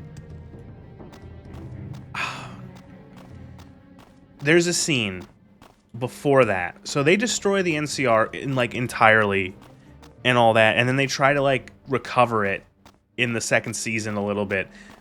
There's this one fucking scene where Maximus, the ghoul Maximus, wearing the disgusting Ranger power armor, the disgusting, terrible, awful, gross, vile Ranger power armor. They're walking down the streets of Freeside to go to the Strip and kill all of the Deathclaws. And one random Freesider goes, like, he goes, long live the New California Republic. And there's, like, triumphant music playing. And I'm like, show, you destroyed the NCO. Like, what are you doing? Like, you killed them. You killed them. You killed the NCR. Like, you did that. Why are you having like some sort of moment of reverence? Like, you killed this faction almost entirely off screen. You cared so fucking little about it. What are you talking about? Long live the New California Republic. It's like, what do you mean? You don't give a shit about the NCR. They got in the way of your plot in the first season, so you annihilated them. Why the fuck? Like, don't pretend that there's some sort of like, ugh. Oh, well, this is the end. Anyway, yeah, it's just that show. Why'd you bring this up in Rollo? I'm just like, it is a terrible show, and it's bad in and of itself. Like, the thing is that even if you were somehow able to detach the fact that it essentially has destroyed an entire game's worth, like an entire game's world and history and everything, and that is now canon, and somehow they're going to make another Fallout game eventually, the show itself is bad. Like, the characters suck, the plots are stupid, the characters are stupid, you know, it's just like shit it is so much of it is like just shit happens. It is very much like an and then plot. They do not have like an overarching story, I think. Like, maybe they might map out like the very, very, very broad strokes of like a season, but they fill all of the in between with and thens. And thens and filler. And then the Legion, and then the thing, and like the Legion disappears for like 5 episodes, but then they show up at the end, and they're there just to set up like a battle with the NCR for the next season. Wolf. Is this like you get a pet dog?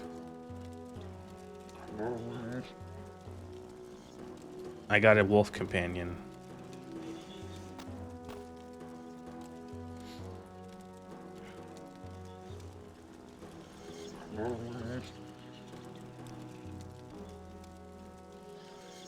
I don't want a dog.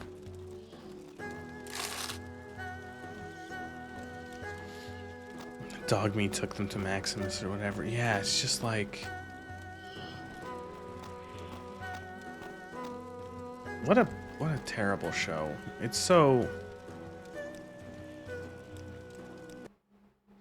The people who love... Next season, Enclave's armies will just show... Oh yeah, the Enclave are going to show up, and they're going to show up, and they'll probably end up dying by the end of the season. What's going to happen is that the first half of the season, or like the first couple episodes, are going to be Lucy Maximus and the Legion versus NCR at Vegas. That's going to be resolved.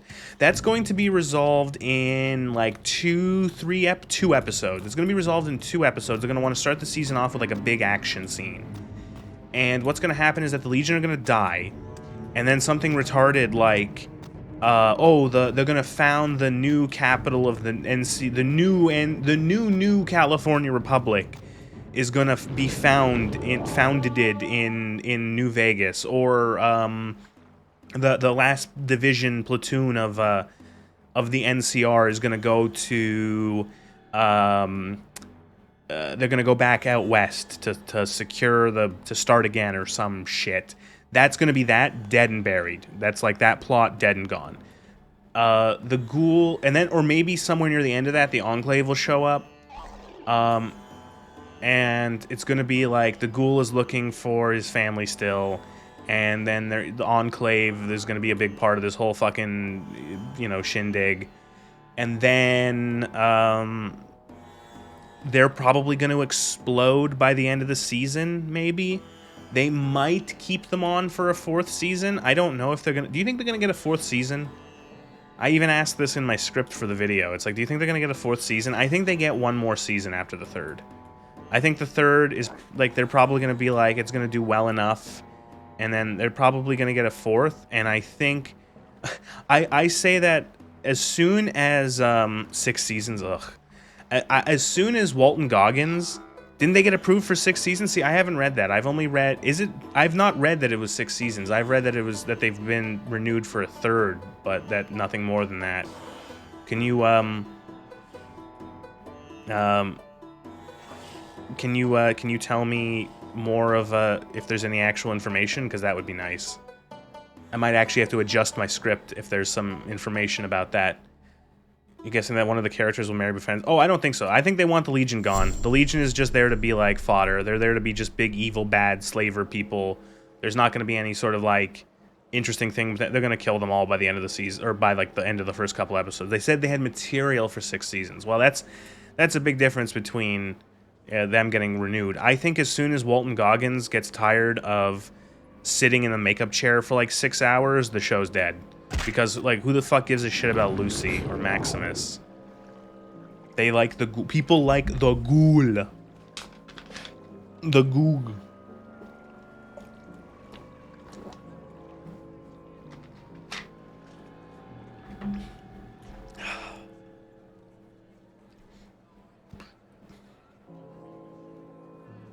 Yep. And it'll be miserable.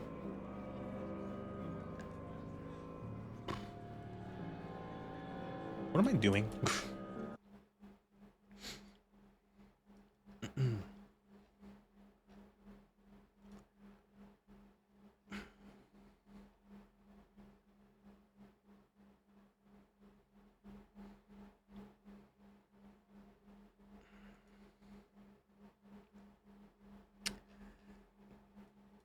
See if I can spawn in music boxes now, because I'm tired of looking.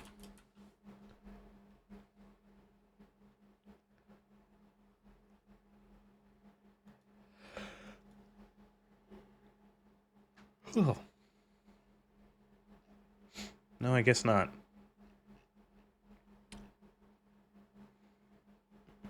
I could just unlock all songs. Oh. I could just do that.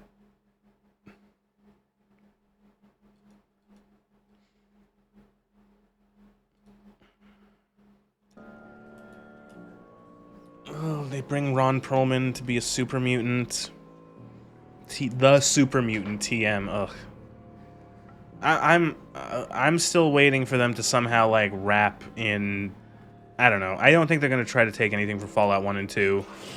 I don't think. I think what they put in the show is highly based off of the popularity of, like, the newer games.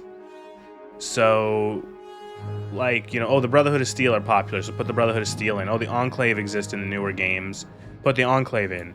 They're not gonna like, you're not gonna see, like, you're not gonna see I'm like, oh, they're not gonna do anything with the Master. They've essentially, like, soft retconned that the Master even existed, and I don't think they know or care. You know, you're not gonna. I bet. I don't know. Do you think they're gonna do something with fucking Frank Horrigan? Like, the thing is like, Frank Horrigan's cool. And it's like, okay, if they're bringing the Enclave in, it's like they have, like, more of an excuse to somehow pull him out of nowhere, despite him being dead. But, like, the thing is that, like, the people don't, they won't recognize him because they haven't played Fallout 2. So, they don't ever fucking, I don't think they're gonna bring him in. Make clones of Frank. See, but the thing is like, yeah, sure, you could make, oh, they made clones of him, and like they wouldn't put that in there because the people who watch the show would be like, who the fuck is this? Who's Frank Hoare? What? He's not in Fallout 4. Are the Brotherhood actually popular? You've never seen anyone with a strong attack? Oh, they're very, like, I don't know, the showrunners love them. Bethesda loves them. I think the fans love them. They love, oh, Ad Victorium, oh, Power Armor. They added, like, they've made up, like, 6 different fucking chapters for the TV show. You have the main chapter that they follow, the Knights of San Fernando. The second season introduces a Grand Canyon, Coronado, and then one more. Grand Canyon, Coronado, and I gotta check my writing, actually, because I wrote it down in there. Grand Canyon, Coronado, and, like, another chapter that are there just to be, like, filler. Let me double check. Grand Canyon. Yosemite, Grand Canyon, Yosemite, and Coronado chapters, and they're just like, and every one of them has a fucking Zeppelin. They all have a fucking airship. They all have their own Pridwin. The Pridwin, which used to be, and like that's the thing, is like they don't even care about like even respecting Bethesda lore. The Pridwin is was used to be a unique thing. It was a custom rig, you know, and now it's not only does every chapter have an airship, it's a pre-war airship. You see it at the beginning of the season in the pre-war flying over Los Angeles. Like it's actually fucking like the Brotherhood is like, they love the Brotherhood. They're bringing in Liberty Prime at the end. They at the end of the season. I don't even mention it in the video because like who gives a fucking shit? Like really, I don't care. I completely forgot about it for the most part. So like it doesn't matter. It doesn't really like, you know, it's not relevant to my video, but like they're you're gonna have Liberty Prime next season too.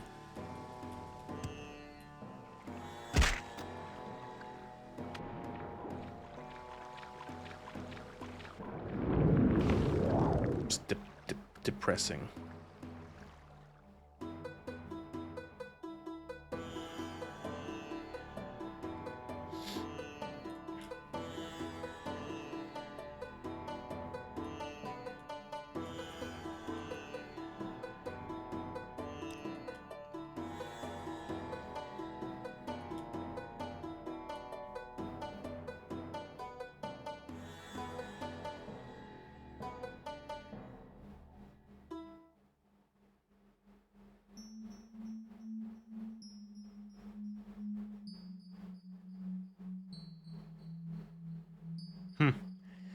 Sorry, I'm just thinking about my fucking video now. Oh man, it's got some most faithful adaptation, yeah. Most faithful adaptation. Like I don't know. It's like most faithful adaptation that just like doesn't give a shit about anything big or small. And I like they do the equivalent of like ripping pages out of the book. Like they like I don't understand how you can say it's faithful when they just destroy so much. Like it's the laziest, they choose the laziest, like they don't care about writing in like an existing world, because at any time anything might be like something to write like around, like a challenge to like, okay, how do we square this fucking circle? They just destroy it. They just annihilate it. And then that's another thing. I do mention the ghoul juice. I do have a section about it where it's like the ghoul juice is like, this is just like something that has never been mentioned in any of the games ever, that this is a thing. And now they've introduced it, and it adds a bunch of questions about like wait, what, did every ghoul need it? Do they need it all the time? What is this drug? How is it made? How is it distributed? Is it only certain ghouls? Does it only do it for like what do you, like, what the fuck? Because they don't give a shit. They don't give a shit about the world. They don't care that they're writing in an existing world with existing rules and existing history. They just want to write whatever garbage they want. They don't actually want to write Fallout. They don't actually care about the source material. You know, and it's just like, it's like, oh, why should they care about the source material? And it's like, because what the fuck is the point of adapting something if it's not going to be accurate to what the source is? You know, like, if someone was going to, like, do an adaptation of Lord of the Rings, and the only thing that is, like, kept is the title, and it's actually a story about 4 drug addicts living in Chicago, and it's like, oh yeah, but it's called Lord of the Rings, and it's like, it has nothing to do with the story. It's like, yeah, does it have to? It's like, yeah, I think it should. I know that that's like an absurd comparison, but there's like a point where you have to push these absurd comparisons, because it's like, okay, so what is the point that like it becomes unacceptable for you in terms of how much is like different from the games and how little it actually seems to give a shit about things that have been set up before the show. Lord of the Crack smoke rings, yeah. The only thing that the drug addicts, no, here you go. Here's the connection. In that Lord of the Rings adaptation about the 4 drug addicts in Chicago, the connection is that the drug that they smoke is called Frodo. That's the only thing. Oh, fuck, am I stuck in here now? There we go. You wonder if it's an experiment to see how far you can break something and call it canon before people refuse to accept it. Well, that's the thing, is that it's crazy because like there are people who are like, no, this is an extremely faithful adaptation. Arguing like if you go to, I know it's Wikipedia, but if you go to Wikipedia, if I go to Wikipedia right now, Fallout show, Fallout TV series. Okay, here we go. This is in the ending paragraph of the intro from the Fallout show on Wikipedia. The series has received generally positive reviews with praise for its visuals and faithfulness to the source material. Now, that isn't sourced. I don't see like I don't know where that, like, I guess you'd have to go further down into like critical response.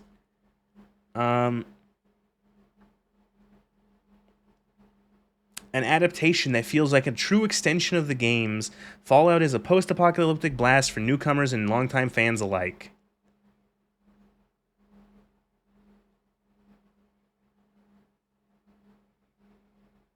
Although there is a little pushback in that criticism section. However, Source Weekly journalist Kayvon Bumpus, that's his actual name, described major incompatible discrepancies between the show and existing canon as established in Fallout 1 and 2, noting that the show moved the primary location in those games by hundreds of miles without explanation. Bumpus wrote, "The Fallout show fundamentally breaks the universe that it attempts to expand." At least not everyone's a fucking retard.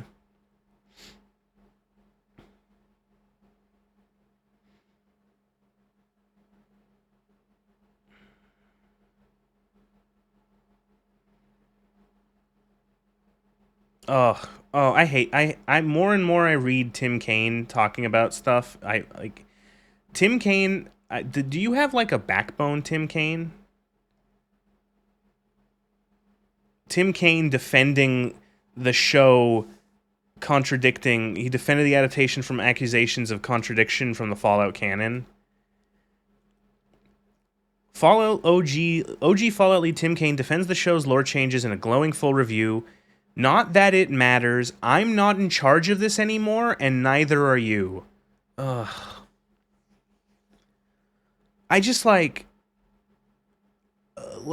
so, again, it's just like, well, how far... At that point, it's like, oh, so there's no point in ever having... Like, there's no point in ever having any sort of, like, consistency, because, oh, it can just change. It just changes. If the IP swaps hands, then, like, they can just shit all over it. Again, you can just destroy everything. Again, there's no actual... And you know what it is? Sure. You know what? They can destroy everything. If they want to, if some new group gets the IP for something, they want to destroy it, I don't have to fucking, like... be like, oh, I guess that's just canon now. No, I can say that that's fucking stupid, retarded garbage, and it breaks all this shit, and that they're dumb, idiot retards for doing it. You know? Or at the very, like, they're cynical fucking assholes who just want to, like, you know, do whatever, well, excuse me, hiccup, do whatever they want. Tim Kaine doesn't want to be blacklisted? Yeah, I guess. You know, Tim Kaine is also the guy who thinks that, who said the thing where it's like, or influencers, online influencers are telling you what to think about video games.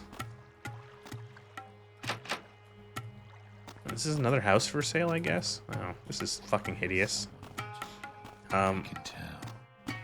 Consistency is the defining feature of a setting. Yeah, it is. You know what? I'm gonna tell you now. It's a little spoiler for the script, but I use, in my Fallout show script, I use one video essayist word.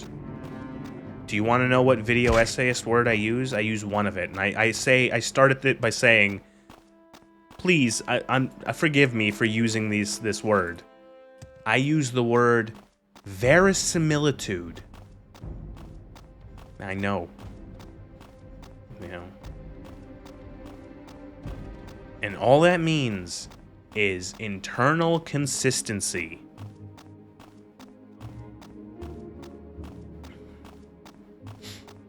People need to realize that they're not obligated to take bad fan fiction seriously because someone paid to call it official or canon. Yeah.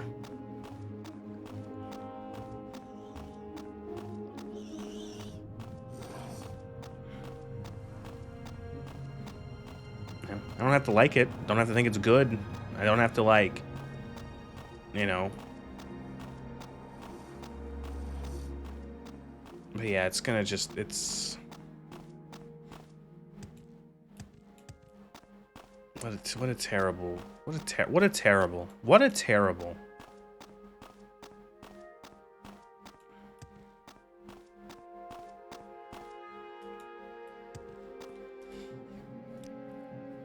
Terrible? What a... If it's only the one word, you'll allow it. Yeah, I don't use any other, at least I don't think I do. But like, verisimilitude, because it does sum it up. Verisimilitude. Internal consistency. Does the world make sense in its own rules that it is set up, in its own things that it says are and are not possible, in the things that have happened in the world already and are established as existing?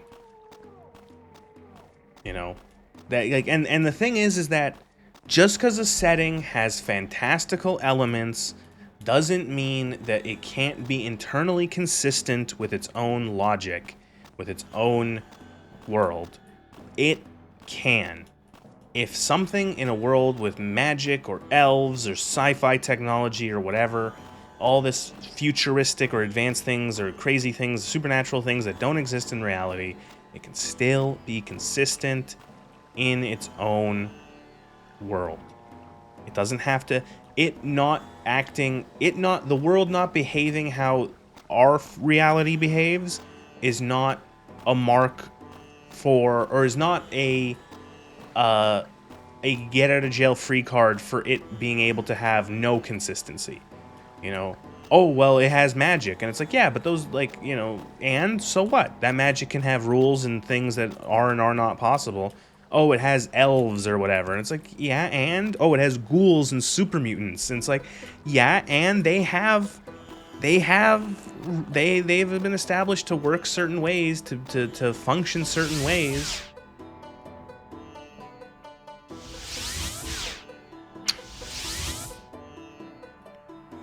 Accept magic, but you can't accept the International Space Station in your medieval fantasy setting. Are you a big...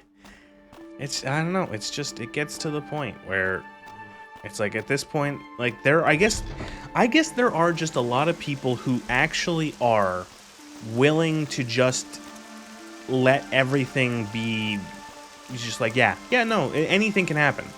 Like, they are perfectly fine with just, like, things changing on the fly. Like, I guess they just don't, I don't know. They just, I don't know. I don't know how they care and engage with things if everything can just be whatever at any moment because whatever.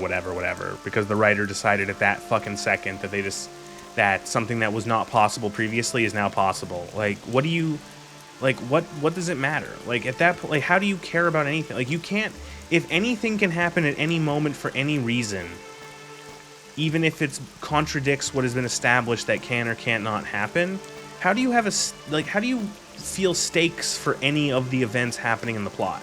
How do you attach yourself to any challenge that the protagonist has to overcome, or any sort of, like, difficulty or you know, whatever? Like, how do you feel, like, how do you attach yourself to that when it's like, oh, well, whatever can happen. There's nothing. It's the Wild West. Anything can happen. You can just make whatever the fuck up you want.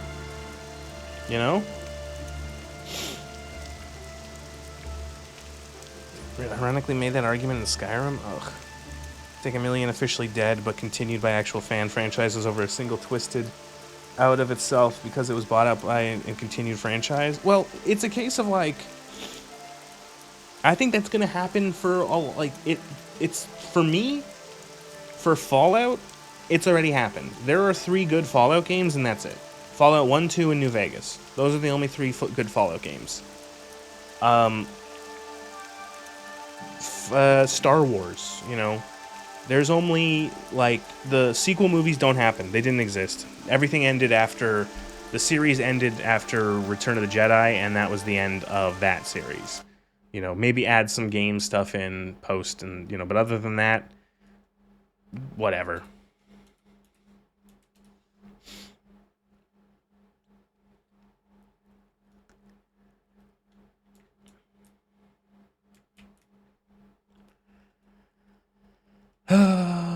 Nope, I think I might have just crashed the game.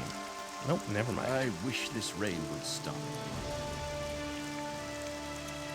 How much gold did you want? How much gold did I just give myself? Oopsies. I wanted to give myself 25,000, not 250,000. This guy only needed 12.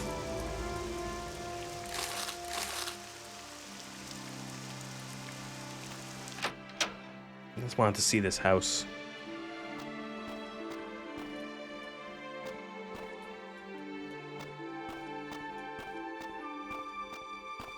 Meh.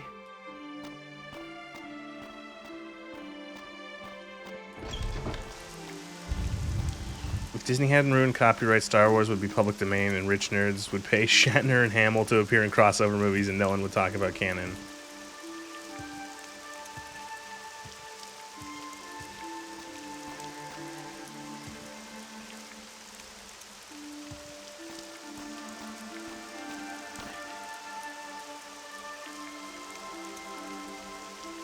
I will enjoy this.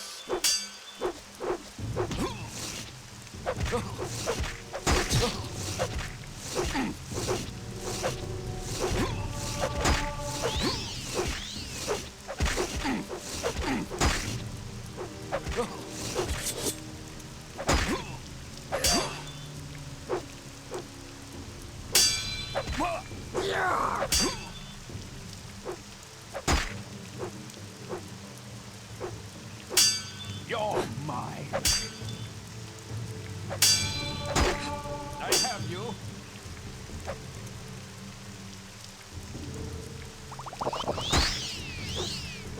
You're mine.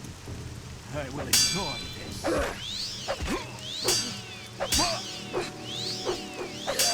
Stop healing!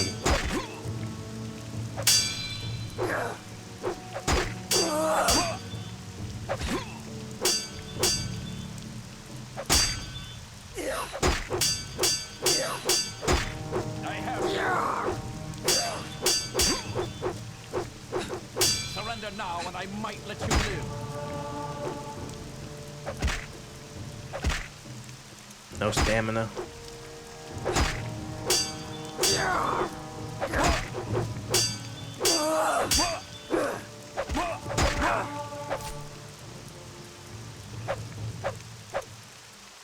Oh, that was fun. Oh, that was Morrowind. What a fucking end. I don't know if I'm gonna do more of this, but it might take a break, because I played, like, at this point now, it's been about 30 hours of this over the last month. So I'm getting a little Morrowinded out.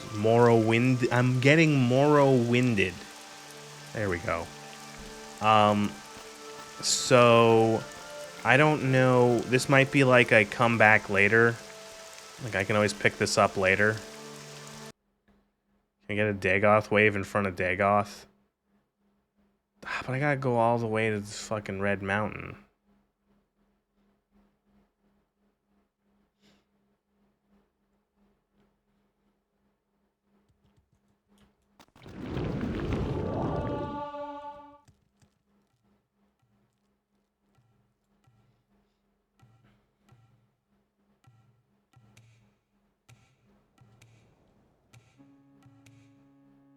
Red Mountain? No. Yeah, Morrowind. The Path of the Incarnate is a good mod pack. Tamriel Rebuilt is really, really cool. There is so much. There's more area to explore than the base game, which is crazy. And it's gonna be neat to see in another, 5 years what it looks like, in another 10 years what it looks like. if they're still going, and how much of Morrowind, will they ever hopefully get to a point where the entirety of the province is in the game. That would be really cool. Really cool sort of like enormous fan undertaking. Can you COC there? I don't even know what that means. What does that mean? I don't even know. I don't know console commands in this game.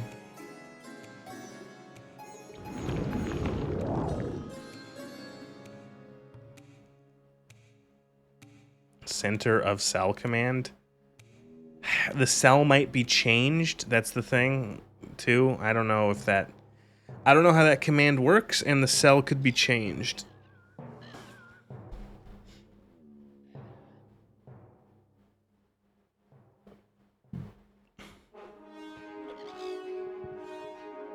I'll just TGM myself.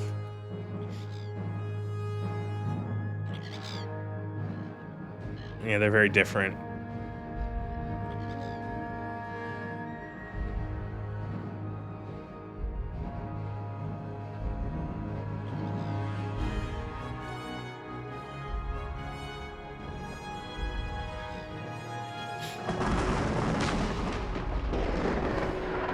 Spooky.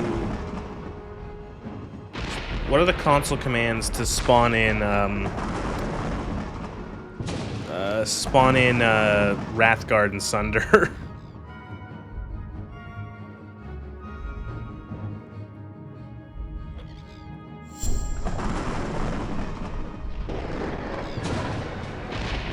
Wrathguard, Sunder, and Keening, right?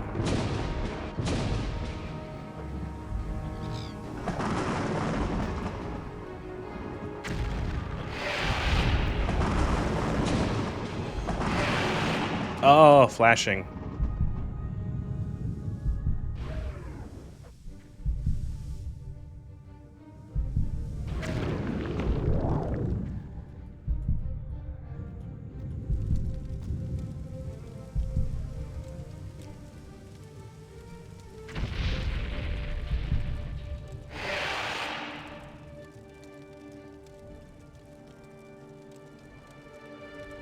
Uh-oh.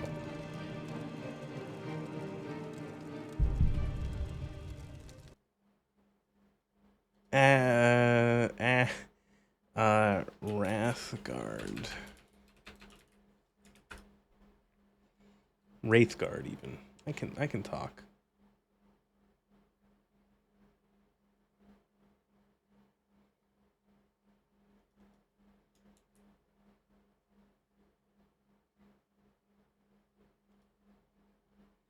Do I just have to, is it just like spawn Keening? Is it just like this?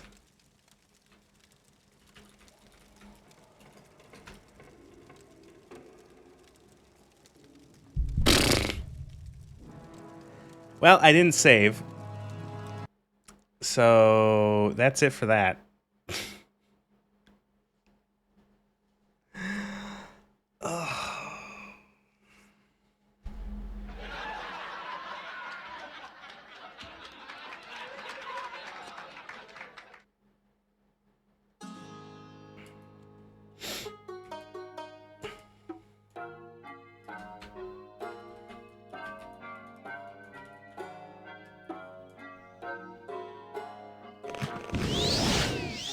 So can I now spawn in Keening? Yes. How can you kill a god? What a grand and intoxicating innocence.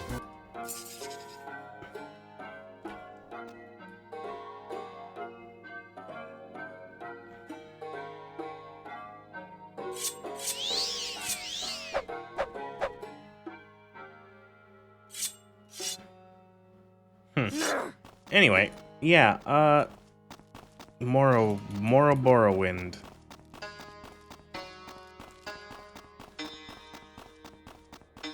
If you like this game, you'll probably like this mod pack. Maybe not. If you're like a purist, you probably won't. But, it's good.